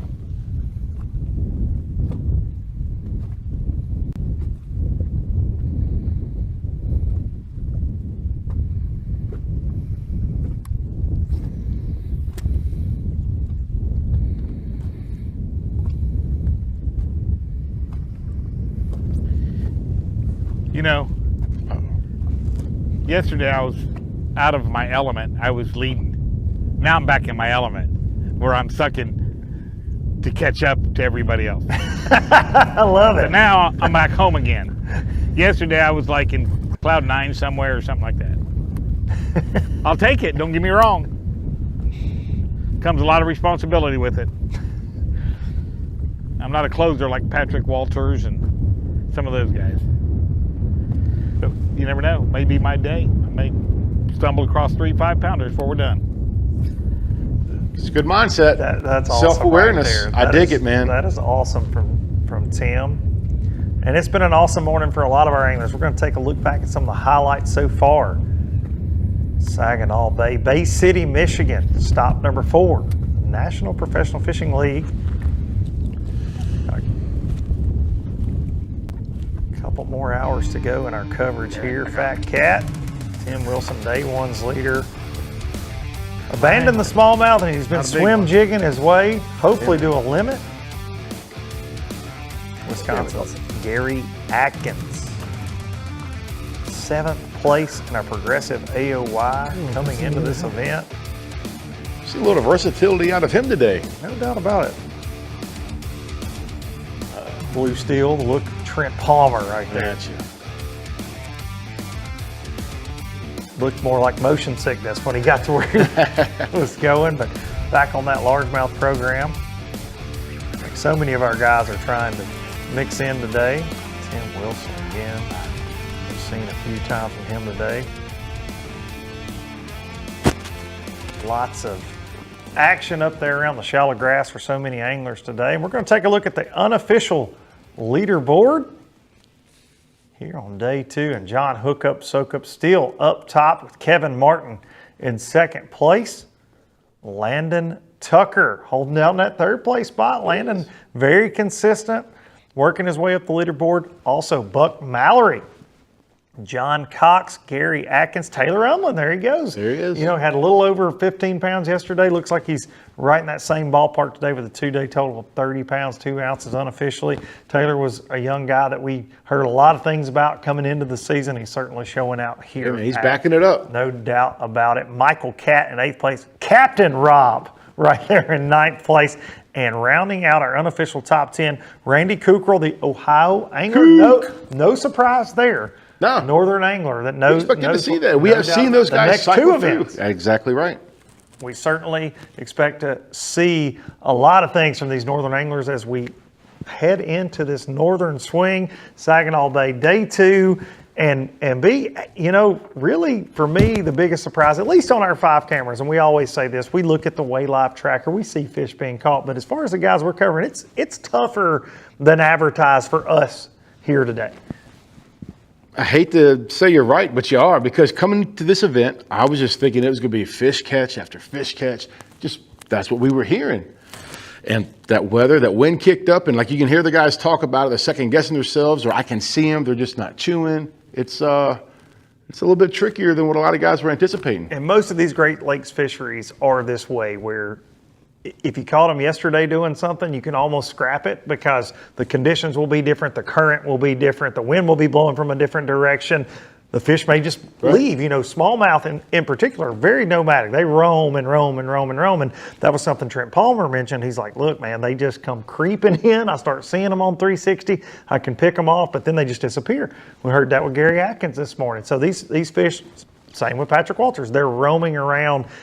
I still think the guy that hoists that trophy is going to be the one that can put that together, though. Mainly smallmouth. I'm changing. You see how I'm changing a little bit? Yeah, I said all smallmouth. Yeah. But what we're seeing today is very much these largemouth are starting to seep in there a little bit. They are, and you're seeing the guys in these back bays with all the shallow grass and the duckweed and the cheese, and like they're around fish a whole lot more. So well, it seems like that's where the numbers are there. No doubt about it. It's just whether or not the quality can override it, because these smallmouth are bigger than average. When these guys get bit out there, they're 3+ pound key fish. word there is when they get bit. That's the problem. Like we're seeing Patrick Walters, he's around them, can't get them to chew. So chew in the boat. If that continues, these guys, it might be a smallmouth. Come on, get your words. It might be a largemouth tournament.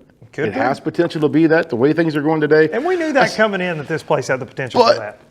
Dude, at this point right now, who do you? Gary Atkins to me is the biggest threat. He's scary. Yeah, he really is. He needs a couple quality bites, but he's going to mix it up. He's not rattled. He's confident. He has plenty of experience up here on the Great Lakes. Very well seasoned, knowledgeable, and that guy. He could be strong going into Finale Friday, but a guy that came in strong coming into today, third place, Georgia's own Trent Palmer. Let's check in with Trent right now, who scrapped his smallmouth and went largemouth fishing to make Fat Cat happy.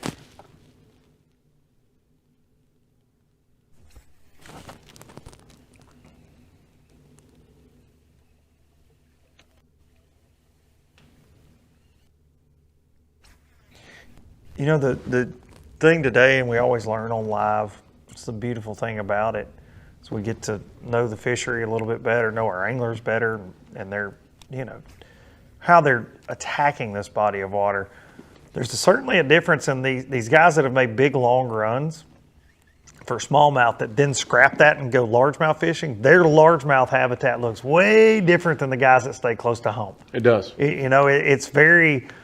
Now it looks like Florida as well. It looks like if you've ever been to Okeechobee, Toho, you get these outside, what I call the hard edge, the hard line of vegetation. That's very much what we're seeing Trent Palmer. We've seen Gary Atkins. That's where we're seeing Tim Wilson. But then it's not that back. That we're seeing out of Sam. Yeah, it's not that backwater lily pad slop like you're saying. Kevin Martin. Yeah, where they're it's fishing. very much, it's not as choked out with vegetation,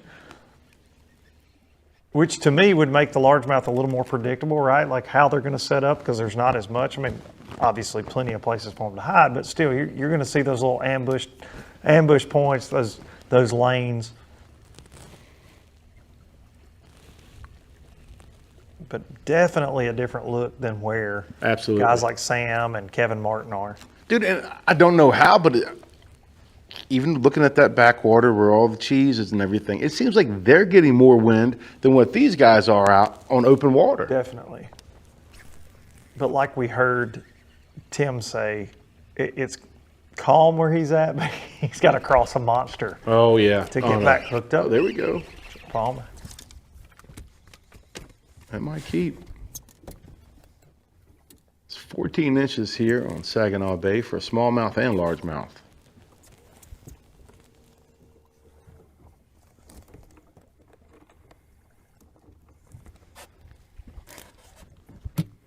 Trent was very much okay last night with punting. He had already made up his mind. He said, look, man, if I get out there, I might have 2 hours tops that I can fish the smallmouth. And he said, I need longer than that. He said, I didn't catch more than 8-10 fish today to catch the limit that he had, all smallies yesterday that put him in third place. He said, but it's about surviving for me tomorrow.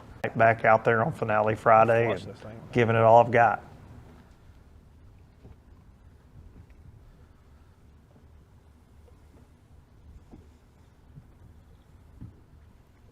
My roommate Justin Kimmel Gonna told me check back in with credit on that. Missed that. Who was he giving credit Justin to? Kimmel. Oh, JK. Okay. His roommate.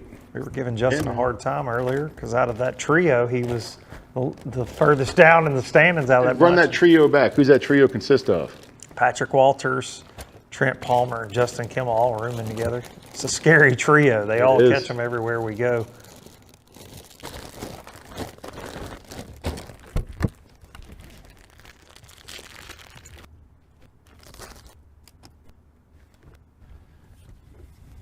Trent gets a new trailer on his swim jig. We're going to jump over to Wisconsin's Gary Atkins that started the day in second place. Fat Cat's favorite, the Fat Cat fave. Yeah, I'm going to get that graphic made up. There it is.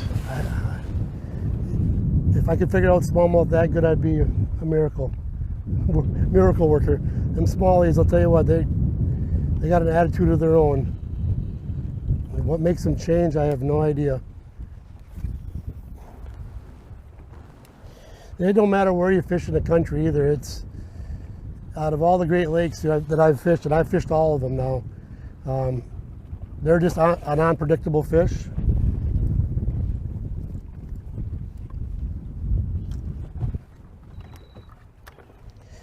They're so unpredictable. They could be here today and gone tomorrow. But this school here, it's been here every day since day one of practice. You know, I would check it every day, and it's been here. Yesterday they were here, and then today just a few small ones. I don't understand it. And it ain't like I sat here and caught them all during practice. I would pull up and make a couple casts to make sure they were here, and that was it. While we were with Trent Palmer, Gary was able to catch another fish. We're going to check that replay out right now. Wisconsin's Gary Atkins.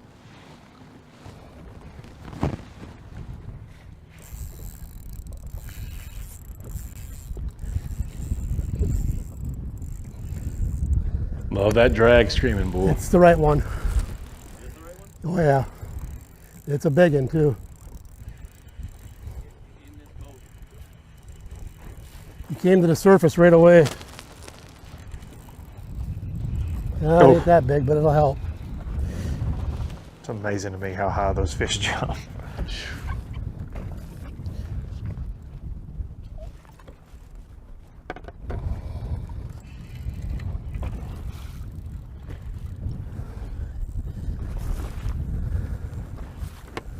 Get out of there.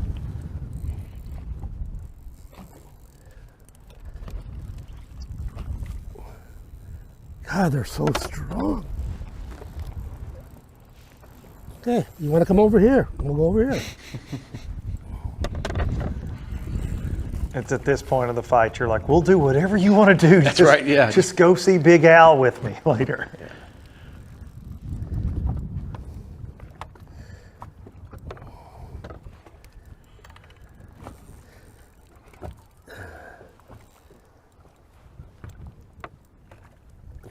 Oh, he ain't gonna help, I don't think.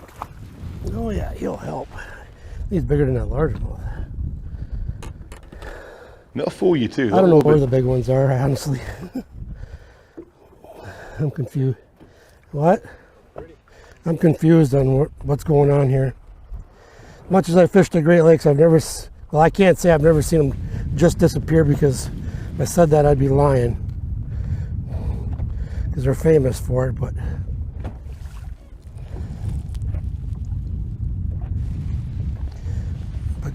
not as good as they were on this spot. It's hard to believe that they just vanished.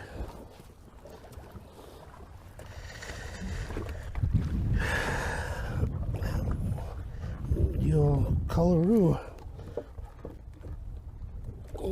Little cull for Gary Atkins, and back out live to Gary. Saginaw Bay.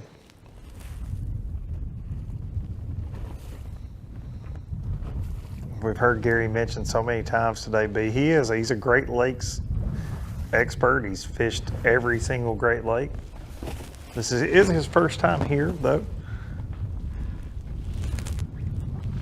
But I enjoy hearing his take on things. Sure. Well, I'm out here fishing offshore. It's one of my favorite ways to fish. Unfortunately today, the school, I have not been able to relocate it all day today. It seems like the smaller fish have moved in. I've been hoping that the fish would eventually come back in now that we have current and wind, but it just doesn't seem to be happening. I love smallmouth fishing. I mean, even a bad day of smallmouth fishing is a good day for me, because I just love fishing brown fish. I'm set up for it. I got the right equipment. I prefer G. Loomis rods. They're really light. I can feel them subtle bites. I'm using braid line with a fluorocarbon leader. As far as baits, I'm drop shotting a Berkeley flatworm, mango magic color. It seems to be the color that has been working the best for me here on Saginaw Bay. But as far as the bite today, it's definitely off a little bit. I got one good one in the box, and then I got 4 2-pounders. So hopefully I can get another couple big bites here before I got to head back and still have a good showing today. Otherwise, I'll just be right back here again tomorrow, hoping the school moves back in.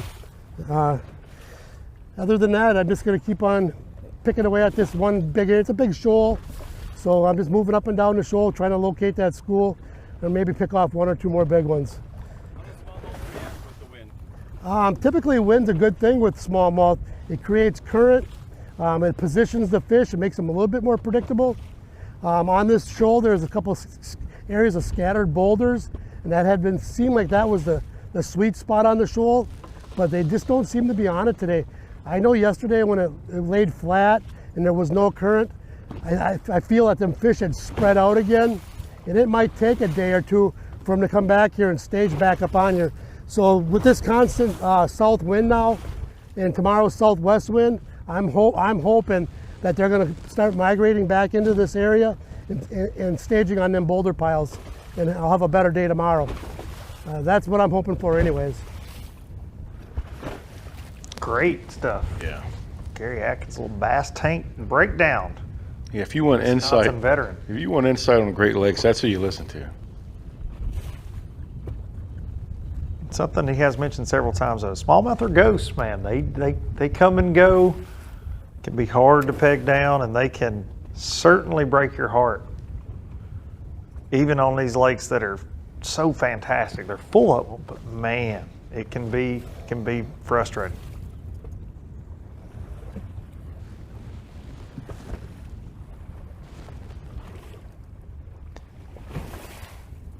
We're going to take a quick break. Take a look at some of these sponsors that make this all possible here at the NPFL. And while we're doing so, you're going to get some uninterrupted coverage brought to you by Fully Loaded. And we'll see you on the other side for more live action. Stop number 4.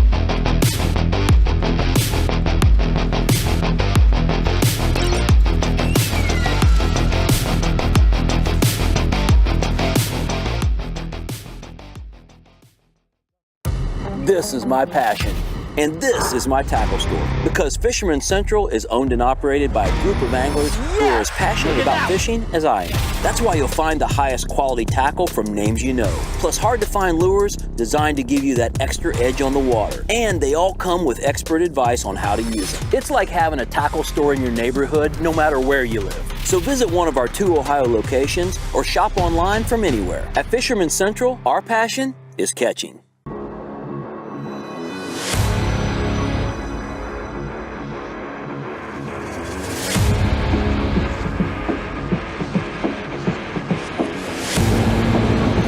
I'm Doug Chapin, and this is how I fish Fully Loaded.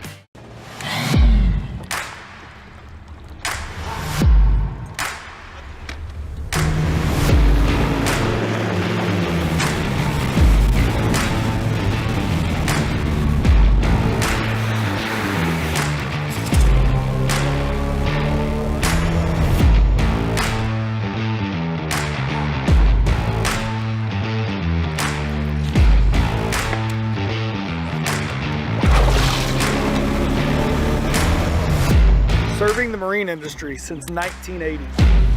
That's 42 years.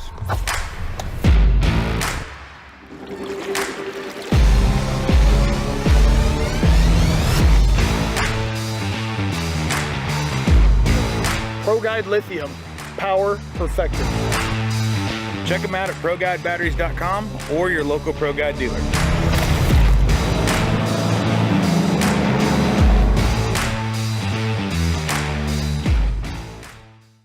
Are you looking to install your own fishing electronics? Well, the Bass Tank is here to help you. The solution is the Bass Tank Power Harness. It takes the guesswork out of installation. No more voltage issues or interference. Designed by an engineer so that you can get professional results right there in your own garage.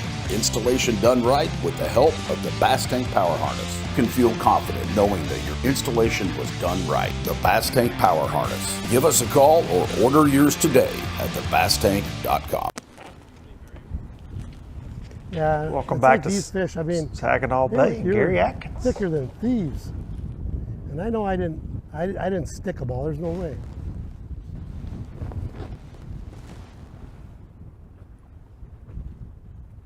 Sounds like he's still talking about that concentration of fish that he was on that have decided to relocate.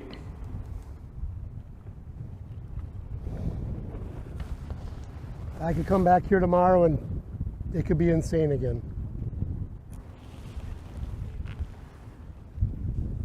From Gary back over to third place pro Chances coming are I in won't have today. camera tomorrow. Georgia's Trent Palmer.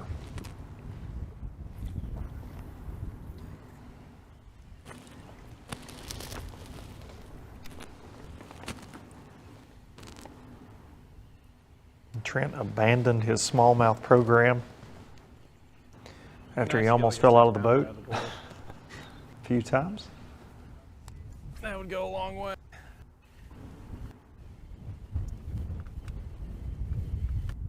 I bet the lake's not fun right now. We're on the wind protected side and it's this bad.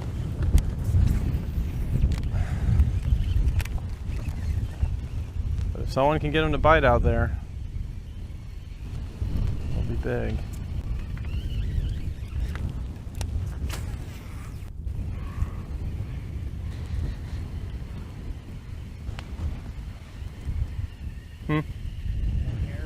Oh yeah, was not happy about something.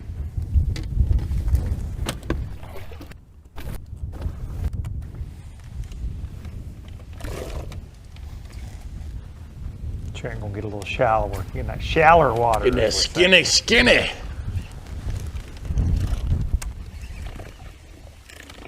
You digging ditches.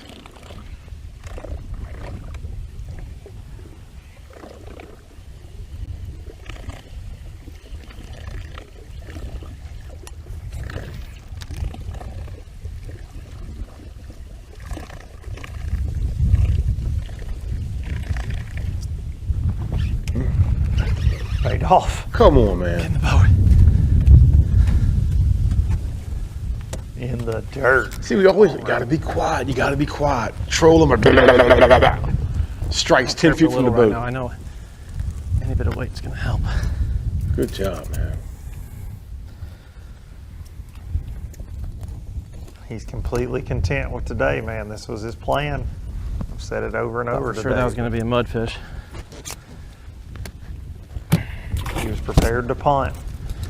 Due to the forecast, he knew it was going to be miserable trying to fish where he caught him yesterday. Just heard him comment on it, Working man. on it. Bet they're having fun out there and that stuff. Still not there.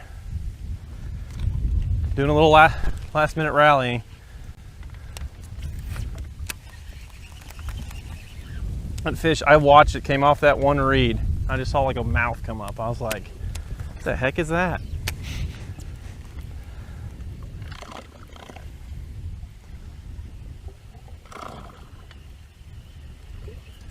These fish are so shallow.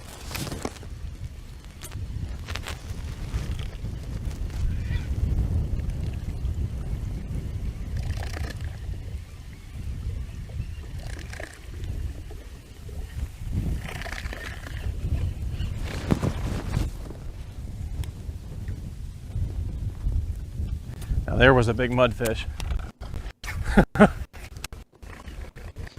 A really big mudfish. I do not want to catch one of those. You'll hurt your feelings.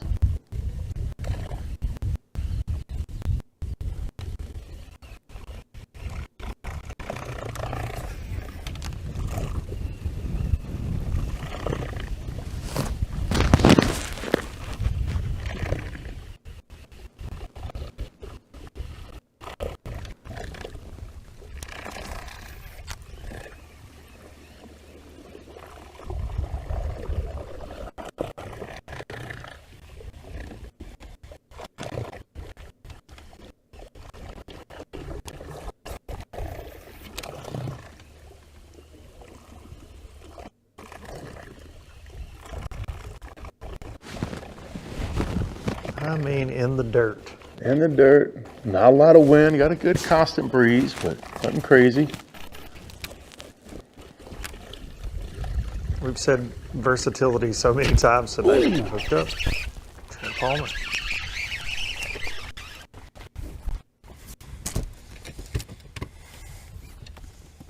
That'll make him feel a little better. Dude, these fish are shallow. Listen. Shallow. I just need some size. They ain't big, but I know it's going to go a long way with the weight we had yesterday.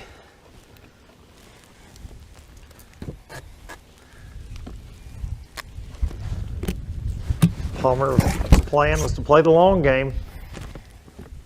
He Did you told see me that thing flush it? I don't care if they're little, that's fun. He said, man, if I can get back out there on those smallmouth on Finale Friday. They're big ones. If they bite, he said. We can see a different tournament tomorrow. Pre-4th of July fireworks tomorrow for Palmer.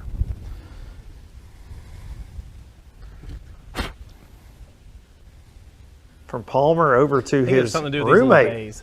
That's 3 bays in a row we've come up to and gotten bit out of. Let's go see Coach Patrick I don't know. Walters. I didn't practice this stuff, so. Yep.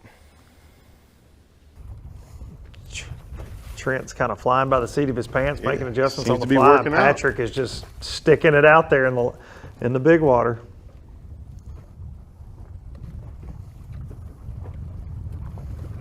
You know, and it seems like Atkins is fishing big water too, but the clarity is much different. Yeah, it is. It's next time we're on, Gary, I'd almost like to ask that. It certainly looks a lot different from where we saw Trent earlier and we see Patrick now. And me not knowing anything about smallmouth, nowhere near the level of Gary, just wonder if that clarity might have something to do, golly, look at that, do with the smallmouth moving. Being as there's such, sight fishermen. I don't know. And then you got Walters, he's around them, he can see them, but they're not chewing. Oh yeah. I'm casting the rocks right this second. And like little rock edges and drops.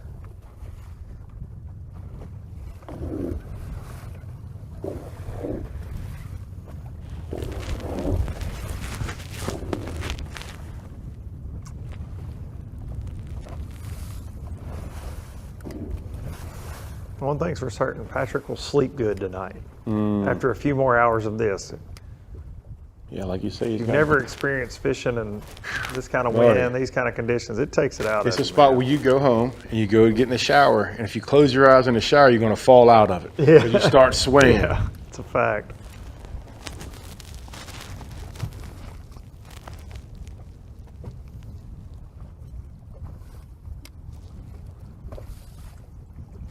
And I'm just hoping that Walters puts a few more in the box and is in contention going into tomorrow. And I'm not supposed to play favorites at all, but I do want to see this epic run that he told me he can potentially make. I just want to see where it's at. Like he said earlier, he checks in at 5:15, so he'll be able to fish until maybe 4:45-ish, maybe 4:35, and then he has that long idle in, that no wake zone.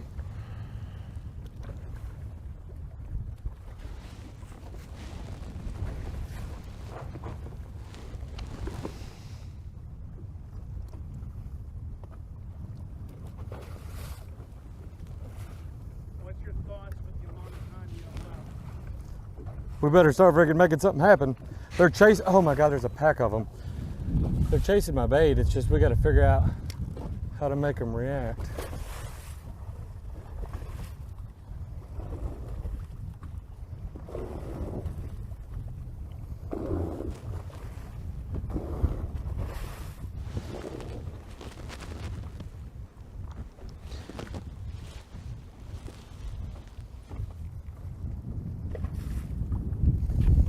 Gotta make them react. This is the first time, B, that a professional level event has been to Saginaw Bay. There's been multiple college tournaments, high school tournaments, different things over the last couple of years, but it's really, it's a part of the bass fishing community, bass fishing world that hasn't had a national spotlight put on it until this week with our live coverage here, all of our anglers there in Bay City. And we're gonna take a look now at the city where we are being hosted this week. They've been so gracious to us, and all of our anglers are having a fantastic time at Bay City, Michigan.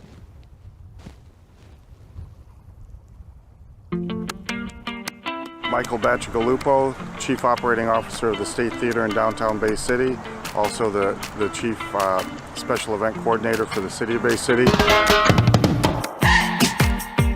We're here in Winona Park in beautiful downtown Bay City, where we have the Saginaw River that empties out into the Saginaw Bay, where the fishing is phenomenal. Directly behind me is the Winona Park World Friendship Shell, where we hold national acts, free concerts, free movies in the park, and have a lot of fun down here. Over to the other side is the World Friendship Ring, where we've had marriage proposals, we've had Army services, we've had all sorts of different events. And then directly behind us is the Nicholas Family Pavilion, where we hold weddings, receptions. All the people come down here, sit and have their lunch in beautiful downtown Bay City. It's the place to be, and it's the place where we have a lot of fun. It's a cool place, dude. I was able to go down there, check it out. We actually did a roundtable on Princess Winona. It used to be a ferry that converted into a ship that does pleasure trips in and out of the bay. 2 to 3 hours, you can have catering on there, live music. Awesome experience, but downtown Bay City has that vibe to where it's just laid back, a lot of restaurants, cool antique shops. It's just where you would want to take the family to go have a good time. And also home of the birthplace of none other than Madonna. Like a sturgeon. Something, something, something, something. I don't know. They don't all work. Cool place though, man. Good vibe, laid back, basic, and it's absolutely beautiful. Can you recover? You good? I'll do more Madonna. Material girl over to day one leader, Sarah Wilson. Like a sturgeon. I really do love it. Putson and Ryder Duncan were watching in that moment. They lost their mind. Big Weird Al fans. Oh yeah, that's right. Your dad joke game is wearing off on me, man. I dig it. The stream got pulled. We apologize. Family friendly. Like a sturgeon.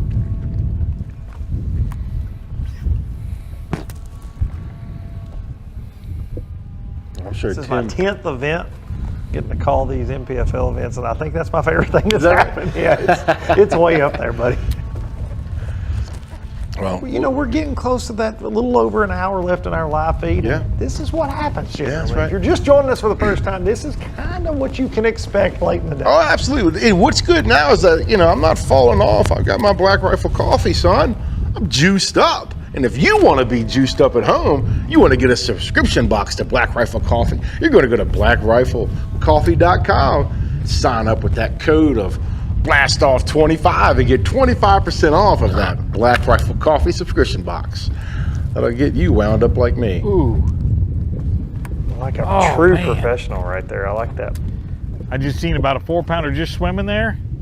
Oh, he got it. Come on. Well, it wasn't a 4-pounder, but it's a keeper. He's around him, son. I just seen him swimming. I'm not sure that's the same fish, but I think that's my 5th keeper. Don't surprise me if it don't keep. Gary was a little frustrated this morning. He certainly turned it around. Yeah, 15. Tim, excuse me, not Gary.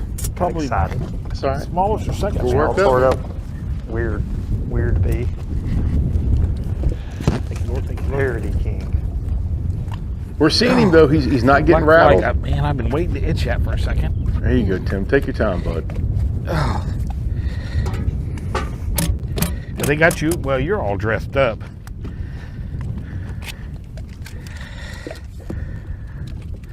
It'll be a fifth one, and come on, you be know, 2 pounds. I don't think you are pounded. A decent limit 8 something. to back up a 21. Well, he had almost a 2-pound lead. Yeah. 171. Well, am I lying to you? I said almost. Puts me at almost 11 pounds. Just shy of 11. So that's gonna have Tim right in the mix. And we need a kicker. Remember I said between 11 and 1? Yeah, he came in over 2-pound lead. It's a bite. We have him right now. He hasn't updated his weigh live in a while. We have him unofficially in 7th place right now. He had 21.14 yesterday. Weigh live 8.14. He's saying he's got almost 11, so we're going to call it. He had 21.14. He's got. I mean, that's going to put him close to 32 pounds and more like top 5 unofficially right now. So moving up the board. You know, I think that kicker's coming for him. I'm feeling like I got to itch my foot because of these black flies. Oh, the limit? Is that what you're talking about? No. I feel a little better. I know I have to have some more fish, but you know, I had 5 bites is all I had yesterday, and they happened to be 22 pounds. You see how many bites I've had today? What have I caught? About 8 or 10 dinks? Probably 8 or 10. Some pike and stuff. That didn't none of that happened to me yesterday. So it just shows you how everything's got to go right. So that's okay. I've got a limit. I should be grateful that I'm even out here and everything else. I'm 63 years old and I'm still in pretty good health. But I'll take it for now. Take it for now. It gives me something to lead on for tomorrow, and I'm not done yet today. So, boy, I'm gonna put a little bug spray on. And the wind's blowing so hard. I like Tim's attitude, man. Right here. Do you want any of this? No. Gonna jump over to Florida. Sam Whitmire now. While Tim coats down with some off. Blocking the wind. Getting comfy. Sam started the day in 5th place. Been catching a lot of fish. Catching a lot of fish today, just trying to upgrade. Trying to find some of them hog heads. And he seems like he's right at home fishing that shallow grass, kind of like he would in Florida. On that cheese and duckweed. We'll run us up there. We've seen him throwing a fluke, throwing a spook, throwing a frog. You said he was catching them on a bladed jig as well, right? He was out in the open water. Seen him catch some on a worm, bladed jig, swim jig. Seen him throw a frog around. He hasn't been successful, but his bulk of his weight came on a soft plastic jerkbait, a Zoom fluke yesterday.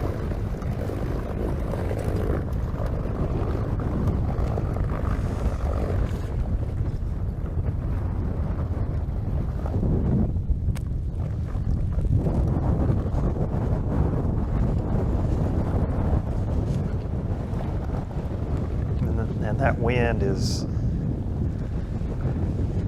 certainly been the biggest factor today for everybody, no matter where they're at. Well, I figured out a way to get some bites up shallow how it was yesterday, just a little change and retrieve, but what I'm doing is a weightless little soft plastic jerkbait, and it's just hard to make a good cast in this wind. You really have to lead your target, and then yesterday I was really working it fast, and like I said, I could watch them come and get it. Today they weren't sitting still, just dead sticking it.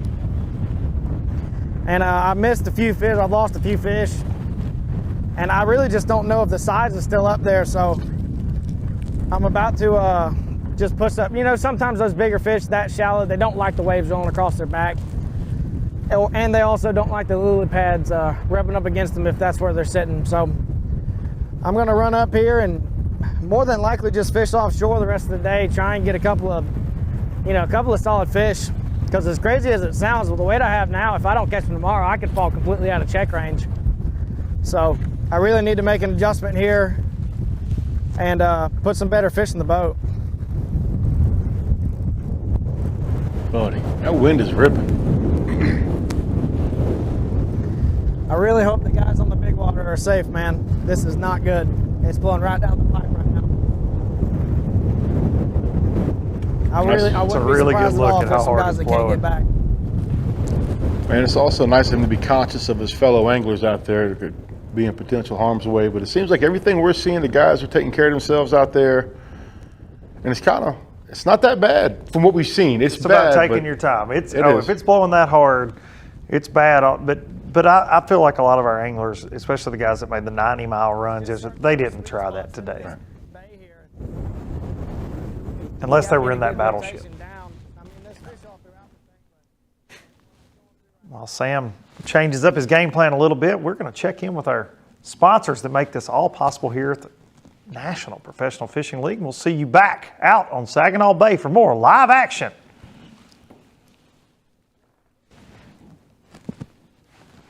So, you're looking to buy fishing electronics, huh? Are you also looking for true experts to help guide you through it? Well, at the Bass Tank, you've come to the right place. We are live forward-facing sonar pioneers with thousands of hours spent learning, through winning trophies, cashing checks, and just having fun. Whatever brand you need, we have it. We offer free shipping, and we have 2 financing options available. Our experts are here to help you. Call us today or visit thebasstank.com. This is my passion, and this is my tackle store. Because Fisherman Central is owned and operated by a group of anglers who are as passionate about fishing as I am. That's why you'll find the highest quality tackle from names you know. Plus hard to find lures designed to give you that extra edge on the water. And they all come with expert advice on how to use them. It's like having a tackle store in your neighborhood, no matter where you live. So visit one of our 2 Ohio locations or shop online from anywhere. At Fisherman Central, our passion is catching. So if you don't know about me, I was in the military for quite a while, and in that process I picked up the habit of chewing tobacco. I came across this stuff last year, midsummer, and started using it, and now I don't even use tobacco at all. If you don't know about Fully Loaded Chew, it's a non-tobacco product that contains nicotine. Fully Loaded Chew offers a variety of nicotine strengths. They have Fully Loaded, which is full nicotine, Half Cocked, which is half strength, and zero nicotine options for you. So if you're looking to completely kick the habit, they have something that's going to fit you. They have a variety of flavors. So if you're used to chewing a certain thing, they have something that's going to fit what you're used to also. To sign up for their monthly subscription service or to get your hands on any Fully Loaded Chew product, head to fullyloadedchew.com and grab some.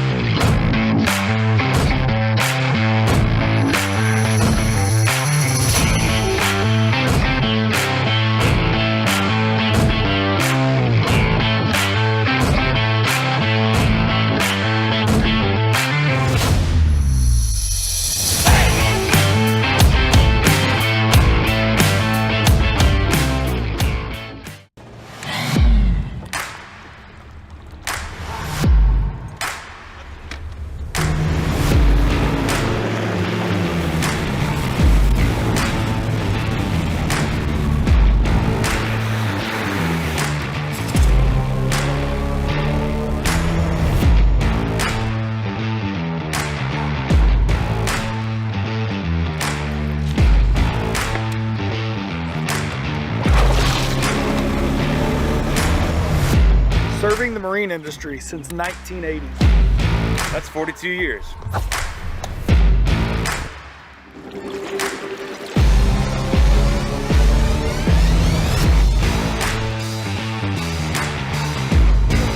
ProGuide Lithium, power perfected. Check them out at ProGuideBatteries.com or your local ProGuide dealer.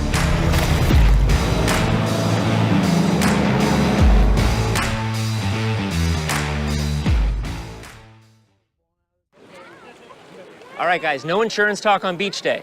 I'm down. Yes, please. Don't get me wrong, I love my RV, but insuring it is such a hassle. Same with my boat. The insurance bills are through the roof. Be cool. I wish I could group my insurance stuff. Like the house, the car, the RV. Like a cluster, an insurance cluster. Yeah, I doubt that exists. It's a bundle! It's a bundle and it saves you money! Hi, I'm Will from Progressive and I couldn't help it over here. Super fun beach day, everybody. Welcome back. Bay City, Michigan, Saginaw Bay. Look at 5th place pro Sam Whitmire coming into today. Hasn't found the quality largemouth that he did yesterday. They've been getting caught around him. He found the quantity though. Lots of bites in this area. But you can see, even in this protected bay, get a little bumpy, big winds.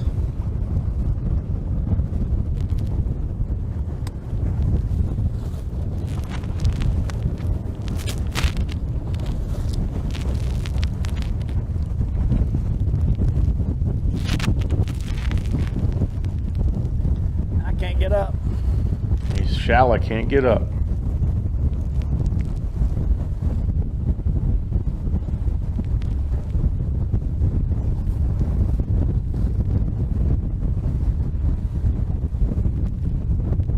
Especially going into a headwind on top of that. 12:50, I gotta leave. Gotta be out of here by 2:45. I'm not good at math, but y'all can figure out how long that is. I went to county school. Yeah. I'm not gonna attempt that. I don't have any crowns in front of me. 2 hours. 2 hours, gets 2 5-pounders. That'd be good.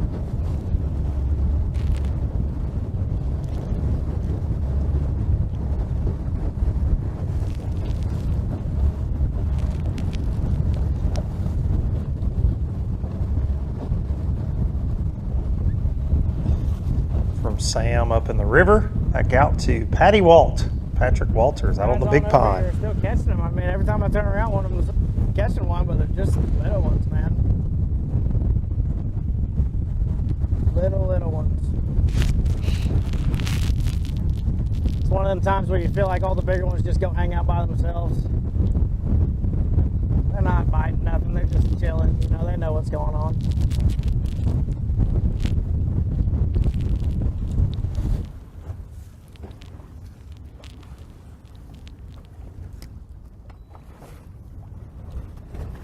Familiar sight with Patrick Walters today.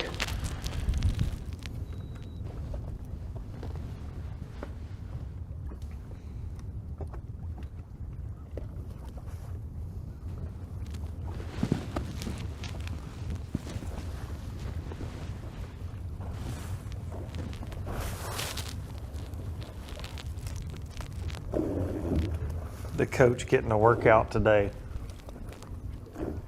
For sure, and last time we checked in with him, just 2 fish in the box. It's been a struggle. They're biting so finicky. Here's the thing, he's around him though. That's got to even be more aggravating.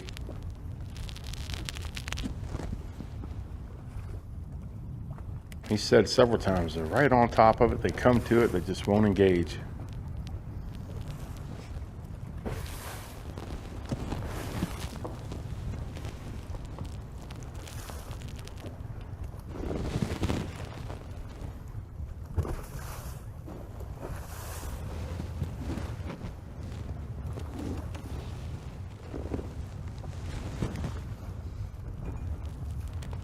We've said it so many times, though, it becomes personal.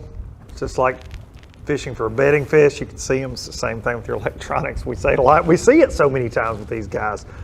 But Patrick is certainly an electronics expert that will figure out how to make them bite. He's got till 5. You know, he's got a long ride back. It's going to be bumpy, obviously, but I think he'll figure it out. I still think he'll be way up there at the end of the day. Just knowing his confidence level. Yeah, because I got 2 of them literally on it right now. See that, just dialed with the electronics.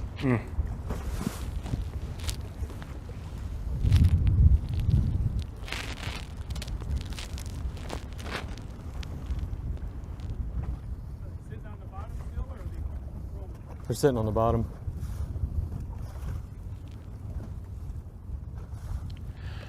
Is this one of those situations where you just try maybe use the same worm, just different shades of colors? Like this is where you're just racking your Like brain. we saw earlier, he switched weights. Right. You know, for fall, rate of fall, changed it up a little bit, and he caught one immediately when he did that. So That's true. Yeah, he actually went lighter, which you would think, oh my goodness, the conditions you would go heavier to have more control or more feel, but he went lighter, and like you said, we heard him mention there, they're really Come on, finicky. Patrick, get going.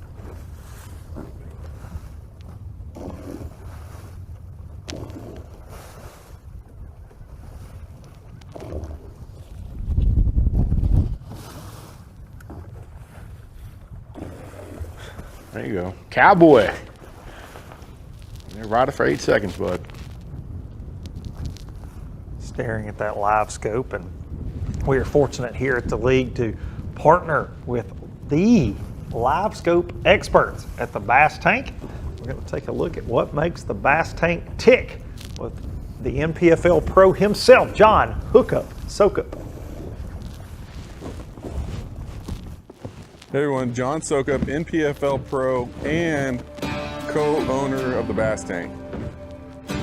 The Bass Tank is an electronics accessory installation national shipping shop. We sell Garmin, Lowrance, Humminbird. We've been known for really focusing on the niche of the forward shooting sonar, like the live scopes, the active targets, and things of that nature. We've been able to take those skill sets and kind of put them on display with the NPFL, winning the first UFOLO event with live scope.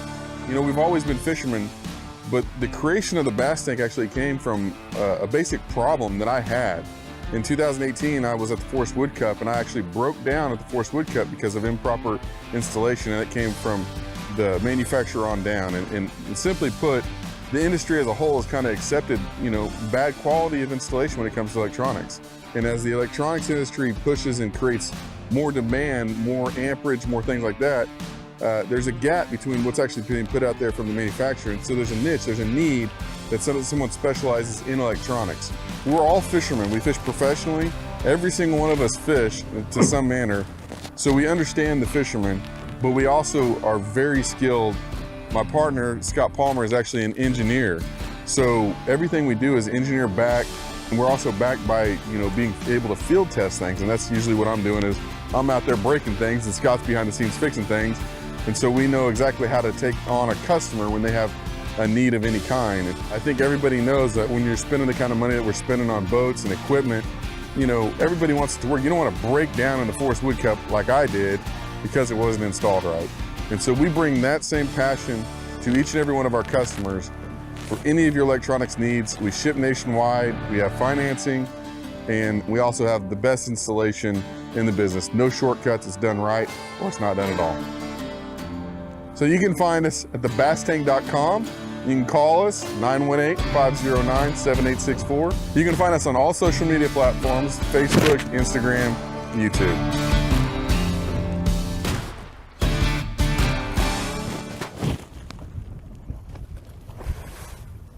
Back out on Saginaw Bay, Patrick Walters.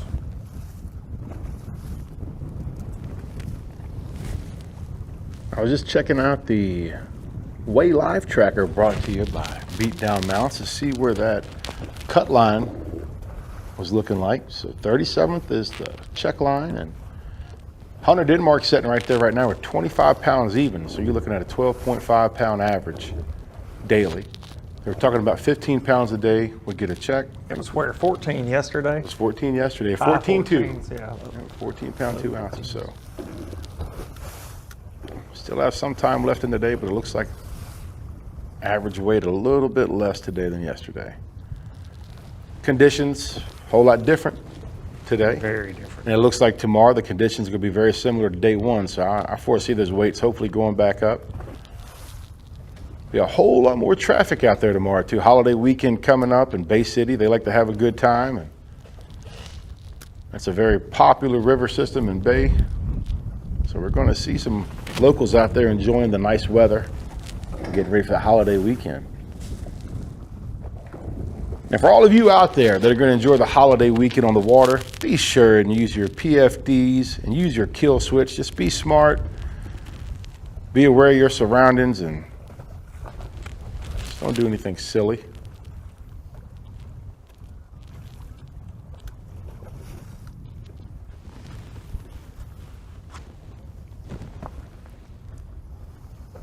Closing in on our final hour of live coverage today. Almost 1 o'clock on Saginaw Bay. And we're going to take a look back at some of the highlights, fish catches we've seen today on our live cameras. Of course, we are just covering the top 5 anglers today. Over 100 others out there mixing it up on the bay.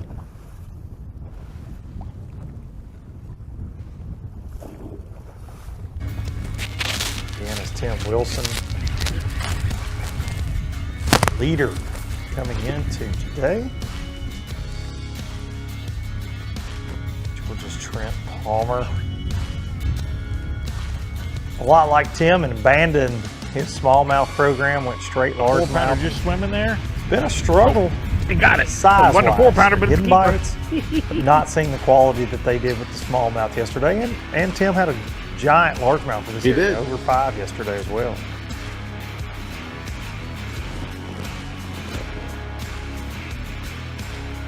Yeah, so good to see Trent's decision paid off for him. Left that big stuff. Came That's a with the largemouth. skinny That's a stuff. big one. Look. Oh, yeah. Oh, yeah. That'll call. Tim's having a good time out on the water, great attitude.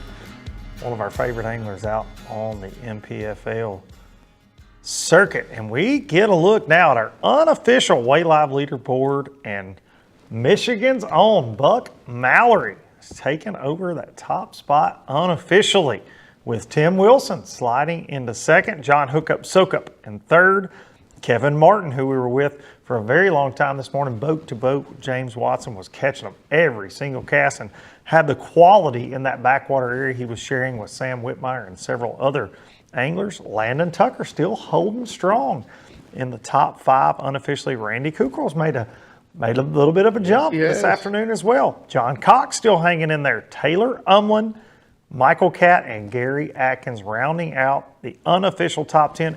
Of course, everything will become official this afternoon starting at 3:30 Eastern Time with Big Al McCullough on the mic.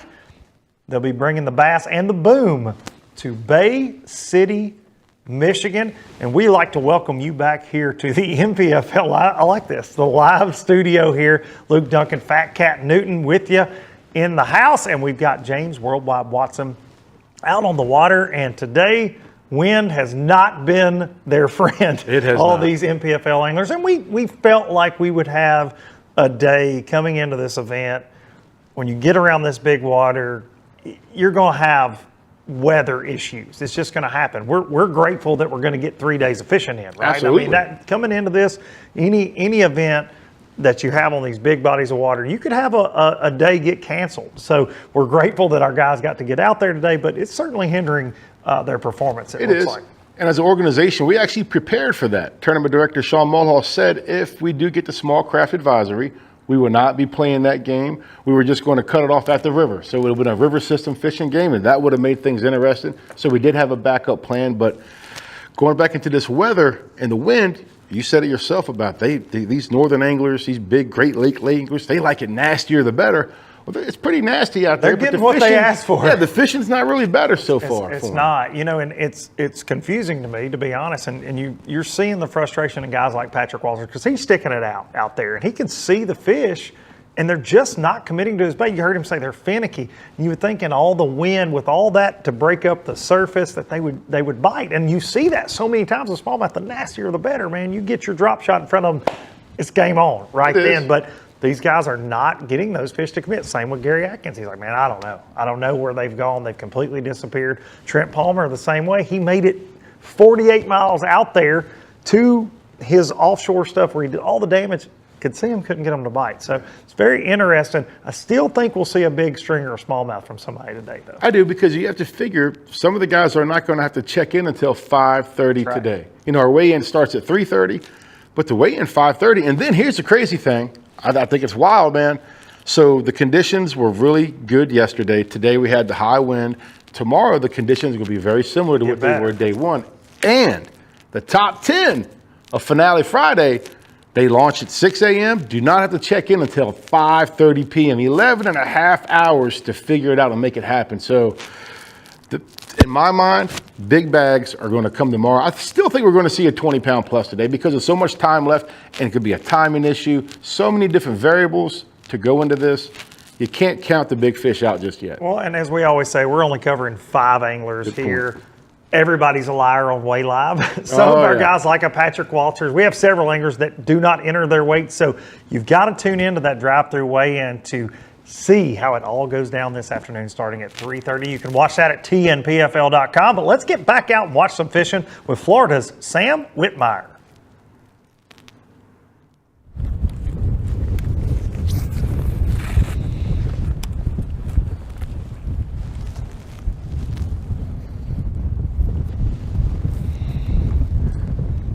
Out of all the guys we've watched this morning, I think Sam has the most potential to catch that big one.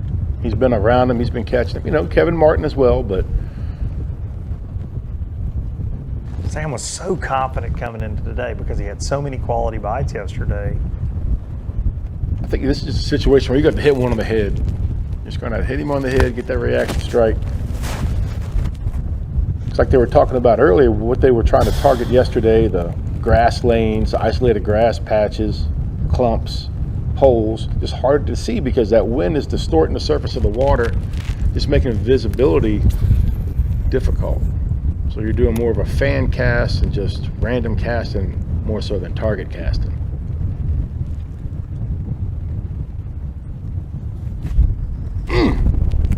Hooked up. That looks stout. Maybe not that stout.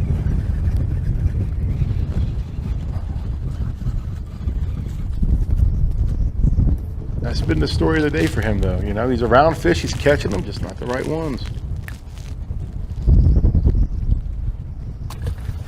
I saw that rod load up. I was like, uh-oh.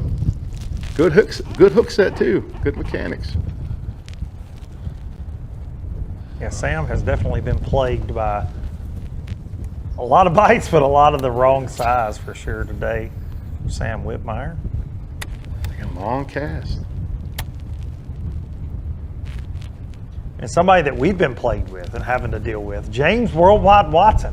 Hearing that we're going to get to check in with the one and only Mr. Worldwide out on the water. So we get in this last hour of live coverage. James Watson. All right, we found James Biggs poking around in a marina. Imagine that. He loves marina fishing. Hey, he hasn't been fishing the last 2 events. His wife had a baby. They had a baby. He's a papa. All right, that's not his baby in the boat. Well, where'd he go? It's his dog. But just watched him catch one. What's up, Biggs? There, look there. Look at that, right there. You want to be famous, dog? I'll make you famous. Hey, I understand. I understand. So, Biggs having fun back here, catching some bass. Again, first time I've been even poked around a marina. I don't even know what marinas are legal and not legal. Apparently this one is, or he wouldn't be fishing here. So, anyway, congratulations to the Biggs family on the birth of their baby. That's awesome. Yeah, good stuff from Congrats Biggs, to man. the Biggs family. Yeah, man, got that new papa smell on him out here, back here fishing. And Watson did touch on something about the marinas. And we had one angler in particular ran into a situation during practice where he went into a marina. It was a members only deal, but it was open water, easy way in, no signage. And he was asked to leave because it was a private marina. So we went to the tournament director and we talked to some of the locals, just trying to make sure, are we breaking the law? And from our understanding that it is perfectly legal, but just some situations it's members only and they try to keep the public anglers out of the marinas. And that's one thing. A lot of Karens. A lot of Karens. So that's something the guys have had to kind of, not all of them, but some of the guys have had to deal with this week. Especially not from being up here, not knowing, because you never want to get in trouble. You get a ticket out there and that ticket could get you disqualified. And look, that is a similar story. It doesn't matter where you go. If you're around a marina, that's right. The potential for that is always there. Yeah, and don't let that influence your mindset on that area, because everyone we came in contact with around Bay City was absolutely phenomenal. That marina life's a little different. Hey man, you got big boats. You're paying a certain amount of money to keep your boat slipped, and you got Bobby coming there dinging and donging your gel coat, like. And that's what they automatically think. That's right. That's going to happen, right? And well, it normally happens when I roll in there. I can promise you that. I'm just handing out precision fiberglass business cards to everybody. Tell them to call Mellow Yellow. He'll come up here and fix it for you. Shout out Phil.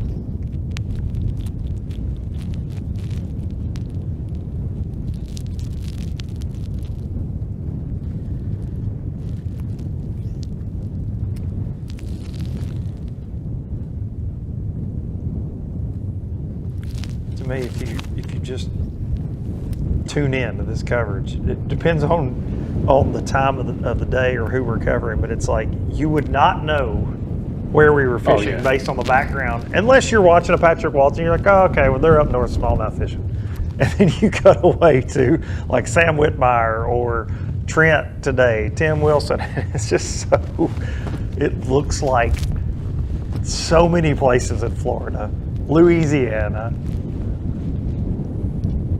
Definitely has that down south sweet tea vibes.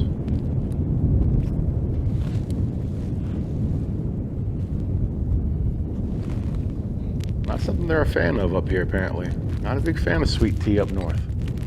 I don't know how I feel about that.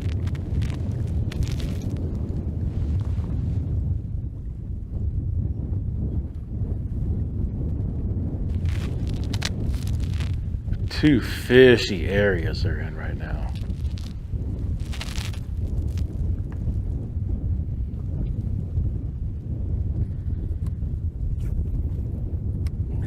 He has not put that swim jig down. I don't blame him. No, sir. It's funny watching the guys too as we travel around the country, how, you know, there are different actions for the swim jig they use in different areas. You know, you'll see sometimes where they keep that rod tip around 10 o'clock, pop, pop, pop, pop, pop, pop, pop, just keep it going. The Alabama shake. Alabama shake. We get out here and they're just trying to. Oh, this isn't swimming a jig. This is just reeling a jig. Yeah, pretty That's much. what I always say. Yeah, like, good point. Like you're just reeling a jig. Good point. All right, to you, what's the most important thing fishing this style? Is it the trailer? Is it just that fast presentation? Is it the color? Like when you're swim jigging this type of stuff, Luke, what's the most important thing? It is, to me, it's a combination. And the trailer for me is going to depend largely on how I'm retrieving it, for me personally. You know, and I've seen Tim, he's throwing a crawfish style imitator on the back of that. Looked like something similar like a Zoom Z crawl. And normally when I'm doing that, I'm not reeling the jig as much. I'm pumping it with those legs.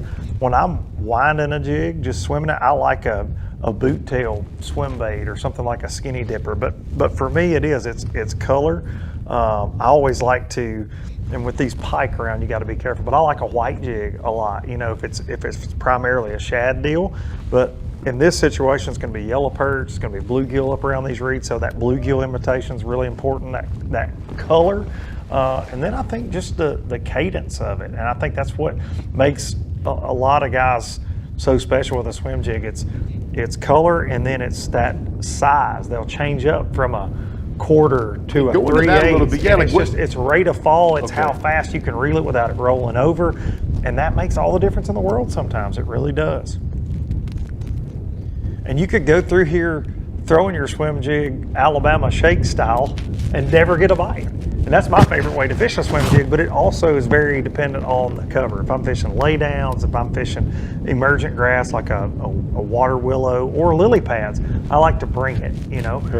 But these pencil reeds and things, they've got the little lanes. It's not as conducive for that as just reeling the jig.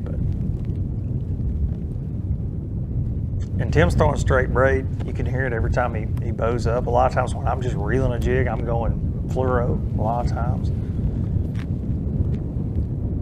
I say reeling a jig, I like to just say that to poke the bear. You know, everybody's like, oh, I'm swimming a jig. I'm like, no, you're reeling a jig. I drew a guy. Chunk and wine. I drew a guy, Jason Miniger. Shout out to Jason, fantastic Georgia angler. I'm sure Trent Palmer has fished against many times in Lake Lanier, but I drew him. I was a co-angler, FLW tour back in the day.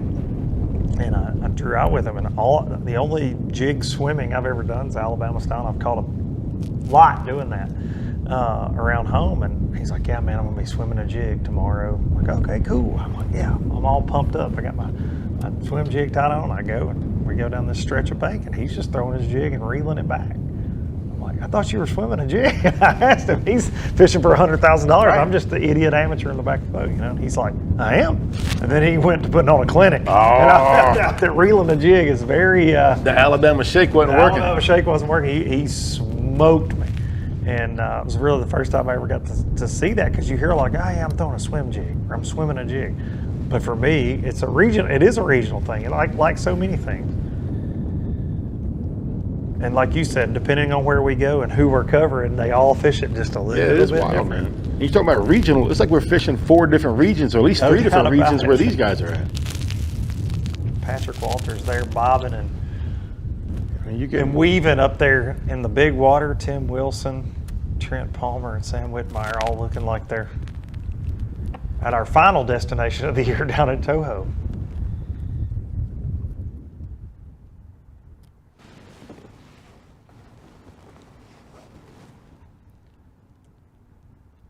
From the Quad Box, we're going to go take a look at the fine sponsors that make this all possible here at the National Professional Fishing League one last time as we enter our last 45 minutes of live coverage. We'll see you on the other side to start to wind things down from Saginaw Bay.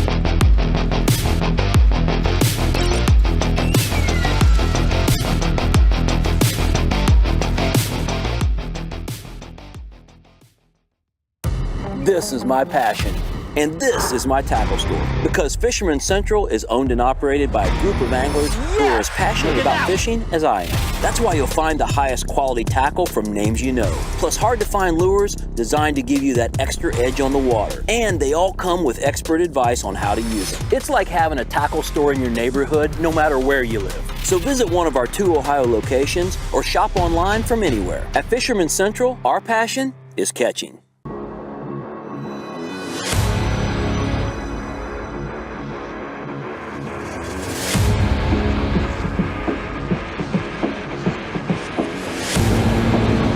I'm Doug Chapin, and this is how I fish fully loaded.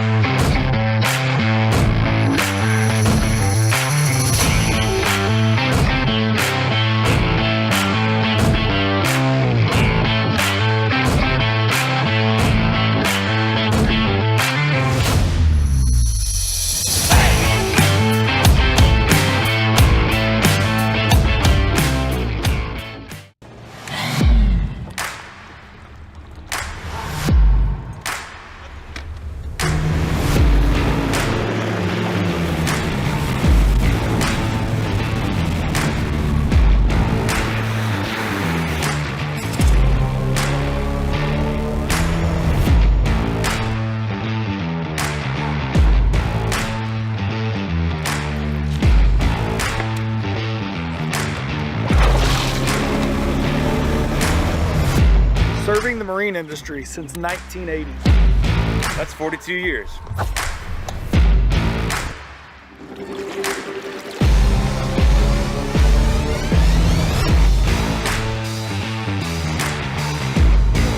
ProGuide Lithium, power perfected. Check them out at ProGuideBatteries.com or your local ProGuide dealer.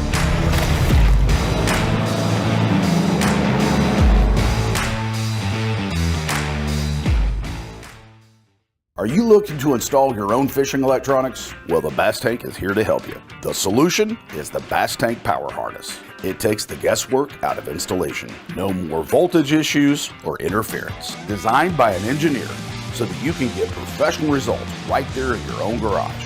Installation done right with the help of the Bass Tank Power Harness. You can feel confident knowing that your installation was done right. The Bass Tank Power Harness. Give us a call or order yours today at thebasstank.com.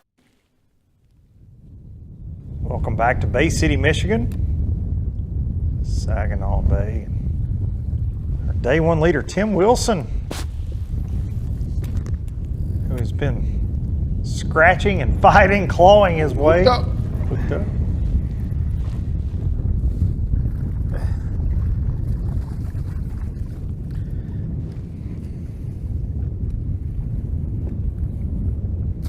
No help.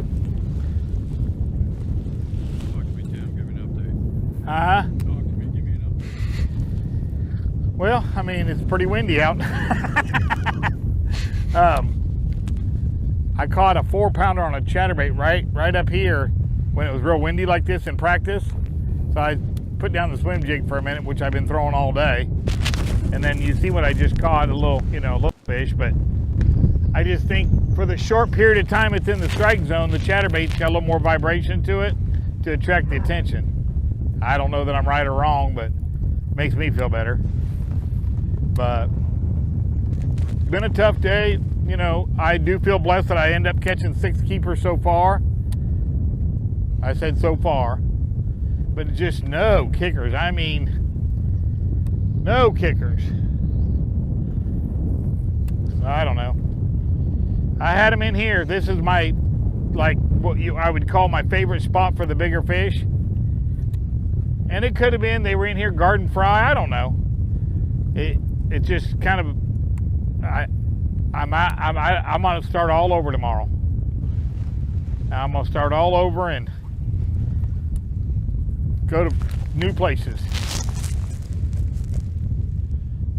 I might even try some new techniques like flipping or something tomorrow that I haven't tried since I've been here.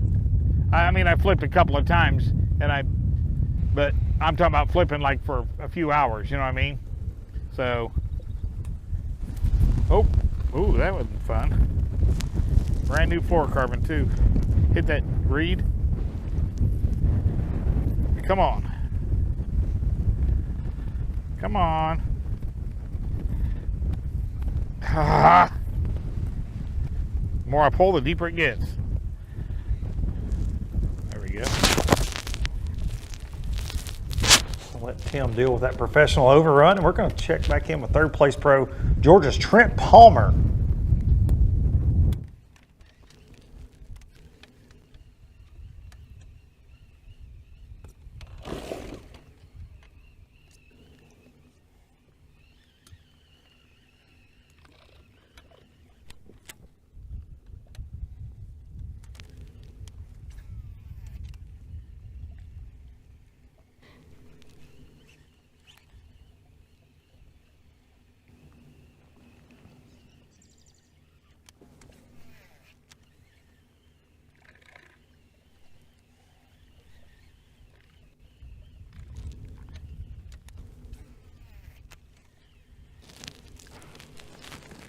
Palmer is in the dirt. Like you say, man, you would think he's in Florida somewhere. Somewhere down south. Oh.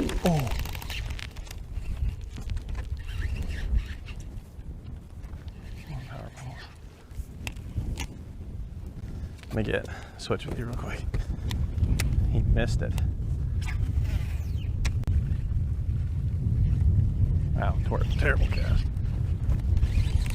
Yeah, that wind is not your friend when you're in a hurry.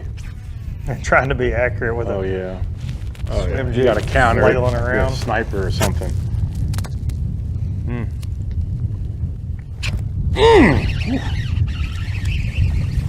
Gotta love it when that happens.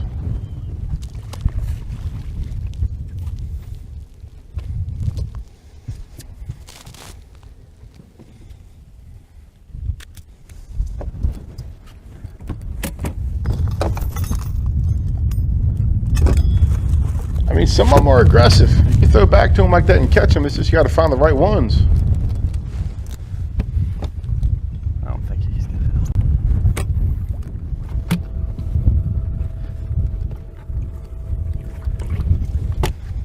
Just hasn't caught that bigger than 3 pound bite that there are so many of swimming around here. Yeah, That's dude. what's crazy. And they wanna today. eat. No doubt about it. The fish are aggressive when the guys get around them, get a lot of bites, but the quality today has certainly. Yeah, the big ones are being stingy. And let's be honest, a lot of them took boat rides yesterday too. That's true. A lot of them took boat rides. Trent's gonna sort it out, get that live well in order, and we're gonna check mouth contingents here. Flower Power, as we've called him. He's put on a show. He's caught a lot of bass today. Just the quality has eluded him. Yeah, man. He's definitely been around it.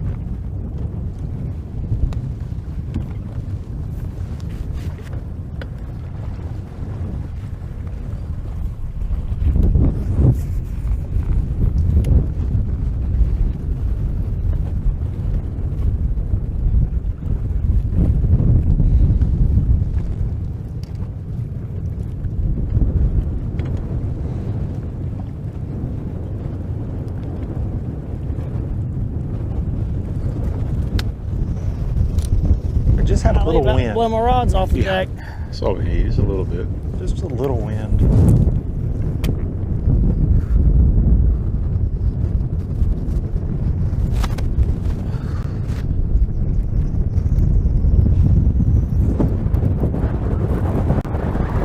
Hooked up.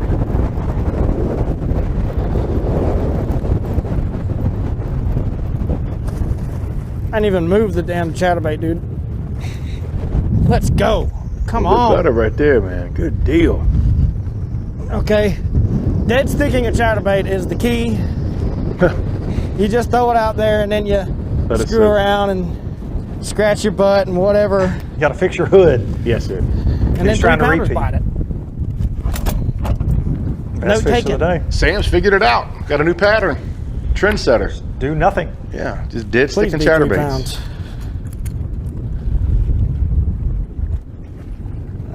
Just short.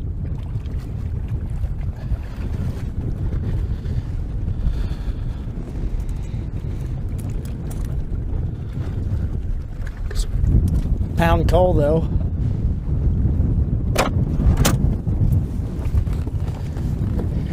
If you can start calling with those, he'll come into the house with something. What number was he? Hey, we don't know. Yeah, don't ask me. Don't ask us. We've been making up words all day. 87, the only number I know. From Whitmire, while he calls, we're going to jump back over to Patrick Walters.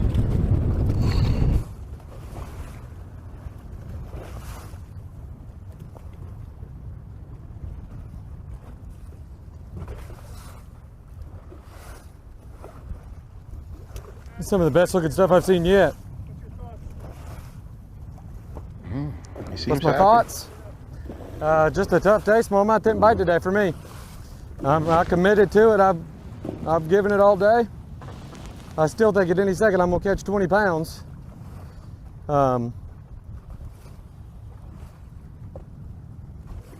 Sometimes ignorance is bliss, though.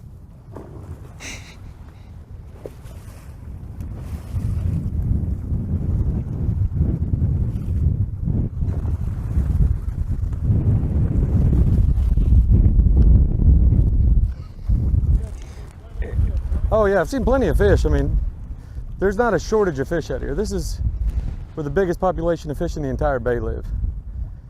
They just, certain days they just don't bite.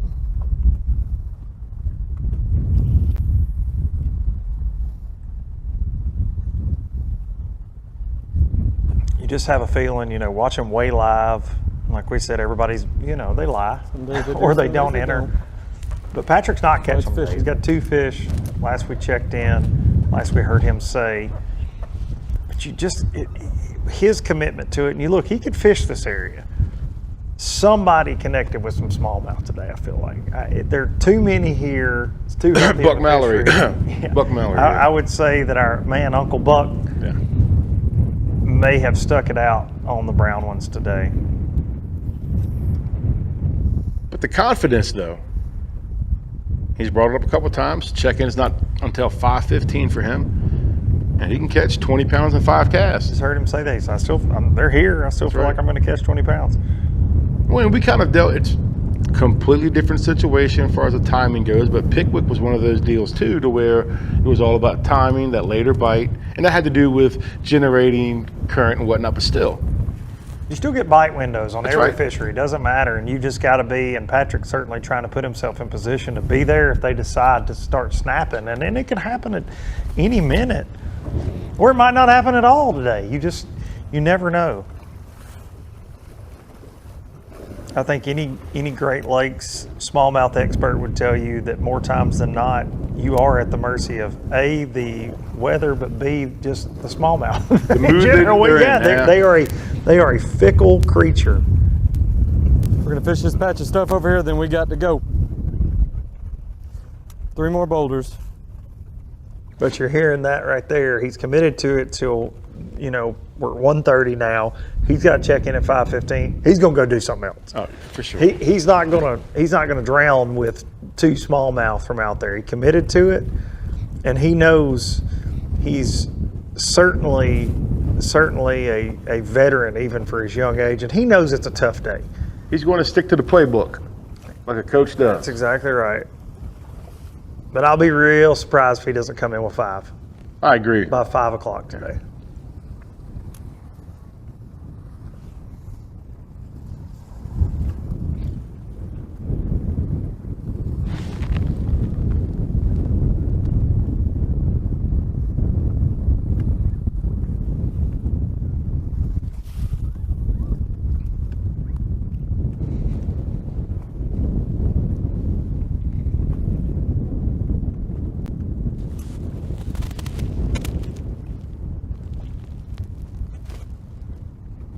I just saw 3 fish. There's one right there. There they go.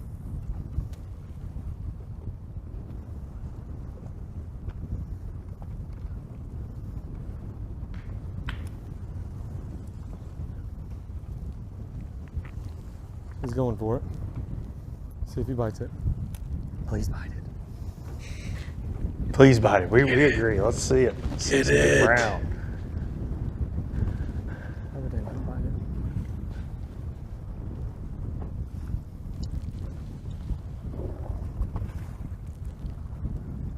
Then they're breathing on it.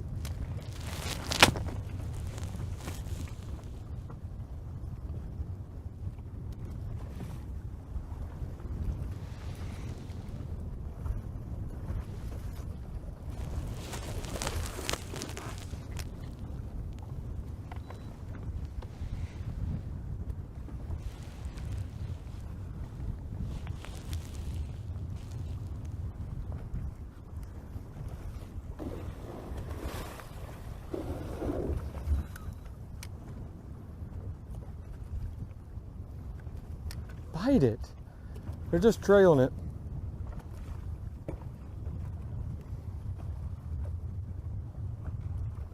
Won't commit. You come in here tomorrow and catch 25 pounds.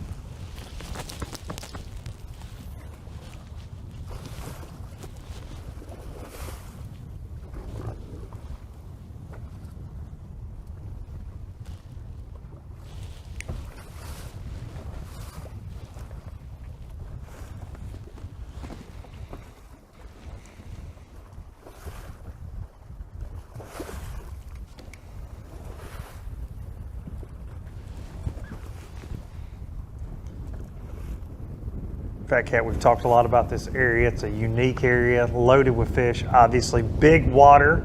A lot of these guys wish they had a bigger boat today. You got to see a big boat that makes its home in Bay City. The USS Edson, a destroyer that served over 10 tours in Vietnam, seen a lot of history, actually took fire, did a lot for us, man. And yeah, man, check this out. Got to go on there and see what it was all about. So we're going to get to see a Fat Cat Presents. That's what I'm calling this segment. Oh, I like it. Fat Cat Presents. Here we go. The Edson. This is power right here. All right, here we go. You sure? Here we go.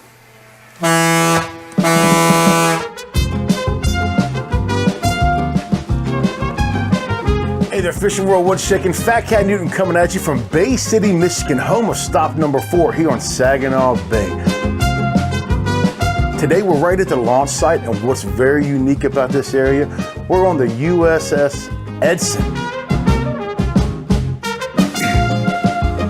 A destroyer that served in the Vietnam, multiple tours. Okay, what you're looking at is a ship that was built in the 50s. Its keel was laid in 1956. It was launched in 1958. It served for 30 years on active duty. It was retired in 1938. It went to New York City in 1989 and was part of the Intrepid Air and Space Museum. We got somebody coming. Like I told you, I don't play with poachers anymore. I'm done with people taking my holes. I'm the best fisherman I ever met because I protect my space. Hey! This is my spot! Don't make me use it!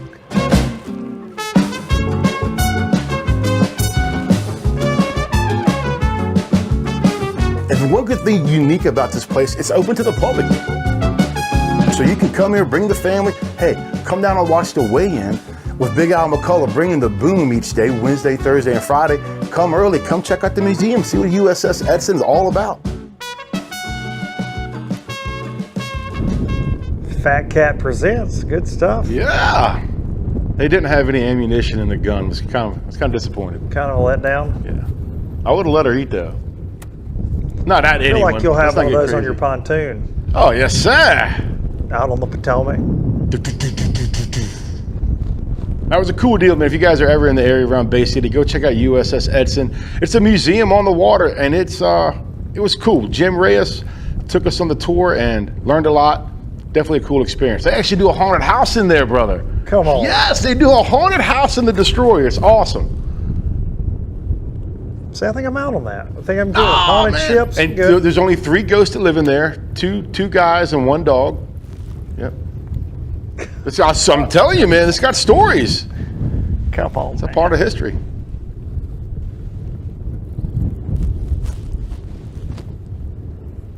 Well, not to be All right, one Phil up, Pounder, let's but do it. I'm Let's do hearing it, bud. that Worldwide has found the same boat as you. I don't know what's going Let's on. dance. Let's check in with James Worldwide Watson. Give me a shot.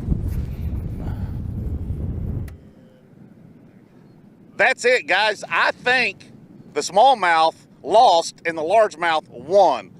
It looked like it was a way better bite for the guys in the river than it was for the guys out on the lake. Maybe because it was blowing 153 miles an hour, because it was really, really bad out there today. So we're going to see. Weigh-in starts at 3:30.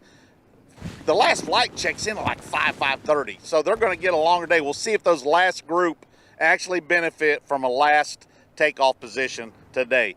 But check us out, Independence Park today, 3:30. Let's do it with Al. Let's go boom. There he is. James Worldwide Watson bringing us all the juice today on the water. Of course he's quitting early, right? Of course he's checking out early. Any surprise there? No. He's going to B-dubs. He's been wanting wings since about 10:45 this morning. We appreciate Worldwide joining us this week. Had some big shoes to fill. Yeah, man. Hallman I filled told in him. from him. Hey. When we told Hallman the same thing, and Buddy. Hallman just took it next level. Oh, he was trying to take all of our jobs. All right, you're getting too messy. I've had fun watching Sam today. I have too, and getting to know him a little bit more. Absolutely. You know, as an angler, and he's one of our new faces out here He this is year one of our new in faces. the league. Florida boy. And he's always so upbeat at the weigh-ins. We see him every weigh-in. Got that. So the jersey he's wearing, his boat is wrapped with the same design. Boy got swag, son. Swag Whitmire right there. Are they gonna come back to me before they go off? He will talk to his girlfriend. You watch. Hey, Swag, we're with you now, buddy. Oh yeah. Okay. Well, I caught one. You call it 3 pounds. It's 0.05 off of 3 pounds, and that's the biggest thing I got in the box. I've got like right at 12 pounds, which give me a 2-day total right now of 30 pounds. So, you know, weight should drop today. I hope that keeps me in the top 20. I would really, really love to catch a 4-pounder right now and get me up to 14 and keep me up there. Heck yeah. But even that, I don't think would give me a shot to win. But I don't know how the smallmouth guys are going to do today. You know, that's the thing about this week is to win this tournament, you really need to play your cards right. And yesterday, you got a really good opportunity to go catch a big bag of smallmouth. And then today, you kind of needed to play safe and maybe catch some largemouth because it's blowing, you know. And tomorrow, they'll get another opportunity, or they should anyway. We'll see if the weatherman's right for once to go catch another bag. But I like his logic, man. He knows what he's talking about. I think that's Timmy Reeves, whatever his name is. Sounds like Watson. AOI leader, stick. Yeah, progressive AOI leader. Sam? Yeah. Angler of the year? Yeah, Angler of the year. Mr. Consistency. Hold on. Get him, boy. Got interrupted. Oh, pike dog. Seen him come up and flash. Yeah, I look forward to covering Sam some more. Been a tough day, man. Things aren't going my way today. I still got a little bit of time. I'm just kind of trying to stick it out and just look for really just one big bite. And you know, high hopes. People are starting to leave the area now. It's really just us. Well, there's 4 of us in here now, which is good. But you can see how much dirtier the bay has gotten since yesterday. Just from all the boat traffic and the trolling motors running in the dirt like I am, and you know,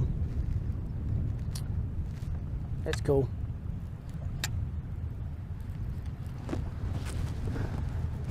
If I don't talk to you guys again before we cut off, I want to say love you, Gabs, and Mom if you're watching, Jay if you're watching. I know my dad can't work a computer, but shout out to Pops. I'm trying to keep it simple for him. Every time I have a bad tournament, he tells me to throw a purple worm. Throwing a purple worm for you. There you go, man. You got to acknowledge the support system. And we're not completely sucking, so. No, you're doing a good job, Sam. Don't be hard on yourself, buddy. You're representing, man. It's been tough for everybody. Ain't nothing wrong with acknowledging the ones that support you.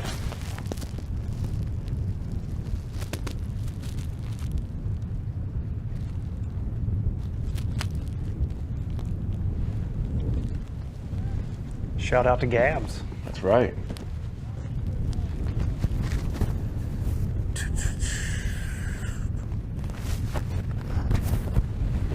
Saginaw Bay, man, this place is cool.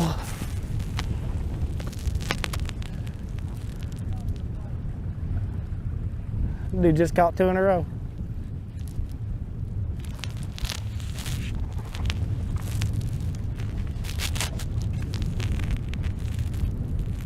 It's a pike guy. Big pike man. There's some pike boys in here now. There's some mud dogs too.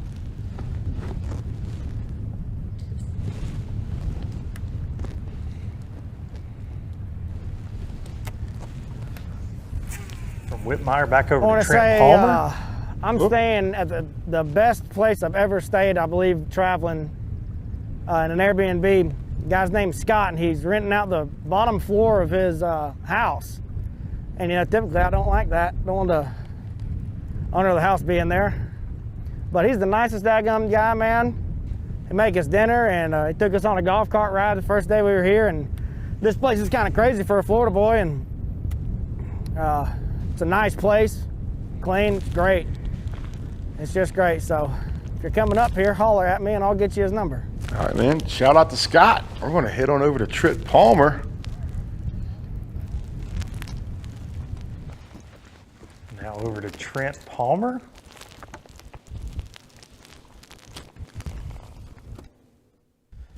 Ran out of minutes there. That's it. On his track phone, I think.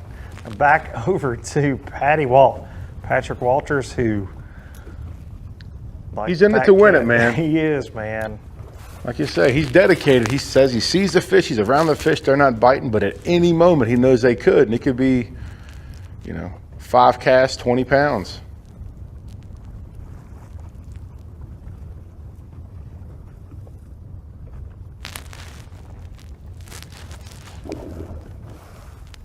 All right.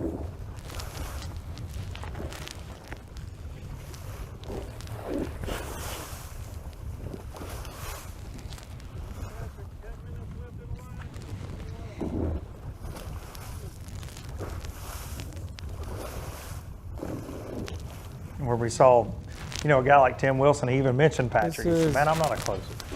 Been a day. He said, I'm in an unusual position. Well, this is not for Patrick, and we see the difference in strategies, but hey, Tim's living to fight another day. He's still going to be way up there. Absolutely. Caught a good bag. And I still think we'll see Patrick do the same, whether it's with smallmouth or largemouth. I think that he'll make the right moves. These guys like Patrick, they're not top 10 AOY on the Bassmaster Elite Series, top 25 AOY over here. And minus one event, only 3 or 4 events fished without weighing in consistent limits all the time. And I just think that I could be wrong come 5:15. I've never been, but according to you, I've never been what? wrong. Yeah, I've never been wrong. Okay. You tell me that all the time. I do. No, I'm always telling you that. I do. Luke, I don't, everything you do, everything you say, yeah, it's man, really just, and I appreciate the kindness all the time. Man, I'm here I was going to say help it for you because I didn't want you to be embarrassed. I appreciate having it, to man. throw all Thanks those for thinking of compliments me. my way. I'm always thinking of you, big guy. I appreciate it. But going back into Patrick Walters, he missed the first event at Cumberland, came in second at Hartwell, won Watts Bar, then here he is today. 70 grand in 2 tournaments, not too shabby. Not too shabby. And ultimately, that probably helps you take a little bit of a risk, right? Like Sure. if you're a guy that hasn't had as many checks this year, you're not going bouncing around out here if you can be consistent and catch some shallow largemouth. He's swinging, man. He wants another 50K. He's greedy. That's He wants right. 50K. He wants that progressive AOY. And I'll tell you what, after Watts Bar, the coolest thing for me with We're Patrick, going to go about 15 more yards and then we're done. he's about had enough of this.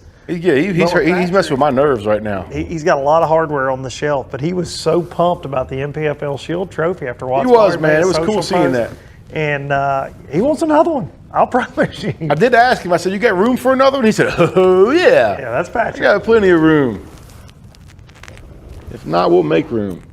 He's one of those guys out there like a Jacob Wheeler that it doesn't matter how many trophies are on the shelf, there's never going to be enough. That is a good comparison because he is 8 up. All that dude does is fish. Right. Lots of fishing, lots of learning, in between events. I talked to a lot of veteran guys, and when I say veteran, 20, 30 plus years in the professional bass game, and they're amazed by these young guys at the fact that, man, they'll stay over at events when they don't make cuts, whenever they bomb out. They'll stay 3 days after just to go, well, hey, just in case we ever come back here, I want to see what I did wrong. Now that I know what the guys did, I want to get more familiar with that. And Patrick's one of those guys, man, he just puts in the work. And you've got to win at this level, to compete against all the great anglers that are out there doing it at this level. You got to be obsessed, man. You can get fortunate every now and then and hang, but overall, to be that consistency. Yes. Yeah, I agree. You got to be obsessed, and to have the big wins.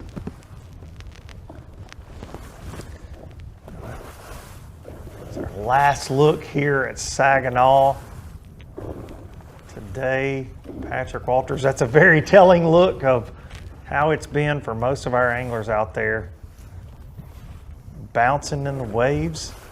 Saginaw's got plenty of those this week with the high winds you can see there. We're going to take a look one last time at the unofficial leaderboard before we wrap things up today. And Buck Mallory, the Michigan Angler winner of stop number 5 last year in our inaugural season there at Lake Winnebago. Buck pulling off a climb today. We'll see. He's had a roller coaster season, Absolutely. too. You know, Cumberland, he finished 75th. Hartwell, 21st. Watts Bar, 76th. So where he's at right now is definitely a breath of fresh air. No doubt about it. And we expected this from Buck here. We did. For sure. He has success on Lake St. Clair. He lives right down the road.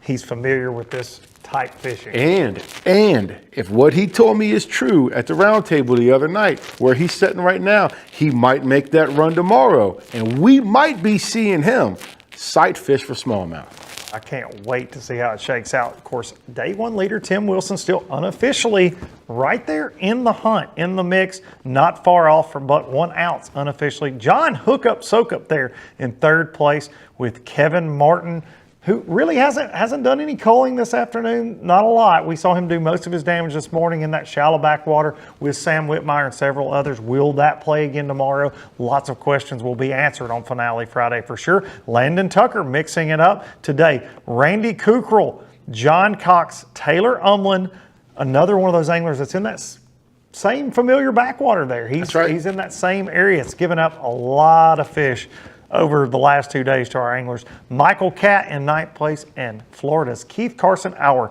2021 Progressive AOI. I'll be interested to see what he's doing. Probably where he is. Fishing. He's probably out in the middle of the lake. Yeah. If he's broke down and drifting, it's about the only way. But a little over 15 pound a day average right there for Mr. Carson, the Progressive AOI from last year. And speaking of Progressive AOI, this event, we opened the show today by talking about how this is going to be a shake-up event. We knew the Northern Swing had that potential, and after the day one standings, it certainly was. But let's take a look at the Angler of the Year coming into this event. Timmy Reams, who's catching them again today. He was top 20 yesterday. He's going to be right there in the mix. Kevin Rogers catching them as well at this event. Kevin, your man crush. Oh, yes, sir. But I have to hit on this because he gets the Fat Cat, I guess, rebound award. I don't know. I'm giving out whatever he wants from me. Yeah, you are a big crappie. His work ethic, man. But he came into the bass world last year, unfamiliar to most of us to keep up with the sport, but veteran crappie tournament angler. Very accomplished. Absolutely. Multiple Angler of the Years, multiple wins. World over championships. 30 wins. Yeah, it's crazy.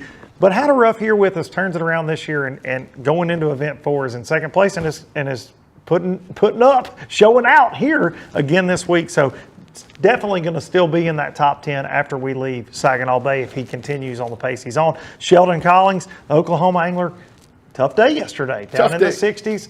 Not sure today. Haven't seen many updates on the way live. Haven't seen many updates, but he is that angler that we all say, everybody that pays attention and watches, his time's coming. Without no doubt about it. May not be today, may not be this tournament, but he's overdue. Overdue in the sport for a very long time. Ryan Davidson, Bryant Smith, another angler that was in our top 20 yesterday. Bryant, very consistent. I feel like we cover him as much as we do anybody on the NPFL. Gary Atkins, Eddie Carper there. Skipped over Eddie. My apologies, Eddie. Eddie's catching them in this event. He had a quick limit today. I noticed earlier. He's going to be in the mix going into Finale Friday in check range for sure. Gary Atkins, of course, one of our favorites coming into this event. Not necessarily because he knew this body of water, but because he knows smallmouth and he knows northern fisheries. Came right out of the gate, second place. Still one of the favorites. And absolutely, he's got a lot of fishing time left today, and we've seen him catch a limit and cull up several times. So we'll see what he brings to Big Al McCullough this afternoon. Logan Millsaps, Todd Goat, and Sean Murphy rounding out the top 10. Logan having another good tournament here as well. Todd struggled a little bit yesterday. He did. He said he lost 4 quality fish. 4 quality fish. And that's just how it goes sometimes. They come unbuttoned, and it is what it is. But the main thing is not let it get to you and just roll with the punches. No doubt about it. Realize that you're doing what you need to do to get bit, make adjustments, and keep moving on. Of course, the guy that puts all of them in the boat for 6 tournaments is the one that's going to hoist that golden shield at the end of the year. And we go to Sandusky Bay next and wind up the season there at Lake Toho, Kissimmee, Florida. And we're looking forward to the rest of the events. But we've got business to attend to here in Bay City, Michigan. Saginaw Bay, and instead of Showdown Saturdays, normally our final day, Showdown Saturday, but this week we've got Finale Friday. Finale Friday, because of the 4th of July holiday, we're fishing Wednesday, Thursday, Friday. But on Finale Friday, somebody's going to take home $50,000. And B, will it be a mixed bag? Will it be all largemouth or will it be all smallmouth? Putting you on the spot to end the show because this is the winning bag tomorrow. Yes. Will be all smallmouth. I really think, I think tomorrow we're going to see the 22, 23 pound bag of smallmouth tomorrow. Because they're gonna risk it all for the biscuit tomorrow. They're going to get out there. We're going to see long runs. The weather's going to be more accommodating and a big brown bag of fish. Absolutely. The green fish got punished today, and I think the brownies had a day off. Tomorrow they're going to pay for it.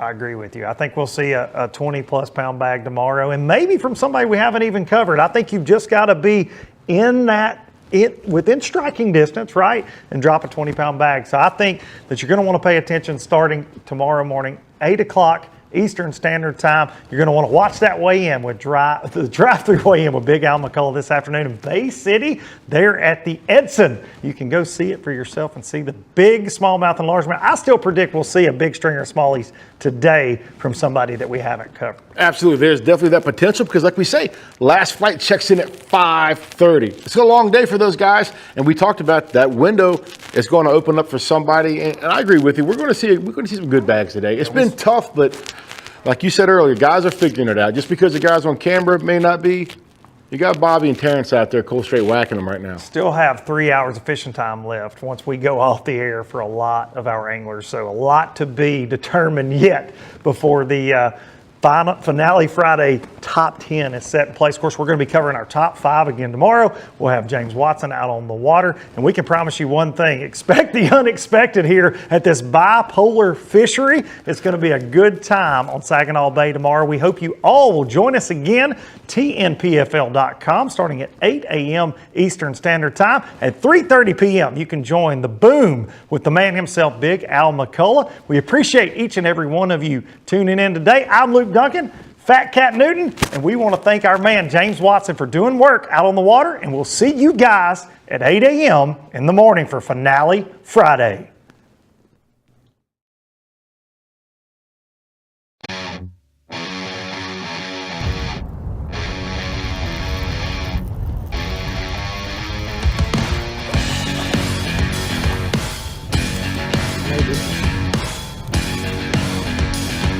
And it goes.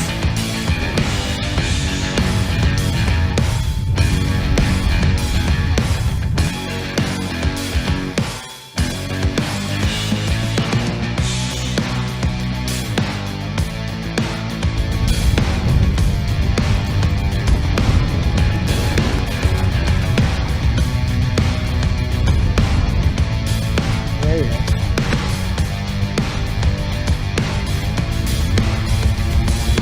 Help.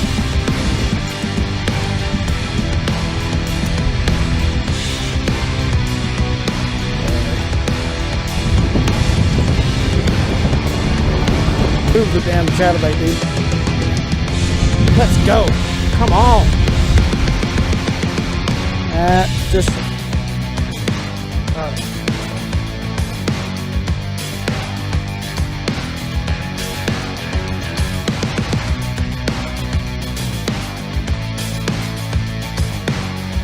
A 4-pounder just swimming there. Oh, he got it. It wasn't a 4-pounder, but a keeper.